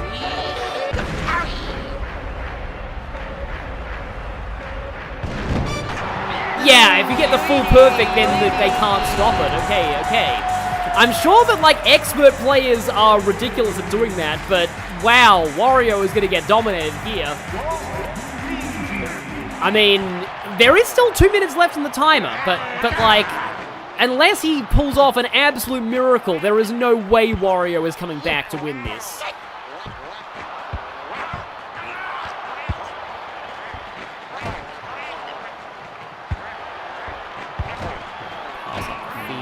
fast. Birdo take the shot. Nope.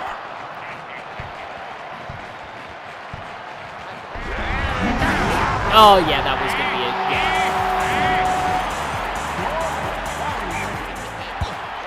I transformed into a sports announcer? That's pretty much what I was going for. No, don't let Wario get it. Ow. So I have a mushroom and a shell.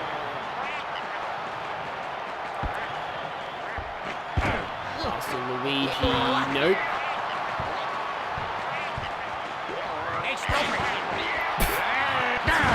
I think Waluigi just said, hey, stupid.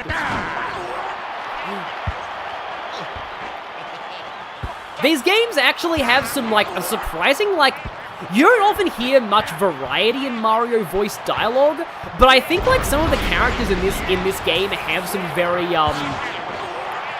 have, like, lines you don't really hear them say anywhere else in the series. Like, I think, like, when you use, like, the Wario gas mask attack in the sequel, like, Waluigi has a line like, Wario, change your pants, or something like that.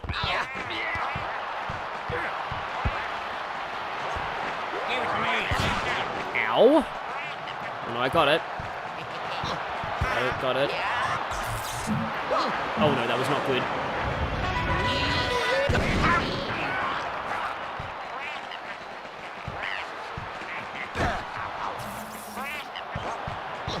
It's like, you gotta kind of mark the opposing players. Wario, no, goalkeeper has it. Okay, good. My goalie got that one. Goalie has this, so let's just throw it up the field. Wow, you were taking a shot from that far? I mean, you can do that in Inazuma 11. Like, one thing that I was saying earlier about, like, Inazuma 11 is, like, maybe why I'm better at Inazuma 11 than at this is because, well, one, it's an RPG, so characters have, like, different, like, you know, stats that you can, like, level up and they have skills they can use and stuff. But also, Inazuma 11 has personas. It has, like, I call them soccer-sonas.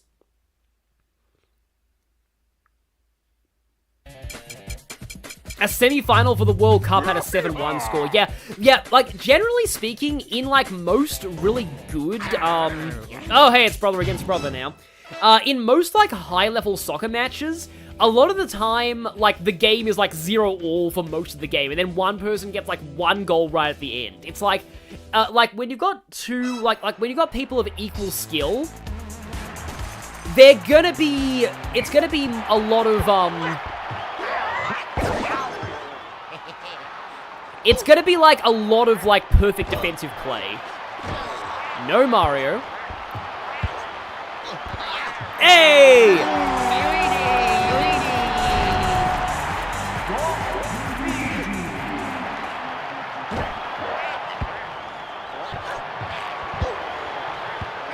Yeah, that was almost nice, but yeah. Aha, sorry Mario, but I had you marked. Yeah, this Birdo's got a really good shot! Nope. Oh, I have 3 blue shells, huh?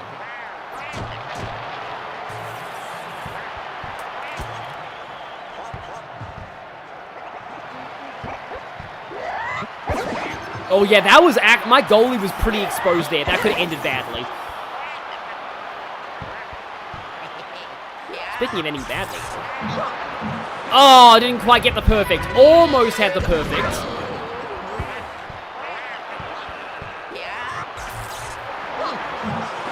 That's not perfect. I remember watching the Rugby World Cup when I was younger. Scotland... Oh, nope, it's tied now. Scotland versus Fiji. I originally wanted, like, Scotland to win, but then later on, I sort of wanted Fiji to get it because they were sort of the underdogs. Ah, that could have been amazing. That looked a little bit like my goalie was a bit diagonal there, which could have ended badly. Give ball, please. Okay, oh, there's way too many players around. Mario kind of has that Birdo marked. Ow! But now that Birdo has Mario marked. Luigi steals. We go for the other Birdo, and nope. Okay. Well, nobody's getting that ball for a long time. Oh, that Birdo's marked. I'm gonna go for this one. Ah, not quite. Just need to get one more good point.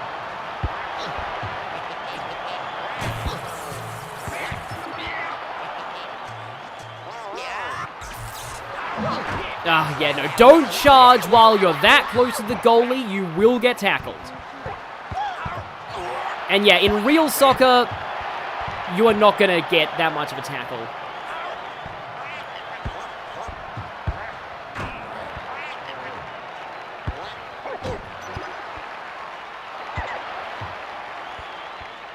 Once again, nobody's getting that ball for a long time. Go away, Cooper. Do have items. Yeah, I just want to go for the straight shot there. No use risking the charge. Okay, we lead now.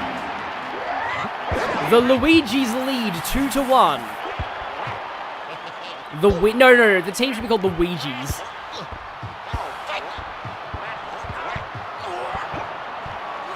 It's funny how, like, Ouija was, like, a meme long before Baby Luigi said, like, called himself Ouija in Mario Kart.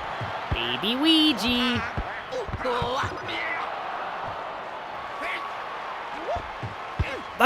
Speaking of, like, Mario stuff, like, I remember when everyone was so mad about Baby Rosalina. Like, Baby Rosalina caused so much controversy. I don't know, like, people said that it contradicted her lore or something. Like, it's weird. Like, the people were mad. Like, for a while, Rosalina was like Marie in Persona 4. Like, everyone was like, people kind of hated on her because she was popular. I do remember that infamous case where that one person, there was one person who hated Rosalina so much that he intentionally bought, like, hundreds of her amiibos just so that nobody else could have them, which is awful. Oh, I remember the dark days of the Amiibo Wars. I remember, like, literally yelling, "Oh my god," when I found a Shulk Amiibo in a Target once. Thankfully, in Australia, there were no store exclusives, so... Thousands coming. And that player got frozen. Right. Oh, yeah, that was good. Yeah, there was no way. That was getting. But I am still ahead. I'm still 2 ahead, so I've got a pretty good shot at winning this.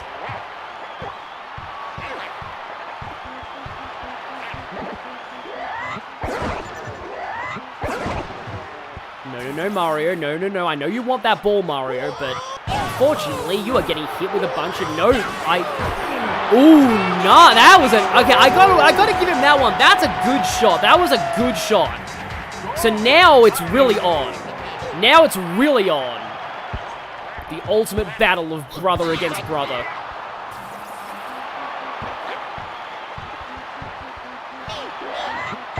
Yeah, my goalie's got that, but don't let... I need possession. I need possession now. I am pressing the wrong buttons. There we go. Pass. Oh, I probably got this. Just gotta do a good shot here, and we did it! We win! Does that make me win the whole tournament, though? Because Mario was the leader, right? He was at number 1 on the leaderboard. And I won against him without sudden death, so he doesn't get anything from that. I get 2. It was because, like, she doesn't look like a baby in her backstory or something. I do like that I'm getting better at this game gradually, though. Please tell me that Yeah, we did it! We got 1 point above DK! And Wario came last. Oh, we have to play against Yoshi now. Oh, yeah, because it is 6 matches, isn't it? But we are currently ranked 1, so this is our tournament to lose. Still got more to go. But it'd be kind of cool if we could close this out with a tournament win. Let's see. Baby Rosalina's because she doesn't look like she does in her backstory. Okay, we're going up the field like this, apparently. Why does Yoshi have orange, like, hammer blows?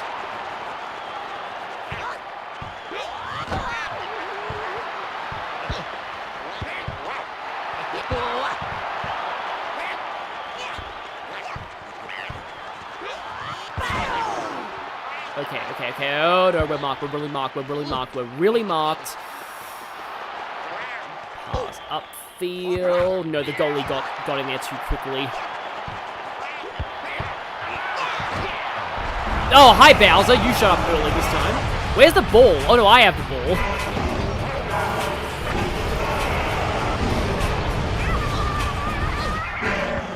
Oh, not quite. I've got to be careful because, like, I need to not, like, because Yoshi's green and I'm green. Okay, good. Gotta go. So I need to not mistake myself for Yoshi. Okay, good. Luigi has the ball. Luigi has it.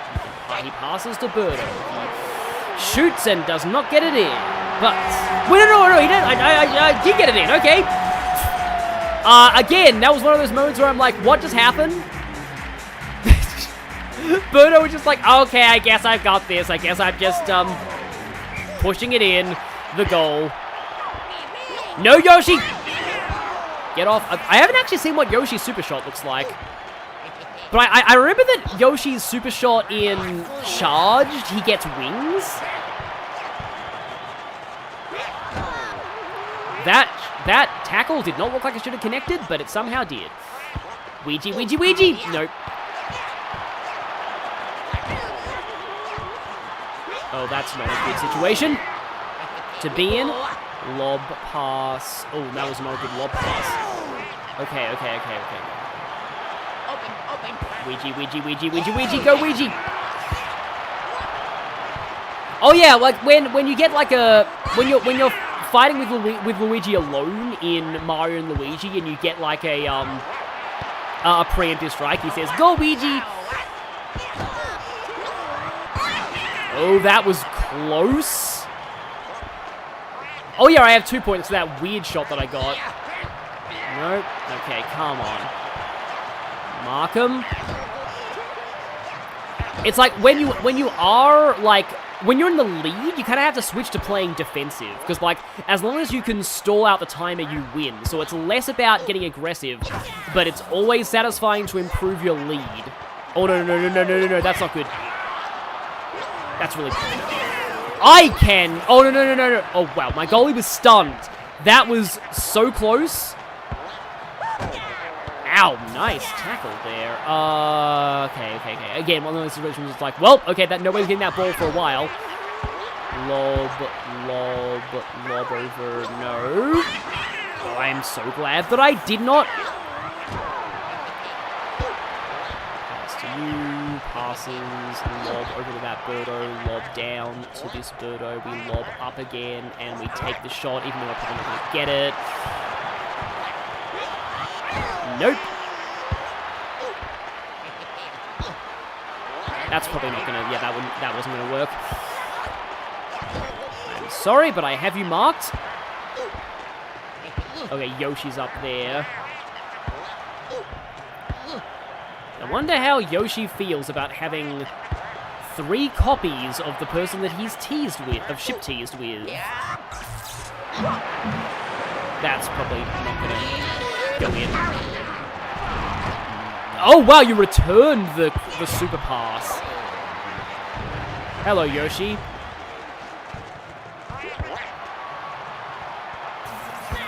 Goodbye, Yoshi. Birdo.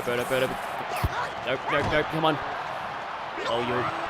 Yeah, that's definitely blocked, but that could be a teammate setup. I am very surprised that didn't go in. Pass to Luigi.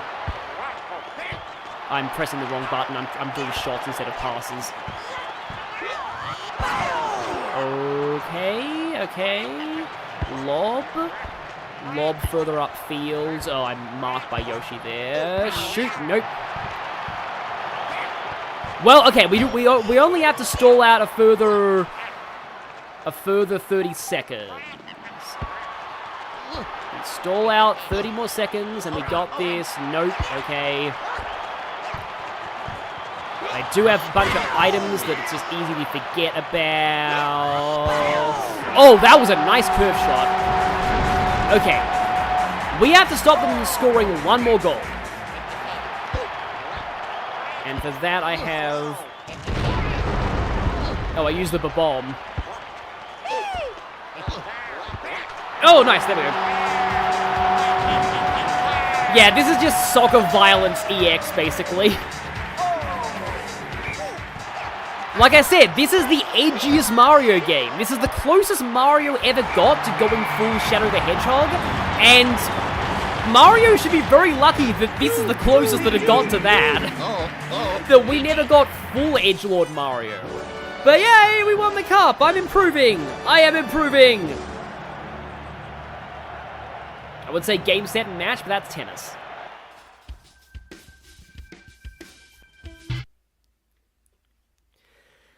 So hey, yeah, it's kind of nice that I'm getting better at this, but of course, if I play on the higher difficulties, I'm probably going to get really, really wrecked. But yeah, oh, we won by 1 point, wow. Because I had that one sudden death, that saved me. Crater Field is now available in Stadium Select. Star Cup is now available in Cup Battles. Goals scored, super strikes 9, perfect passes 34, okay, total hits 3, win-loss ratio 4-1 in that cup. Yeah, it does help that this game is, like, very over-the-top and goofy compared to, like, other things. Like, it is edgy, but it doesn't really take itself, like, super seriously. But yeah, I won the Flower Cup before I won the Mushroom Cup. Milestone trophies. Okay, just playing like a bunch of matches and stuff. Huh. So, what is Star Cup? 8 teams, 7 rounds. And then you got the Bowser Cup. Oh, you have to win all of the cups to unlock that. I think I just kind of feel like playing just one match because, I want to see if I can actually give Wario a win for once. And I think we've kind of fought everyone at this point, but let's go Daisy. Oh yeah, Pipeline Central, the Underground, Locked, Crater Field. The Underground looks kind of edgy. Yeah, Luigi won by not doing absolutely nothing. Luigi number 1, as always. I am one of those people who likes Luigi a lot more than Mario. Because, like, Luigi has an actual personality. Mario is just generic hero, but, like, Luigi has a, Now I actually wish I was playing as Daisy. I kind of feel like playing as Daisy, but I sort of wanted to give Wario, like, a win. I hope this is where I'm aiming. Give it to me.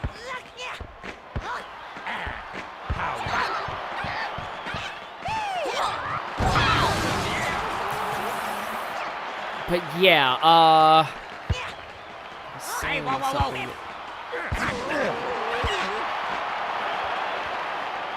But yeah, no, that is the thing. Like Mario, like, again, Mario's just, like, not that Mario's, like, bad, but, like, he's not really a character. He's just, like, generic platform game guy.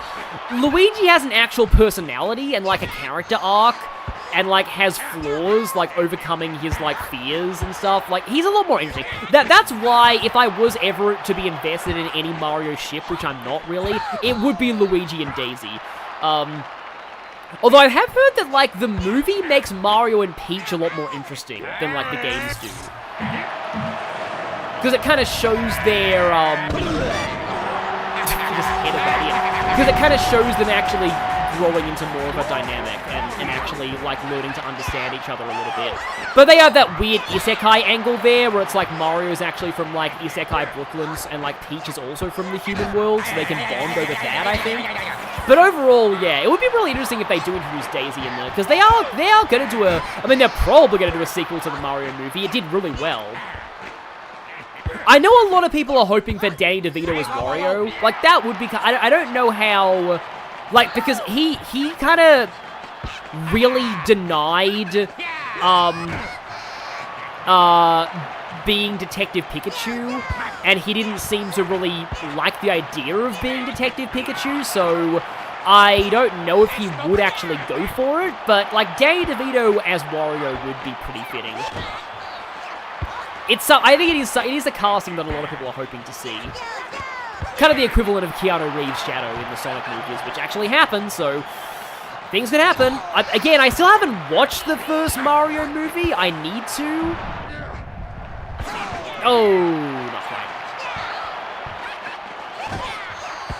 I'm definitely getting the hang of how this game works, though. Ah, just barely. Oh, they did confirm Mario Movie 2. Because, like, in that one Nintendo Direct where they said, we have something else to announce that is not a game, I was just like, Mario Movie 2, it's gotta be Mario Movie 2, right? But it turned out to be, like, My Nintendo News, I think.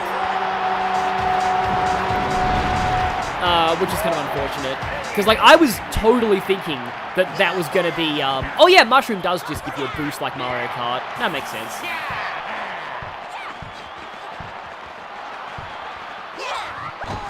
There's also apparently going to be, like, a Zelda movie, but, that's been, like, delayed and stuff. Oh, not quite. I want to say it's been delayed. Oh, no, that's a good pass chain. Fortunately, it was not good enough. Hello, Kremlin. Go all the way down there. Yes, go all the way down there. No, hang on. No. Passes to... Nope. Oh, almost made that pass to Daisy. Daisy's going to take a shot, isn't she? I need to be careful, because if I stall this out, I got this. But if not, I don't got this. Oh, Wario's probably got a good... No! No, Daisy, Daisy, Daisy! I like how into this I'm getting now. Nope. Yeah, okay.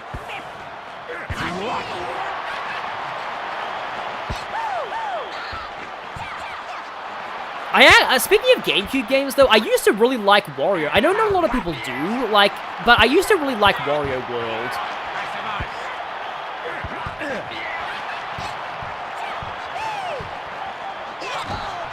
It's like Wario's unique style of gameplay in those games was always cool. It's part of it's actually why I was really happy when Wario got into Smash Bros. Because I liked how, like, in his games Wario has like a very throw-heavy playstyle, and I was kind of hoping that would translate to Smash Bros. I actually don't think that he does in Smash Bros.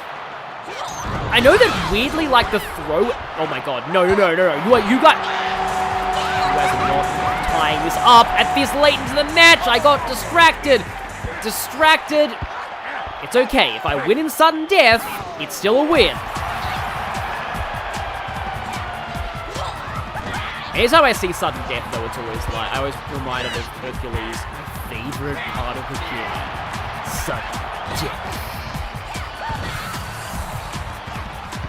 I guess we get the cool music. Come on. Hey, we won sudden death! Finally, Wario gets a win!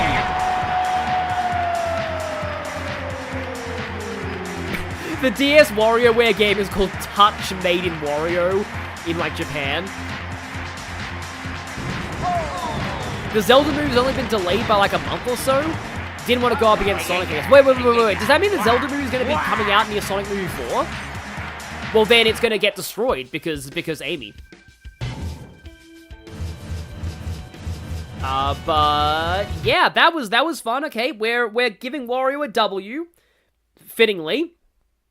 Wario gets the W for the end, and yeah, I like normally I stream for 5 hours, but like I've kind of like I've done all the game except for Wind Waker, but like I don't really want to play Wind Waker. I'm just thinking what I do here. I'm actually tempted just to play like more Soul Calibur. I don't know why. I kind of feel like doing another round of Soul Calibur. I don't think I'll stream for that much longer. Like, we're kind of winding down, but I do feel like I would like to, like, maybe unlock somebody's, like, bio. Maybe I'll unlock Yoshimitsu's bio, because it's pretty cool. Or Link, actually. Link's bio is not, like... Link's bio is interesting, because, like, it gives you an idea of how, like, they see the crossover character. But yeah, I started out, like, sucking at Mario Soccer, but I got better. So yeah, let's... So yeah, I'll leave it to you guys. Do you guys... Oh, wait! Charade is usable in arcade mode. Huh. But okay, do you guys in the chat, do you want Link or do you want, Yoshimitsu? For arcade mode. Oh, I am not going to play the entirety of Wind Waker in one stream. Yeah, we did start 40 minutes later than usual. That is true. That is very true. I do like this character select screen. Soul Calibur 3's character select screen is also a classic, but this one's pretty good too. Okay, 2 votes for Link so far. 1 vote for Yoshimitsu.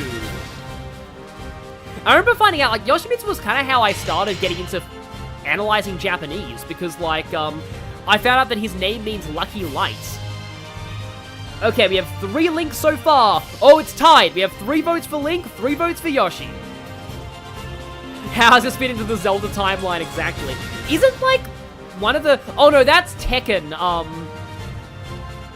That's Tekken 8. Like, Akuma's cameo. Okay, 1 more vote for Link. Link is winning now.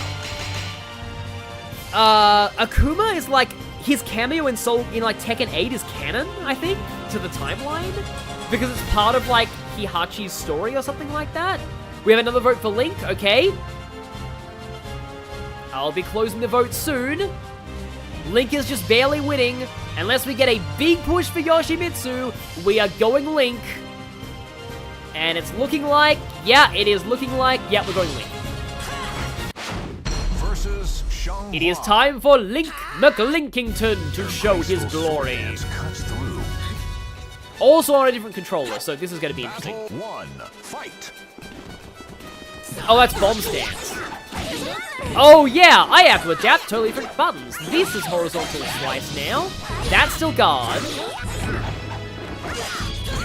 That's kick. That, oh wow, horizontal and vertical are on opposite sides of the controller to what I previously used. That is gonna be a thing. Guard is still the bottom button though.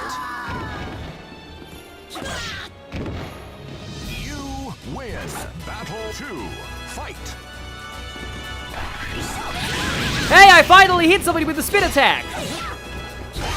Also, my muscle memory is going to ruin me now, because vertical slice is completely the opposite side of the controller to what it was on Gamecube, and kick is now a vertical slice, used to be get away from the edge, Link. So this is going to be a bit of a train wreck, actually, but yeah, we'll see. You win. Oh yeah! Link's victory is the I didn't get theme from Zelda. I'm pretty sure he's the only one. Like, I don't know if Heihachi has the Tekken victory theme. Wait, no, Tekken has no victory music if Smash Bros. Is any indication. See Link's obsession with twisting people's arms. Okay, so now that's boomerang stance.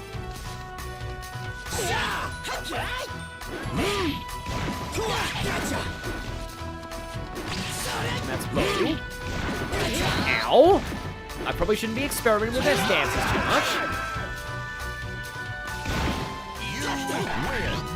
It is really funny that, like, Akuma is here. Okay, there's the boomerang. And yeah, it hits high. I remember Yun Sung being interesting in terms of his character arc. I think, like, Sung Mina was in Soul Calibur 1, but not Yun Sung. I think Yun Sung is Mina 2. I think it was, like, Li Long was in the first one. I forget. I know that, like the really weird thing about, the really weird thing about, like, Soul Calibur as a series is, so this game is called Soul Calibur 2, right? It's actually the 3rd game in the series. The first game was called Soul Blade, which then got changed to Soul Edge in some regions. And I prefer calling it Soul Edge, because Soul Edge is an actual term in the series. Soul Blade is just very generic. The first game was called like Soul Blade / Soul Edge, then Soul Calibur, and then Soul Calibur 2, and then Soul Calibur 3, 4, blah blah. So all of the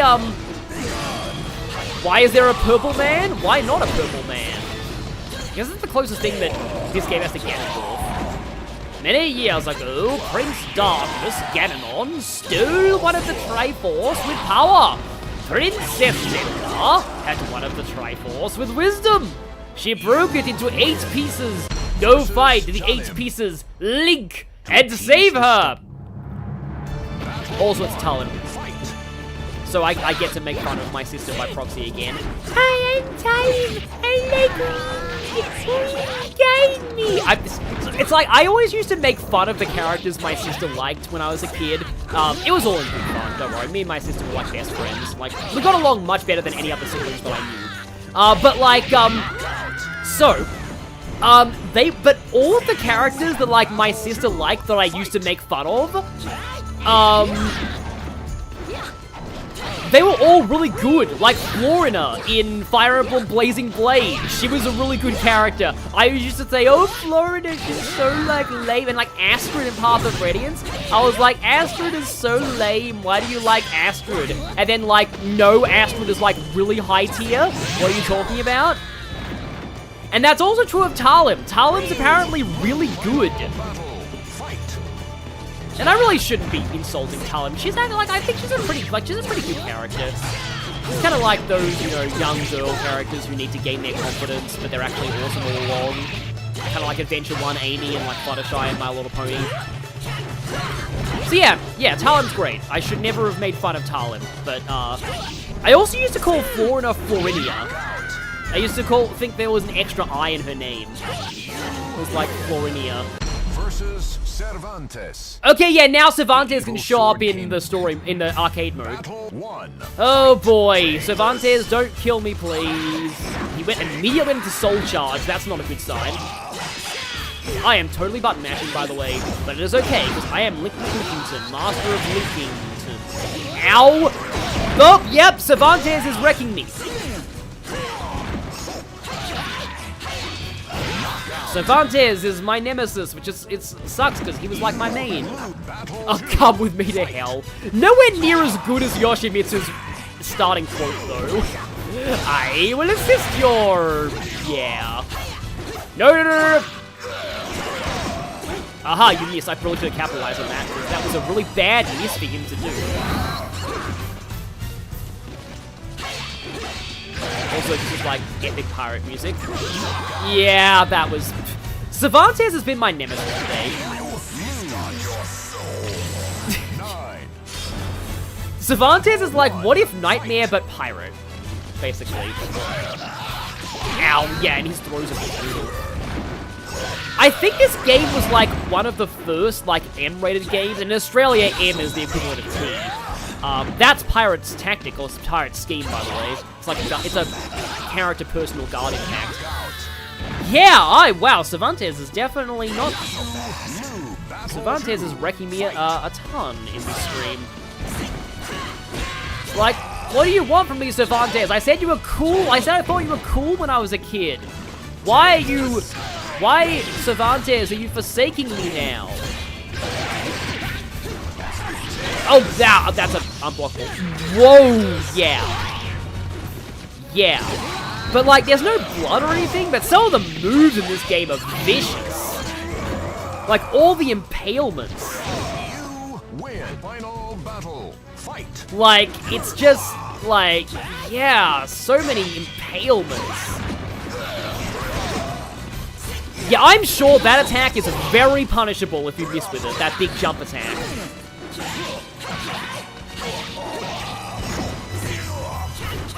Oh, no. Oh, no, I'm probably dead. Yeah, you got me with the sweep there. Yeah, no, it is true Astrid is lame in Radiant Dawn, but, like, we were talking about Path of Radiance Astrid. Ironically, I actually liked her in Radiant Dawn, not in Path of Radiance. Like, when I first played Radiant Dawn... Did not mean to counter that attack, but I did. When I first played Radiant Dawn, like literally, that is an unblockable! Why was I trying to block an unblockable? I am stupid. Battle 2. Yeah, unblockable attacks are typically extremely slow. So, and they're very highly telegraphed. So, I was dumb for not, like... What you're supposed to do is sidestep them. Or, you know. Cervantes has not been my friend today. Wow. Oh, no, come back. You lose. 9. Battle 1. Fight. Yeah, I don't know why. I actually liked Radiant Dawn Astrid when I was younger, because, like, I liked the low tier. Well, my playstyle, it was just, like, I don't, even now, I'm not really hugely into Paladins in, I'm trying to throw him, but he threw me instead. I'm not really into Path of Radiance Paladins. I don't know why, I just don't like them very much. I much prefer Radiant Dawn Paladins, even though they're objectively worse. I'm not sure what it is. Oh, I hated the fact that Makalov got paired with Astrid and Radiant Dawn. I hated that. But, like, in terms of just using her as a character, like, on my team, I was just way more into Radiant Dawn Astrid than I was into PLR Astrid. I just don't know why, but again, I don't like Path of Radiance Paladins, apart from Titania. Like, they're just, ironically, because she's a Jagan, but, like, they're just kind of boring to me. Also, Oscar sometimes, but even Oscar's a bit boring. Mitsurugi. His motivation. I don't know, I really don't know what it is, but I just have something against Path of Radiance Paladin. It's not like, you know, like the GBA Fire Emblem. I totally get why Paladins are overpowered in GBA Fire Emblem. I do not get why Paladins are considered OP in Path of Radiance. I guess just the way that I play Path of Radiance is fundamentally different to the way most other people play it, but I don't know, I'm just really not into Path of Radiance Paladins, and I don't even really get how OP they are. I just don't find them enjoyable use. And at the same time, I really like Path of Radiance Swordmasters, even though they're like, it's apparently one of the worst games for Swordmasters, but I've always really liked Path of Radiance Swordmasters. Like, a high bomb stance. I was meaning to throw there.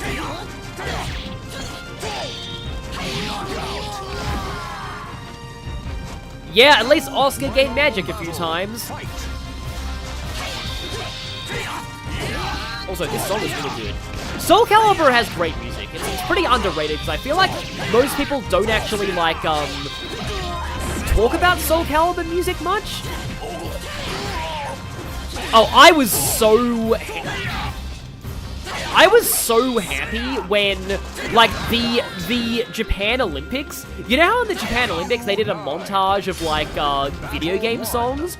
I was so happy when Soul Calibur music got in there. Like, I think it was from Soul Calibur 6 or 5, but I know that one of the Soul Calibur stage select themes was played at the Olympic opening ceremony, along with Starlight Carnival from Sonic Colors. And a few other things. Oh, I think it was like Tales of Symphonia music as well. I have never used Fiona in Radiant Dawn at the very least. I think that was like a guard reversal. Yeah, I am awful at Soul Calibur. Like, I just button mash.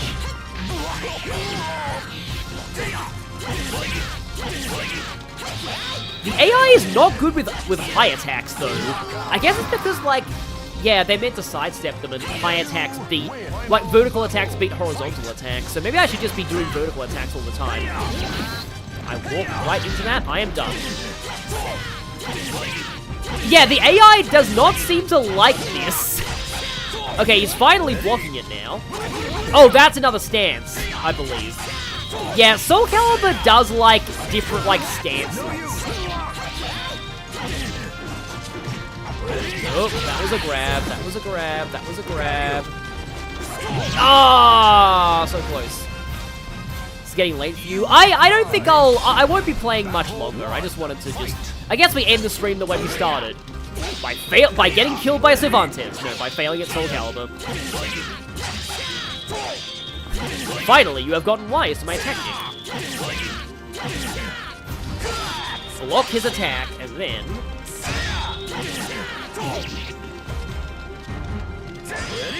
Oh, no, he's still going. Oh, wow, I accidentally did a bow. Okay. I'll take that. Battle 2. Fight.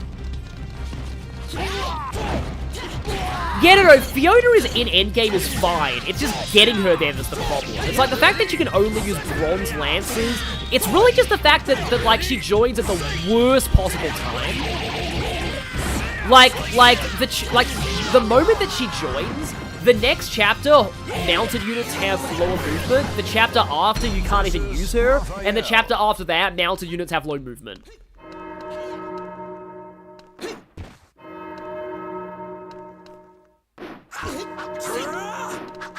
Watch quietly and learn. Yeah, that line is a stock clip from one of his other things. So yeah, Link's rival is Raphael for some reason. I forget who Heihachi has. And I've never even seen Spawn. I know Spawn's in Mortal Kombat.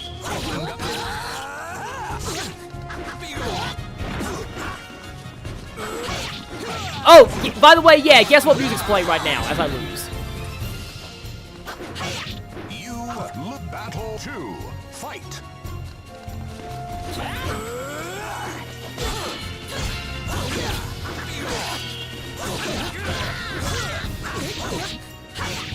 How boring is it?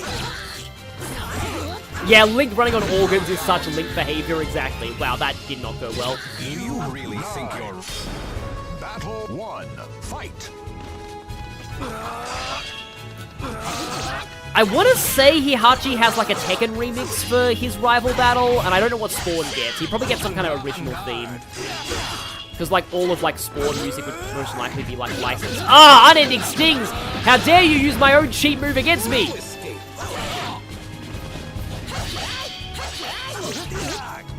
I will say, like, one of my favorite things in this stream is the fact that somebody in the chat actually acknowledged that, like, the pain of wall combo missions.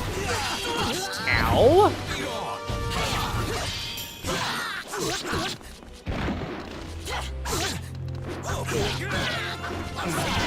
Oh, can I get him off the edge? I can! Into the organ with you, and now one last fight where hopefully I will not die.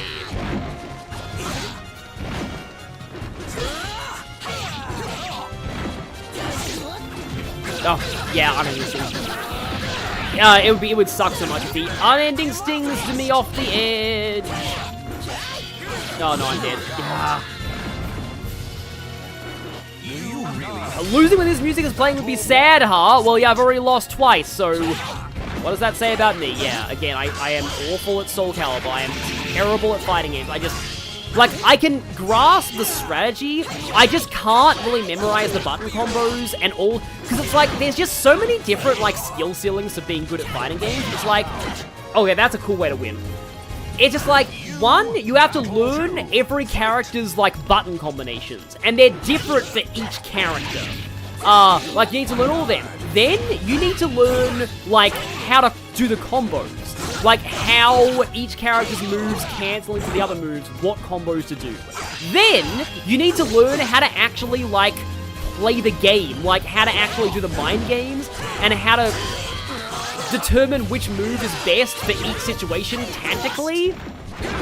It's just like 3 different games you have to learn to even start to get good in the first place. Like, I can't even do combos at all. Like actually get a consistent combo going. And that's like part of like, because the way that actual fighting games work is that, also now Link has to fight another ancient reincarnating evil, which he's an expert at.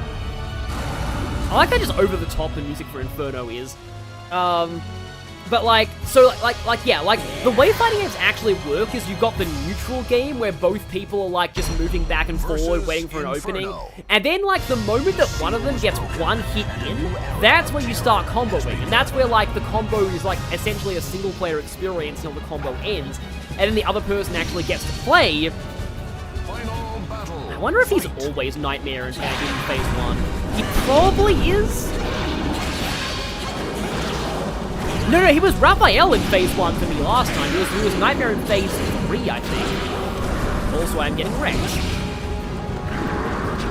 Yeah, Nightmare feels kind of like one of those, like, noob-friendly characters in the sense that, like, he does a lot of damage and he has a lot of range, but I'm sure experts can beat him very easily. Link is like reincarnated evil. Oh, is that? No, that's Yun Sung, not Shanghua. I think it's Yun Sung.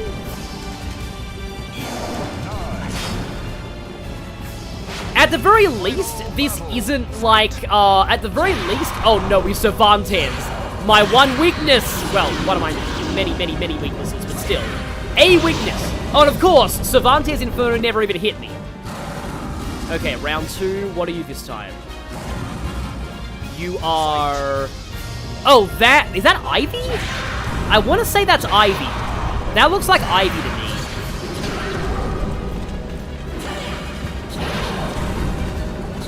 Oh yeah, isn't Zasalamel the final boss of 3's mode? Well, if you don't unlock Night Terror. I'm pretty sure it is Zasalamel. Like Abyss or something? Like he does Zasalamel is like second one. Oh, it was Astaroth. Okay. Interesting. But very poor choice of weapon, because I'm using a sword to your axe. I hope that doesn't affect by me saying that. No, I win. Okay, that's fine.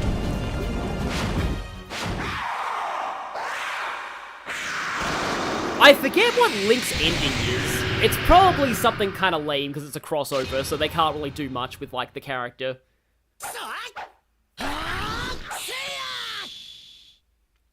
Link McLinkington wins after a whole bunch of failures. Oh yeah, he's not going for Soul Edge like Raphael did. Link came to this world in order to defeat the evil which threatened Hyrule. Oh yeah, there was somehow this multiverse was bleeding into Hyrule somehow. I said somehow twice.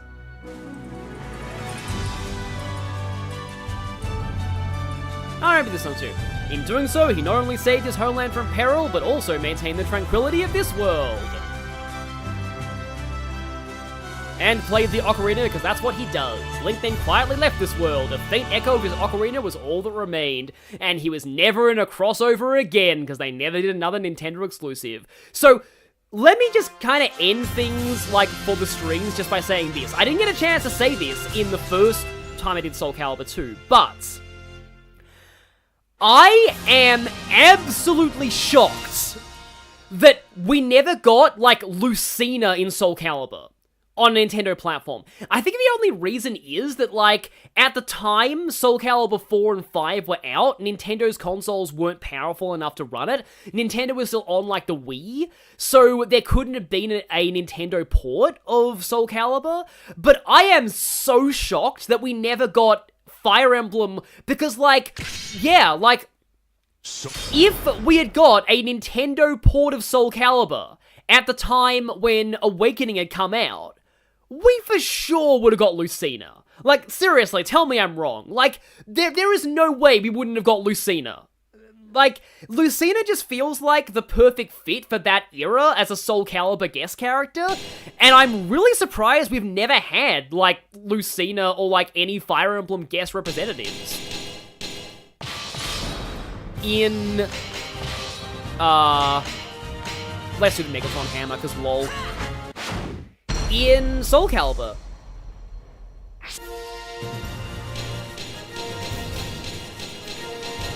So yeah, profile, birthplace Hyrule, weapon sword and shield, weapon name Master Sword, Hylian Shield, no age, height, weight data listed. Once upon a time, Hyrule's tranquility was shattered by the arrival of several disasters. The calamities brought dark, ominous clouds which shut out the sun. Surprisingly, it came to light that a magician was to blame for the disasters. Just as the people were about to lose all hope, the sun miraculously returned. Link, who was summoned by Zelda to find the cause of the disasters, successfully defeated the magician. The people of Hyrule rejoiced in the belief that eternal peace would rule. That sounds like Link to the Past. I don't know if that's meant to just be like a generic, like, other Zelda game that never actually existed. Why does he have a hammer? Because you can get multiple weapons in this game, and this is the Megaton Hammer from Ocarina of Time. Unfortunately, this is not a game to clear the magician responsible for the disaster was in fact controlled by an evil sword called Soul Edge, which existed in okay, this is definitely not a canon Zelda game, which existed in another world. Furthermore, the fragments of Soul Edge were gathering together in this other world. Knowing that the resurrection of the evil blade must be prevented at all costs, Link chose to travel to the other world and destroy Soul Edge. Link gathered his trusty Master Sword, Hylian Shield, and Ocarina and set off on a secret journey. So yeah, this is like a weird alternate Zelda game that I mean, I don't. It probably isn't canon to the Zelda timeline, but like, this is like some weird alternate Zelda game that never actually existed. It is kind of cool. So like, all of the crossover characters do have full profiles for why,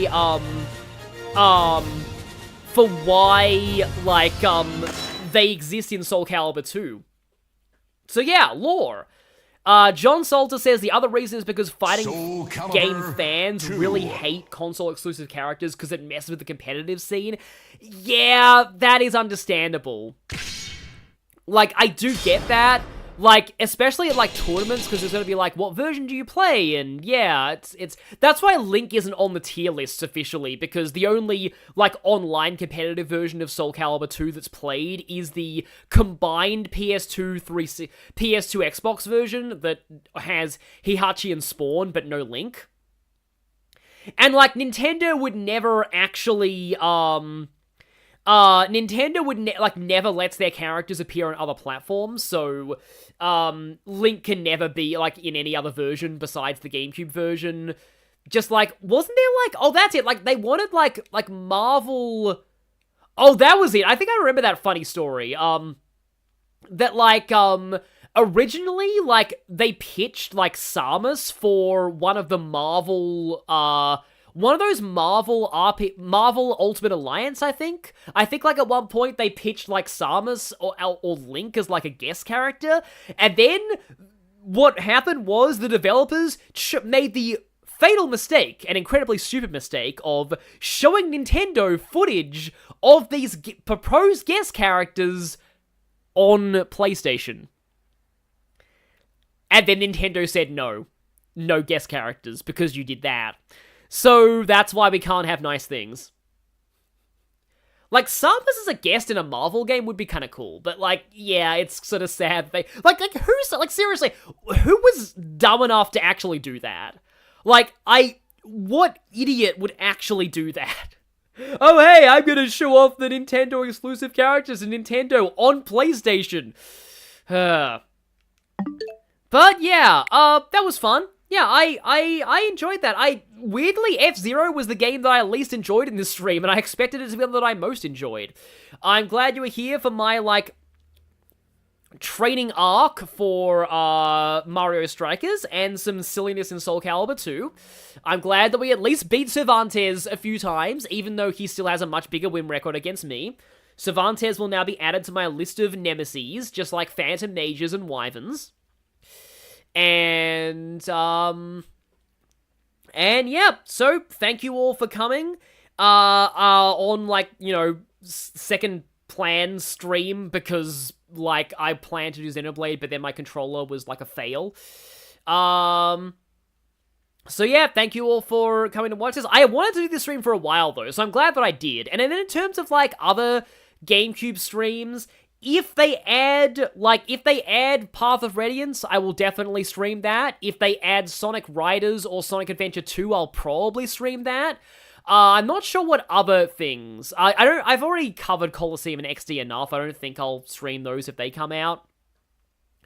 But yeah, thank you all for being here, and I will see you all next time.